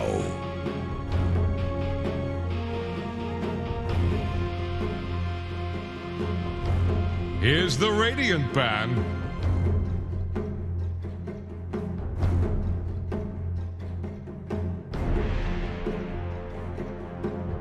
The Dyer get a ban. Yeah, I think it must have lost once, and that was it. Like, it's been winning way more than it's lost. And of course, we know Bob on that TA is an absolute beast. It's probably his best hero out of his mid pool. So we'll have to see if Execration can protect the TA. I think SMG might have a couple of ways to run this.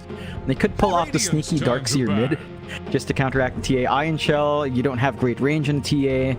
Can be a bit awkward for the first few levels. Darkseer can keep up in the side camp farm as well.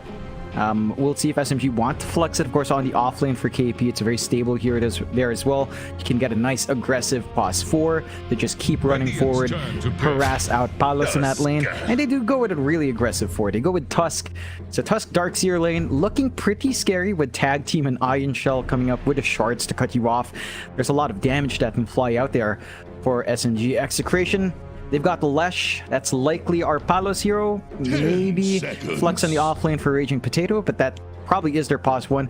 It's looking sort of like the same thing we see from Obi Neon. Right, they run the TA for Yopaj. He's the win condition.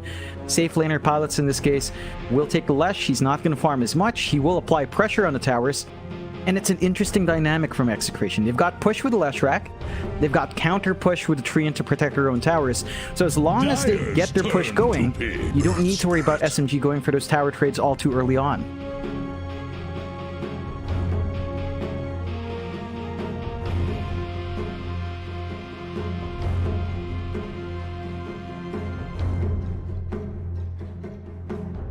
Ten seconds. 5 seconds remaining.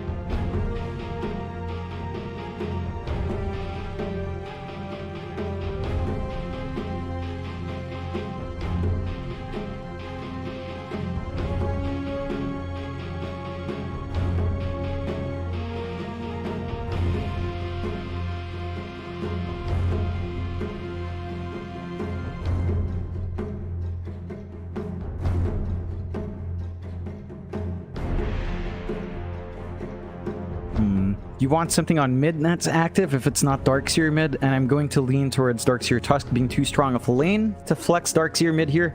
Maybe something more active for Moon. We've seen him play Ricky. Ricky matchup against TA doesn't feel too bad, and it does come online quick. You've got Iron Shell, Blink in as well, that can work out. So you can be aggressive early on. We have seen Moon also play very off-the-cuff stuff like Bounty Hunter mid, and they go with Winter Wyvern, so the Moon Winter Wyvern mid looks like is coming out here for SMG. He's done this before in group stage as well. Wyvern mid is pretty scary if it does manage to get the build-up. You have a steady source of burn to kind of annoy the TA with Refraction. You've got really good range, and you can clear out the creep wave with Splinter Blast. Of course, the healing down line has some use here as well. So it does provide a lot for SMG, even Teamfight, Vac, plus the Winter's Curse down line for all the control can come true. You can turn the TA against her own team and just kind of run from there. So I love this very interesting mid pickup from SMG, going for the Winter Wyvern. Just curious to see how it actually holds lane. You don't tend to see the matchup too well. It is a ranged hero, so as Crest likes to say, Crest PH, he likes to say that ranged heroes actually do get hit by the side blades more because there is a bigger radius for the TA to kind of line up shots. So we'll have to see how well Moon can kind of juggle that around. That's fair.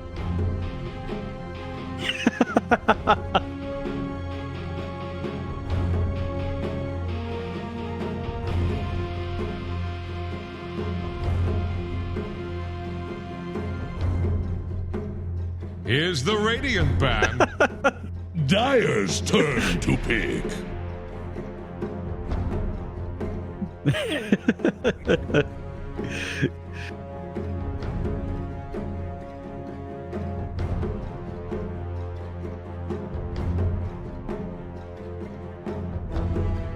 Ten seconds. 5 seconds remaining. Yeah. No? Radiant's turn to pick. Luna.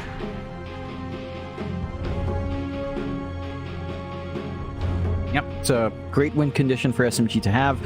It's the battle between TA and Luna timings. We saw the battle between Luna Medusa timings. I think that was one where mid one really itemized well to have early presence. Execration, go back to the Grimstrokes. It looks like they might run the off-lane Treant here for a Raging Potato, going back that route. It's been a while since we've seen off-lane Treant. Can still be effective. And BDZ back in the Grimstroke, so maybe just looking for the Dark Portrait play again onto mid one. They will actually give it to BDZ this time on the Earth Spirit, and of course he's a fantastic Earth Spirit player. We'll have to see if he can apply that pressure for the team. SMG, their lineup looks much more in line with what we're used to seeing in meta. Execration are going a bit out there with their build. Actually, Raging Potato Grimstroke off lane. not the offlane tree. So, huh? I mean, it works out in lane, right? Earth Spirit Grimstroke is a strong lane. It's just Grimstroke tree. I don't know.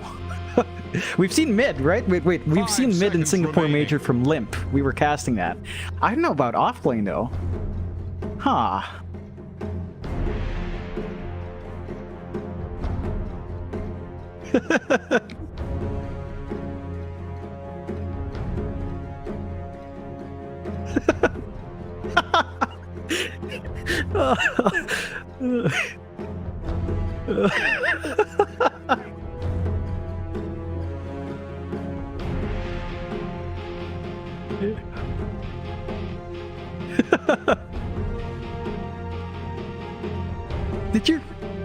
Did you really have a game like that?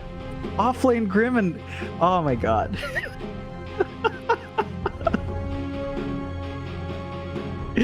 Oh, you have some great games, Mind. Yeah, you have some great games. Jeez.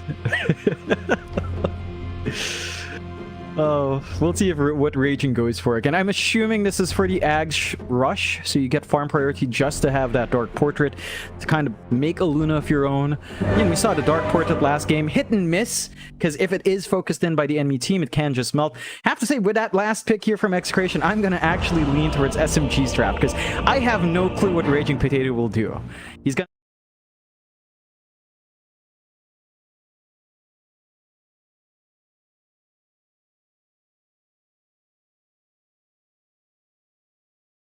if it does get off to a running start, you've got the Luna to face off against the TA.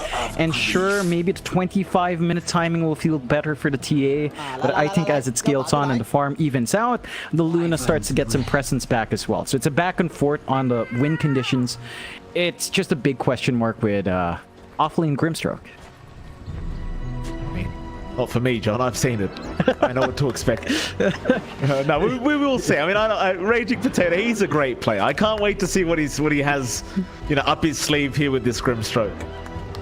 So looks like he's going to go into the double null talisman straight off the bat. I wouldn't blame him for going down the Dagon route, John. I think it'd be a lot of fun to go down the Dagon route. It would be fun. I don't know if it'd scale.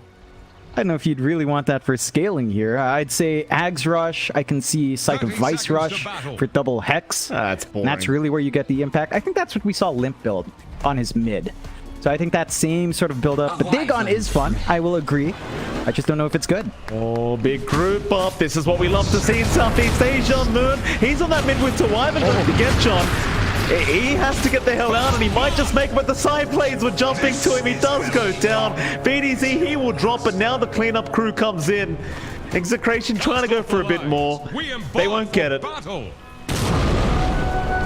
a bit unfair to Moon, John. We talked about the offlane Grimstroke. What about the Midwinter Wyvern? How do you feel about that?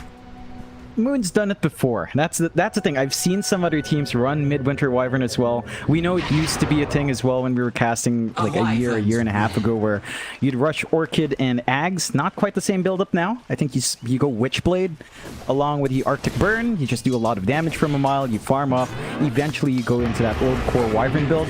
Of course, in this lane, Bob should have a decent enough time with the side blades, but Moon, Arctic Burn is a pretty good spell to burn through. Right? Bob's gonna have to eat through regen.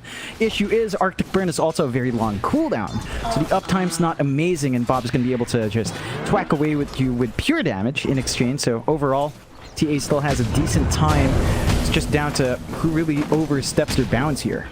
Top lane, a lot of damage being dealt already from Execration towards SMG. Mid one, he's going to salve up. Rogi, he may not be so lucky. Stroke of Fate, BDZ hasn't... Oh, he will spot him now. He's got to be careful. The roll is back up here on BDZ, but they're going to try and fight this one out. BDZ never pops it. So Raging couldn't really follow up, and now mid one is going to try and pressure Raging Potato. Actually, we'll let it go as he does get into the tree line, but not too bad of a start here for SMG. Already 2-1 their way. But as I say that, I suppose it is 2 for 2 now, as Rogi does end up letting himself go with that tier 1 top tower. Fair move to make. He was out of mana. Probably just wants to reset so he has presence with the Aphotic Shield. You're still giving a lot of space to mid 1. Raging Potato can't quite zone out mid 1. I mean, he can keep spamming the Stroke of Fate. I guess with level 2 up, you can look for the roll Inkswell and play aggressive from there, but you really have to worry about the Abaddon. Like, as the levels go up, the Aphotic Shield is going to be a massive nuisance here. Raging again being targeted here by SMG in this offlane, and I think it's one of those things, right? Like, it's an offlane Grimstroke, you know, it's not a very tanky target to go after. Yes, it can be dangerous. You have plenty of turn potential with that Stroke of Fate and the Inkswell, but it's still, you know, a Grimstroke. It doesn't really have that high of a HP pool, can get caught out very easily. Though as I say that, they're going to make the roll in onto Rogi. A Photic Shield going to block off a lot of the damage. BDZ, he will get the kill, but you give a kill back the way of mid one. I can't really say that was worth for Execration. No, and they're trading supports. The trade, even if, you know, the Abaddon's not getting levels, he doesn't need much. And you're not stopping mid one from farming despite all this aggression coming out from Raging. So mid one's still going to be able to farm into the power treads, go into the jungle, clear out camps, and there's not much Raging can do to stop that. We'll have to see if they keep playing aggressive with that Earth Spirit down the line. Last lane, of course, we haven't looked at is bot.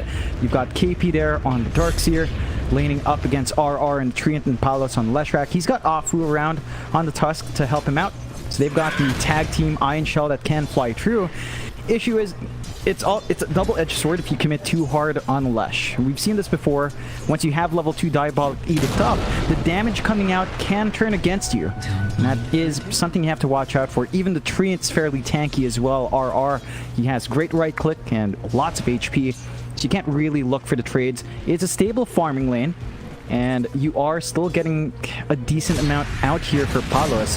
KP's not really able to secure much CS, so in a sense, this is good. The top lane, Raging Potato, does end up dropping. Immediate tips out from mid one.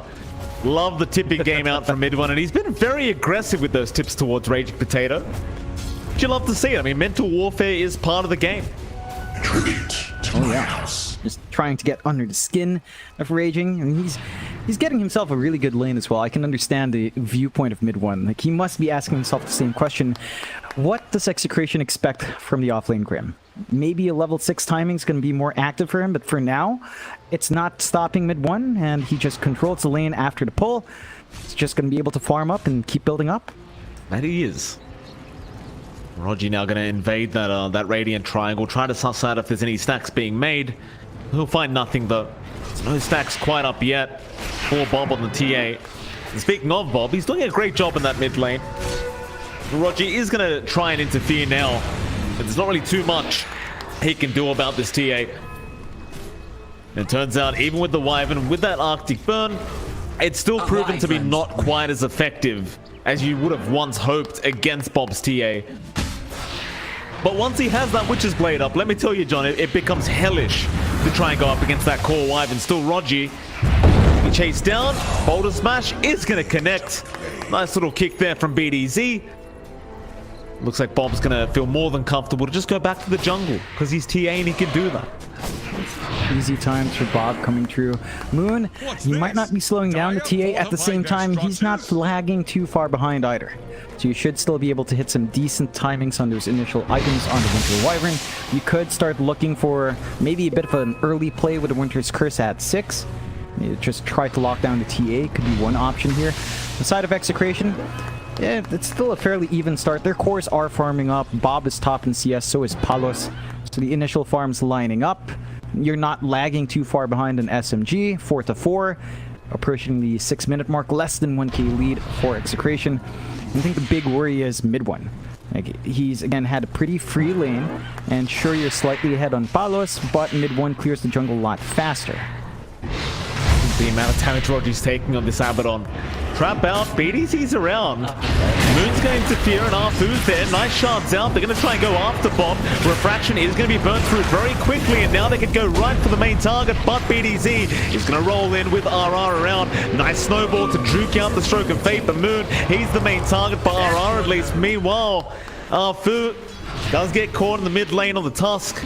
It's like Moon does end up crawling his way out on that Wyvern, and the curse is going to be there. He's going to try and still get the kill, and he might just get it, but no, Bob, he will survive.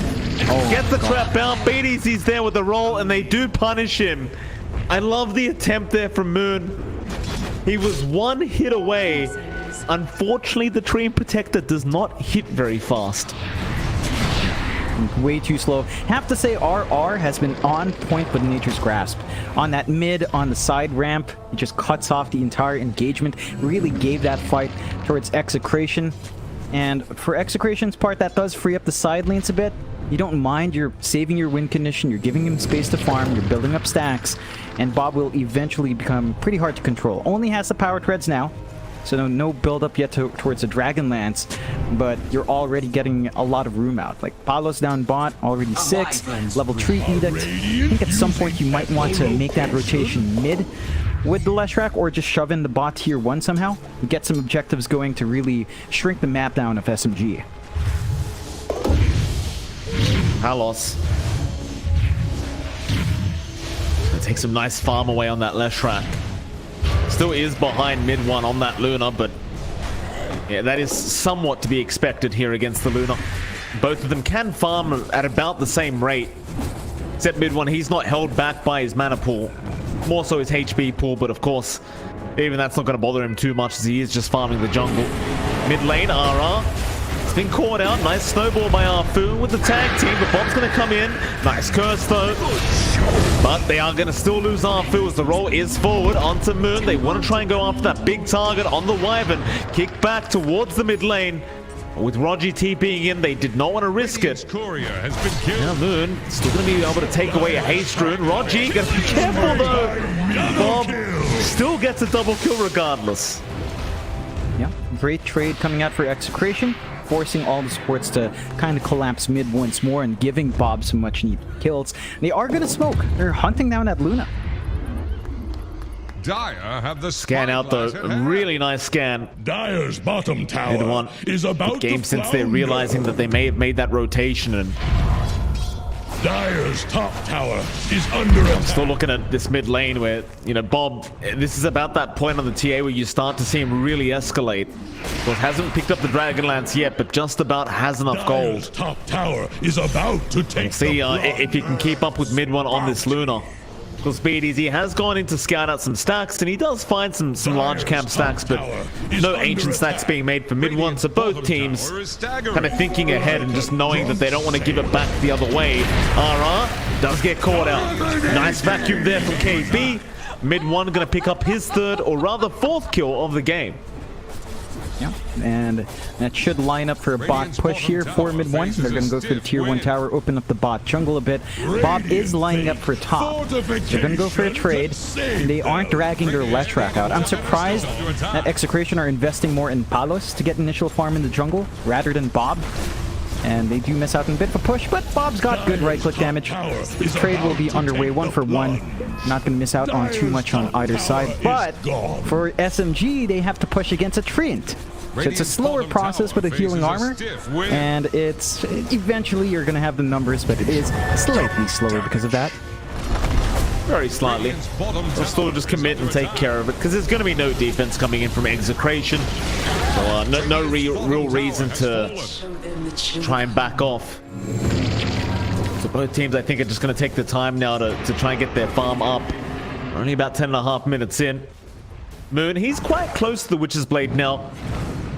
Needs a bit more gold, and he's going to take his time to farm it up at the top lane. And that's about the point where I think you'll see Moon start to make those rotations with the team, because you really don't need much more after you have that Witch's Blade up. You can pretty much solo anyone on the map, apart from maybe the TA. But that's assuming she has Refraction already going. Apart from that, everyone else is pretty killable for Moon on this Wyvern.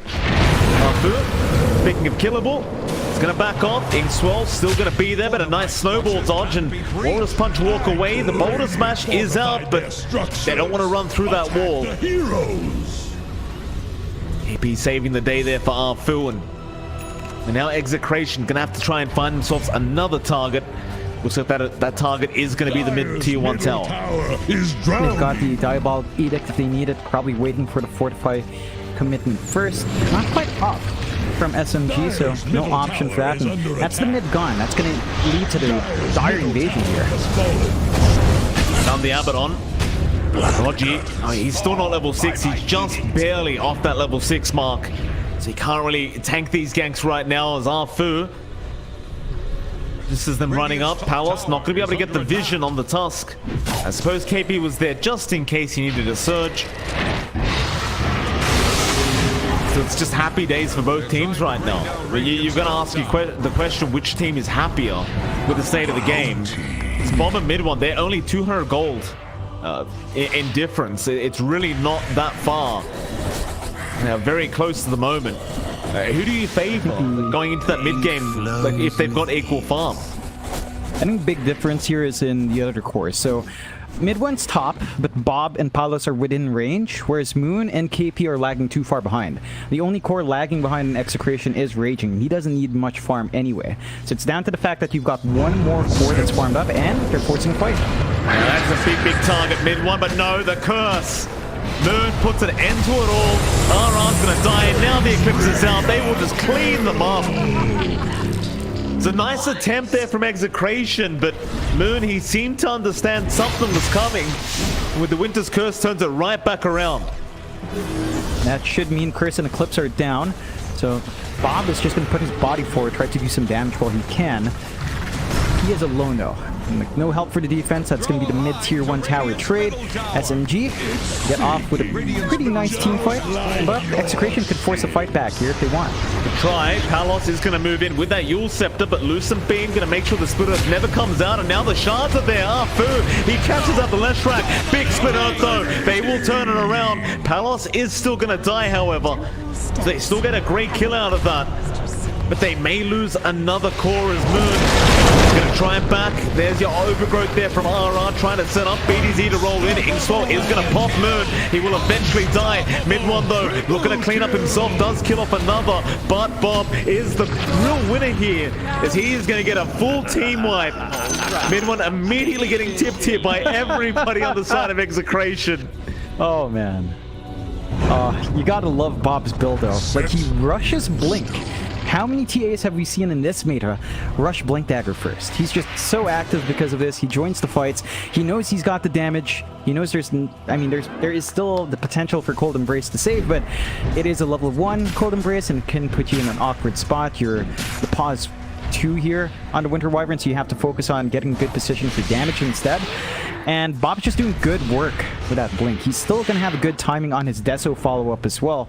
So he's got a lot to play for. A little Moon. With that Witch's Blade, it's not hard. He will commit the curse. Damn enough, the silence was there. Splinter Blast is going to land. Raging.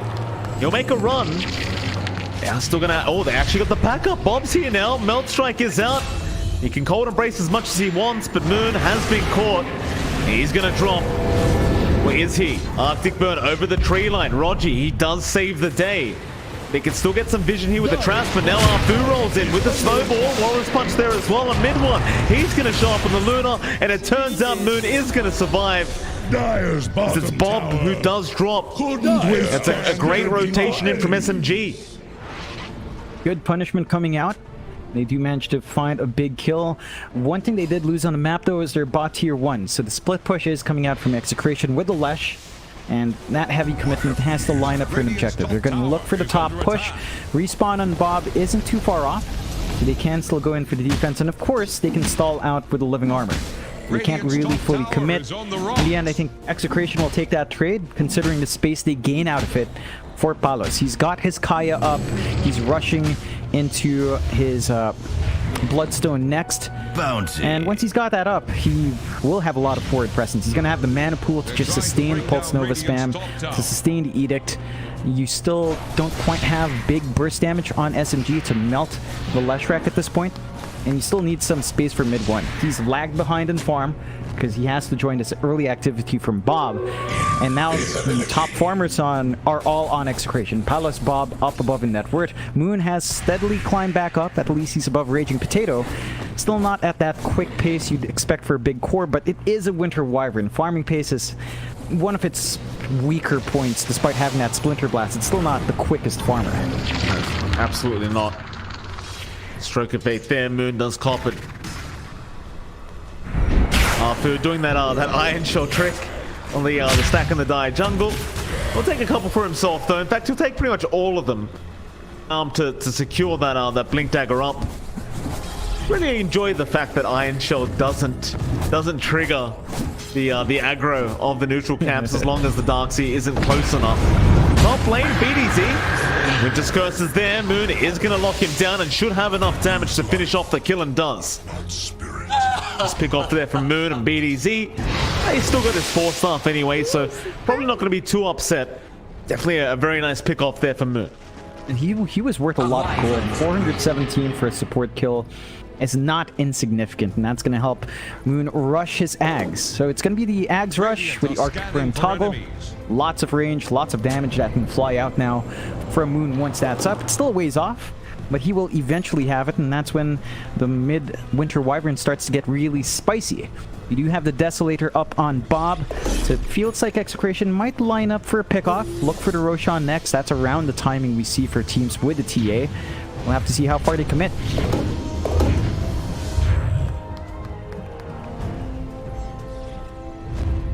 Have grouped up. Big smoke up as well. 5 heroes here from Execration. Massive power spike as well for Execration. Curse is not up either, so they don't have to worry about that as they get right into mid one. Snowball not going to be able to save. The Soulbind is there. Eclipse is out though. The vacuum to drag them back. The wall is down. Palace, he's still trying, but mid one, he is still alive. He's going to try and run, but no, they get him. Bob, he got the final hit off. Rogi, he'll be another casualty of this battle. The buyback is there from Rogi's. They are going to reinitiate now. Moon, he's got the curse back up. Palos has gone a bit too far and might just pay for it. In the end, still favorable for Execration, but SMG still going to be pretty satisfied with the fact that they at least got that pos 1 Leshrac. It did cost them a buyback on the Abaddon. They could still look to force that fight with Winter's Curse. Bob's got to be a bit careful here. Nah, he's going to be alright. He'll just back right off. Snowball, though. Arfu going to initiate onto BDZ. The knock strike from the low ground. Arfu is going to be safe by Moon, but not for long. I didn't see one miss there from Bob. He's rolled forward. Winter's Curse, but they've got the Dark Portrait now. And they've got the Curse of Avernus with the Abaddon Illusion. They're going to abuse that against Rogi and try to chase down Moon. Double kill! And this might just be the idea. Dark Portrait's up. We know how much damage it does, especially with the Luna on the other side of the field. And well, this could be a very painful time now for SMG as the Roshan has been started by Execration. It's that timing on TA. You have Desolator, you have physical output with the Diabolic Edict as well. It's not going to take too long. No curse here for Moon means that the team fight's not going to feel great there for SMG. Wall is going to be back up, but KP's a bit too far off. It should be a nice safe Aegis here for Execration.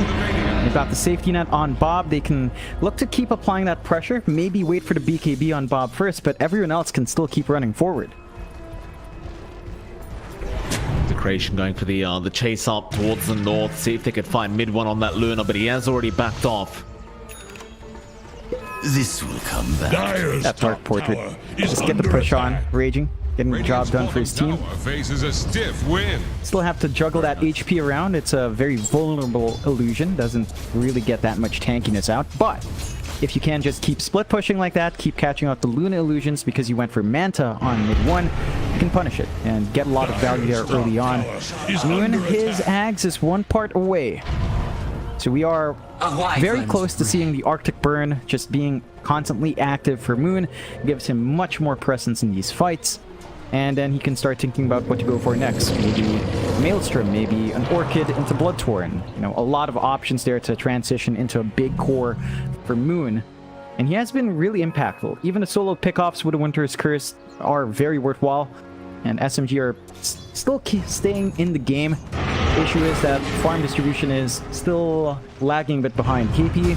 And he's got his pipe up. He's saving for the blink next. So they're going to have that initiation Moon.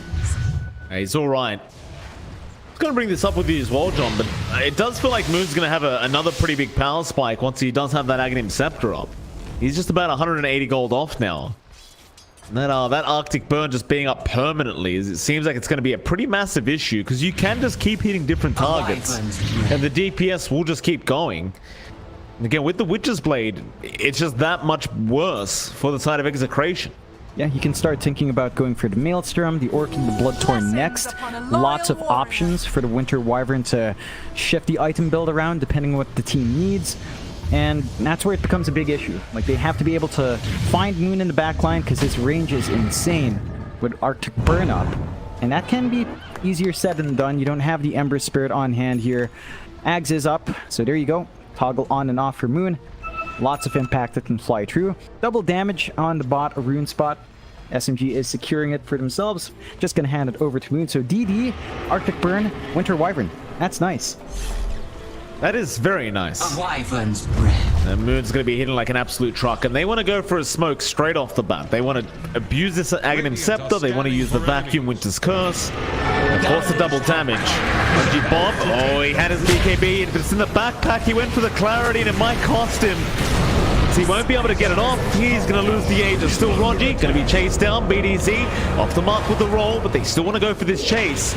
Trying to punish, but look at the amount of damage Moon's doing. BDZ just about to drop it. KP does get him. Up to Palos. We'll go after that Leshrac. RR looking for the overgrowth. Won't find one, but now it does. Still Palos is in big, big trouble. He'll try to fight back with the Bloodstone active, but it's not going to be enough. They catch him out, and slowly with his Arctic Burn, he is just melting. Zara. He just can't run. Moon. The double damage on top is just doing too much damage. He wants more. Snowball gonna be into the base, raging.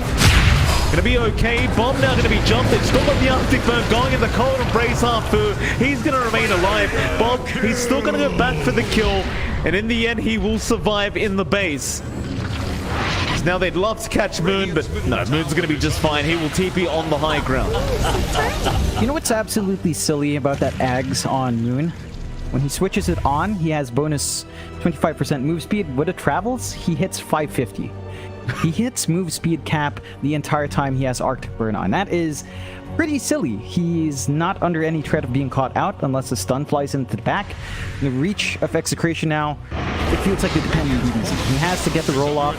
Issue is you're trying to roll on someone who's constantly hasted. I don't really know if that's something you should really expect out of the Earth Spirit to always land, because Moon is just a bit too quick now with this kind of build-up. So they're gonna have to find a way to kill off the Winter Wyvern, and that is not an easy task. Maybe a blink on RR towards the back line with the overgrowth could be one way to get that done, but as long as Moon gets to get his hits off, these fights are very hard to take for Execration. Yeah, I mean, absolutely. Top lane SMG starting to group up. Might run into somebody. RR is around, but he's going to be able to back off. Lions have been drawn out into that Radiant Triangle. There is 3 smokes available on Rogi right now. They've got every spell up but the Eclipse. And that'll be up in 15 anyway, so you could easily go for a smoke and try to abuse all the spells you have here on SMGs. It does feel like they're kind of middle of a pretty big power spike right now. I mean, as long as Bob's controlled in the middle of these team fights, it just doesn't seem like Palos can do quite enough to really be able to fight them back. Especially with that Winter Wyvern Ags, you could just kite them out so easily. Now, speaking of the devil, Moon, gonna show up at the bot lane. Might just annoy Bob a little bit. In fact, he won't just annoy him, he'll try to go for the kill. He's not gonna have enough, and the help is coming in, but with that added movement speed, he just runs so quick. He'll be just fine. TP's up, Execration, they will not find anything, but they will at least get out with their lives intact. That's a close call. Not quite managing to get the lockdown. If they had the Cursed Den, they might have been able to find some punishment, but SMG are still smoked up. They're still hunting.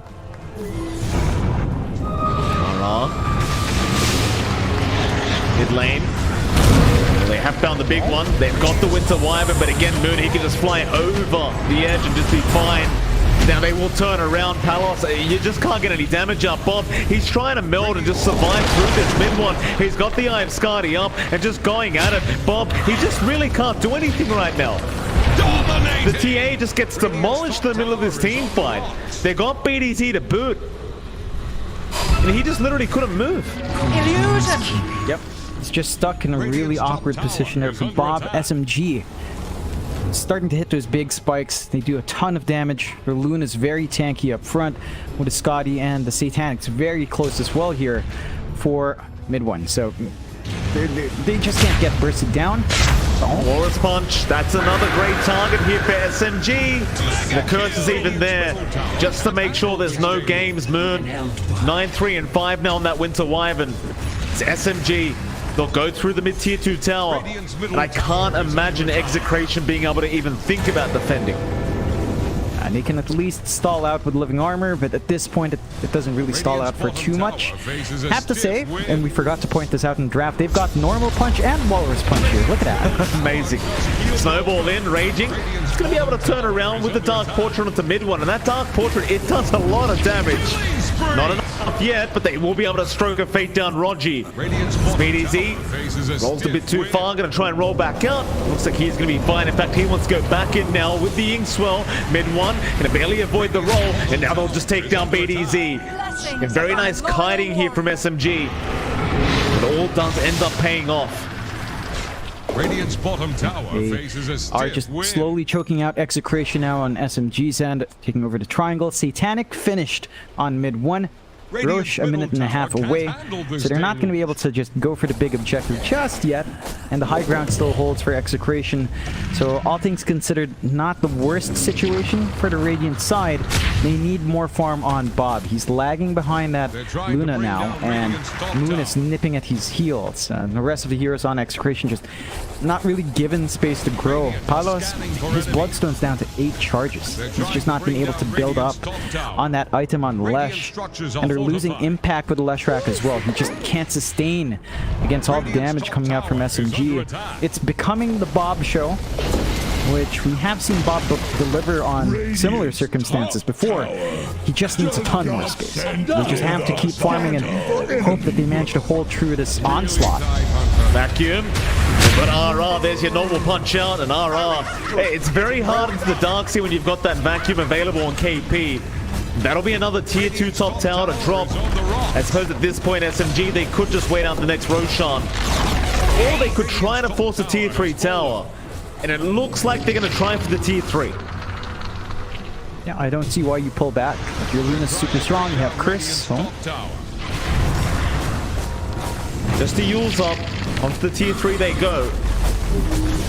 Radiant's top tower is on the rocks. Radiant structures. Arfu just making sure that if anyone's too far forward, they're going to be able to catch them out. Because with the Cold Embrace, you can just keep these creeps alive, as now Roll is there with the kickback and the Inkswell, but the Snowball is going to buy time. Wall has been dropped. BDZ, he's going to roll out. Eclipse is out as well. Bob still trying to fight mid one. He's going to just try and run now with Palos. He's going to be there to cut them off, or is he? It's so much damage going back the way to him from Moon on the Wyvern. They do at least kill off Arfu and KP, but they will not be able to stick around for that tier 3 top tower. It's a pretty great save from Execration. They managed to hold on to the tier 3. They can heal it back up with a Treant, so they can kind of force SMG to come back for it, and they do smoke up. Down the Lesh, but it is all about Bob getting his damage off. He will have Daedalus as well coming out from his smoke, just going to the shop to buy out. Roshan is up. SMG, they might just want to set their sights onto that objective first, but they have to worry about Bob's damage. If they don't get the Winter's Curse off in a big way, Bob can still rip through you with that Daedalus up. So they're going to try after Moon. Roll. He kind of on target. Boulder Smash is there, but again, he just runs too fast. He just toggles on the Arctic Burn, goes over the edges. If you don't get the initial stun off, you just can't catch the man. Meanwhile, mid lane, there was an attempt onto Bob. He's going to be just fine. He does blink out. But man, oh man, SMG with this draft, it just feels impossible to get a good fight going Execration's way. Yeah, it's Winter Wyvern mid. Just can kind of do this all day, all day. Yeah, he's alright. KP backs back. Does drop the wall onto Raging. Don't forget that is a position 3 Grimstroke. So even get the normal punch out. He's not going to go too far in though. SMG just kind of forcing Execration back. In fact, Arfu's not done. He wants to keep going. But BDZ is going to be fine to roll away. And well, SMG, they're still not done. They're still trying to find another target. They seem to know RR might be around the area, and oh, they're barely going to miss out. Luckily for RR, he does get himself out. It looks like SMG, they found the target they really want. It's going to be the Roshan. Not going to take too long to take this out. Execration. It's a tricky spot to fight in, because you might risk fighting into the Winter's Curse, so looks like they will have to surrender this. Aegis Cheese Shard coming out for free, mid one, that's going to be a free shard for him. And that's just going to boost his DPS with the Lucent Beam spam coming true. He does go MKB on his Luna as well, so he's got a lot of right to pull. Jumping in, he got the Aegis up. Curse is there. Bob does manage to snatch the Aegis away. His Arfu now is going to try and at least get him down. Where the hell's mid one gone? Still around. Curse is there. RR. He's going to be able to go down. Still these illusions on the Luna causing a lot of problems for SMG, but they're still going to be able to turn onto Bob. They've got the TA, and they should be able to take him down. No problem. More tips out. Palos, he'll take it on the left track. There's no buyback on Bob. So even though it was a really nice Aegis steal, I think this will mean one lane of barracks the way of SMG. Yeah, they should be able to melt right through. I'd say they have the possibility for just going for all of them. Without the TA, there's not much you can really do to stop this. Now, they have to go through back door. All the lanes have been shoved out by Palos. He's done a good job cutting off the push for now. Not going to be enough time, and they still rip through back door again. SMG, they just don't care. Yep. Creeps will make their way over eventually. Top barracks fall. Radiant's top. Get back top racks, but they want more. I mean, they've got 45 seconds without Bob's TA. Normal punch. There onto the Grim Stroke now. Snowball, Arthur's getting very deep. Walrus punch out as well, raging. He's maybe just going to tie to the wall here. As they get him. They find more Palos. He's trying to fight back. He'll go onto KB. He has to eat the cheese. He is still not able to get the darks here. His Arfu does finally drop, but this game is looking to be very over now. As Execration, I just can't see them being able to defend. They may try one more time with Bob as he is about to respawn. It is a very tough ask. Radiant's bottom tower is Normal punch out, again onto RR. Rax is being hit here. Mid one, he's just going to focus us down. Bombs in, he's got the melt track, but the curse is there. Moon puts an end to it all once again. The damage is flying out. Overgrowth, it's not going to do enough, or maybe mid one, he's starting to drop low, but the normal punch is out as well. God. They do take down mid one, but they may lose Bob. No detection though. Bob's still alive, but KB goes in with the Iron Shot, trying to get the job done. Bob, he is still alive, trying to turn. He does survive. In fact, they even found Moon. All right, they're defending. Onto the Abaddon. And eventually Rogi will drop. Megas aren't up, so Execration, they've successfully defended. That is on the edge. Like that was right on the edge for Bob. If he died there, that would have been it. He managed to hold off SMG. They've still got a win position here. 2 lanes of racks gone. 1 racks left with no tier 3. They can maybe look to play safe or look for pickoffs. There were a lot of buybacks committed there from Execration. 1 or 2 diebacks at this point can just give them the numbers advantage to just rush up. You just have to be a bit cautious about Bob. Bob is still the big hero that hits hard for Execration, and he does hit really hard. He's got the Hurricane Pike to protect himself now as well, and you might actually have to consider using the Winter's Curse on someone else within Bob's range just to get that initial kill going, because the Winter's Curse on Bob felt like it might have given him more time to actually consider his next actions. Didn't really hammer in too much damage onto Bob as well, because everyone else is super underfarmed and the right clicks aren't great anyway. Oh. The comeback's coming, John. Middle tower Let me show you this double damage rune at the top rune spot. There we go. Of course, it is going to go the way of TA, as is, normal. We've seen this too many times over the past week, I'll tell you. And so maybe we are going to see a comeback. That would be quite the comeback. Now, I'm looking at Dota Plus. Win priority, win percentage is 92% SMG. It crashed a while ago. It looked like it was a 99 or something. Went back to 92. So there's an 8% chance according to the AI. Maybe a bit wider. It has to be executed perfectly here on Execration. SMG can't afford to give openings like that for Bob to hammer away. Because he went all in on the damage build. He can melt right through some of these heroes if he's given enough time to do so. Raging. And oh, geez, that was a very quick reaction there from Raging Potato. KB jumped in for the vacuum and just a really quick blink into that tree line. Just timely escape for Raging. They're trying to do what they can to stabilize these lanes. The bot lane's the only one that's equal here for SMG and Execration. The rest of it will just naturally shove back. So they're trying to keep stalling out.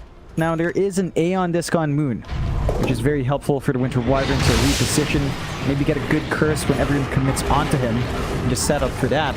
We do have the Aeon Disc on Raging Potato as well, so he doesn't need to panic use his Soulbind and Dark Portrait. He can start to take more deliberate actions with it, start to really line up bigger illusions to make. Again, always aiming for mid one has been pretty impactful. As long as SMG can't focus in on those Dark Portrait illusions, they will do a lot of damage. Smoke out from Execration, trying to get out of their base. If they find a pickoff, especially on Moon, that could be really big. Moon bought back earlier. Yeah, but Arfu, he's got some great positioning on the Tusk to make sure he breaks the smoke there on Raging. It's Raging just frontlining as that Pod 3 Grimstroke, trying to get a nice Dark Portrait off to start the fight. Naturally, he is going to be looking for mid one on that Luna. That's the illusion you want. Speaking of mid one, he's got a nice illusionist cape now, just in case his illusions weren't doing enough damage. Buff it up a little bit. Into the bot racks they go. They want the megas up. The double damage has been popped by Bob, but he doesn't have much time on it left. Dark Portrait is going to be taken down immediately.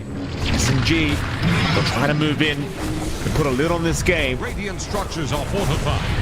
Glyph will be forced out. KP, he's there with the vacuum. Bob immediately out with the BKB, but it's very early. Mid one now can feel much safer. Moving back in. Ixwell is there with the roll in. They got the Winter's Curse. It's only on Bob though, so it won't last that long. And now the side blade. They're going to start bouncing around. Have they got mid one? He gets a Satanic off with the Overgrowth. Now the double Yule's out. Bob's already clapping. He looks confident. They've got KP and now mid one. He's dropping way too low. They do get him. Bob, he's on a double. Palos, he gets a double himself. Moon runs a run. It looks like they've got the Wyvern. They found him out. They will take him down. A triple kill out for Bob. Two buybacks committed by SMG, but it's not going to lead to anything. Better raise a defense. It goes back to that point I was making earlier. I don't know if Bob has to be your Winter's Curse target, because you can't kill him. It's only Moon who can focus in that damage, and he does have good damage. It's just not enough to really melt the TA by himself. So you might want to target someone else. Try to get them to kill their own heroes, get the numbers.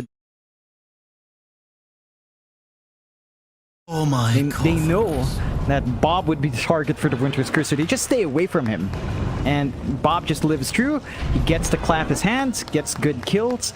SMG, they lose their gold lead. 2k up now for Execration. They still have this insane map advantage with 2 lanes shoved out. So you still have to put in a lot of work on Execration to kind of get more off the map.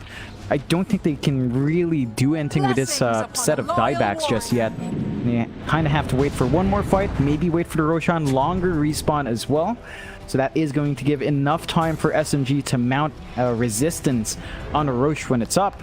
And I think Execration just needs to get the vision out to ensure Roshan won't be stolen. They have a good ward on the ramp area, and they managed to get the trap down on the Rosh pit. So they should be aware of when Roshan's up. They just need to take that fight smartly. Like, if they do get caught out with a curse there, it's much easier to get that kill in a tight spot like that. That it absolutely is. Bob sitting at almost 7k worth of net worth on this TA now. Gonna buy out the Swift Blink. You're in that divine territory now. In fact, John, I didn't realize that Bob had an enchanted quiver. I don't think you mentioned that either. You got an enchanted quiver on this TA. Bottom tower It is goes without under saying. attack. You play TA, you get the Grove Bow, you get Enchanted Quiver. Maybe if the game goes long enough, you can even have the Ballista as well. Who knows? For Bob, that would be beautiful. If it drags on. It's Like, it's such a tightly wound spring here. You know, like there's so much tension. Like one fight can just turn things around for Execration. One more fight. And one more fight could kind of just end the game for SMG because their 2 racks is up. Tier 4's exposed. They can just run down if they find that big fight. That they can, but they need to get their initiation right. Moon, that is the one target they really want to catch out. With that Shadow Blade, the Silver Edge popped, the Arctic Burn, he just flaps about. Way too quick to catch. You know what's silly? What's if that? you look at the net worth, Moon is almost barely below Palos, but he has so much more impact, right? Like he's not even that farmed on this core Winter Wyvern. It's still very scary, just because of what he can do on the map with just that move speed and the control from the curse. It's just ridiculous. He doesn't need much gold.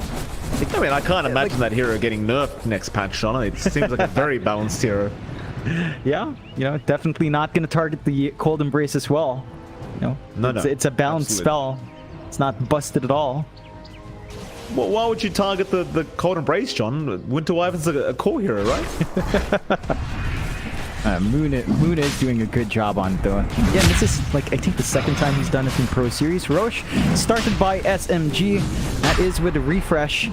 Could be big, especially a double Eclipse or a double Winter's Curse back-to-back. Could be the control they need. Execration can't afford to give this one for free. No, they certainly cannot, but it seems like they're not 100% aware that it's happening, so it is probably going to go for free unless they realize soon. Oh, they are not. They are not going to realize it. Bob, he's still going to hang around going after Rogi, but will blink out. Still Rogi. He's thinking about a chase. Surge forward, trying to catch a straggler. Nobody from Execration is going to stick around long enough. But now, I mean, you've got the Aegis, the Refresher Shard, the Cheese. Everything is there. Where is that Refresher Shard, by the way? It's on Moon. Winter's Curse. 2 Winter's Curse. There's a double damage as well left behind. They could just sneak back for it. Look at that. Roshan done. Sure, take a DD as well. Why not? Yeah. Sometimes you get it before the Roshan, sometimes you get it after the Roshan. Just depends on how good of a player you've been. SMG. Oh, man. Oh, that's a target. Winter's Curse is there. They've got the big one. They've got Bob. Wall to be dropped. But the refraction blocks out all the damage. Still Walrus Punch. Arfu buying more time to get more damage onto Bob, as now you've got KP. They don't connect the vacuum. Bob is going to be able to reset, but in the meantime, SMG with that double damage rune, they are rushing for that bot lane. They haven't got creeps, but they've got creeps through the mid lane, so they won't need the bot lane ones. Soulbind there, roll in, BDZ, no playing games, Magnetize is out. Mid one, he's already dropping low, but he's got that secondary life. They need the first one though, and they might just get it. They even got Arfu. Are we going to have a repeat of that last team fight? Moon's backed off. He has not got another curse yet. He hasn't refreshed. He's been very patient. Mid one, trying to back off. There is going to be an ink swell onto nobody. Meanwhile, Raging, he refreshes himself, so the Soulbind's there again. They do get Rogi. Palos is down, but Bob, he's on the main target. He's got mid one. In fact, no, they go after Moon instead. They've got an even better target on that Winter Wyvern, and now it's just the Luna and KP versus the world. But Bob, he's dropping way too quick. He has the buyback, and we'll have to commit it. Raging, he'll be targeted now mid one. He'll get the job done. An ultra kill out for mid one. And it's a 2v4 scenario now. How do you defend KP? He's in with the normal punch already. Vacuum back on Bob. He'll force staff away, but look at the amount of slow there on that TA. It's gonna survive as they get the megas up. And now SMG, they'd love to go for those tier 4s. They should be able to get it done. Fu, or rather KP, another normal punch, and there's your curse out. Bob, he's trapped up. He's gonna try and run, but they drop the walls. That'll be a dieback, and that'll be game. There's more tips, more stickers being placed here by SMG. They'll dive the fountain now. And they call it Execration. They have seen enough. SMG looking very good once again. They'll be able to proceed through the lower bracket.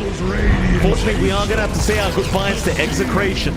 It's a really tight series from both sides. Very well played to SMG to close out this last game.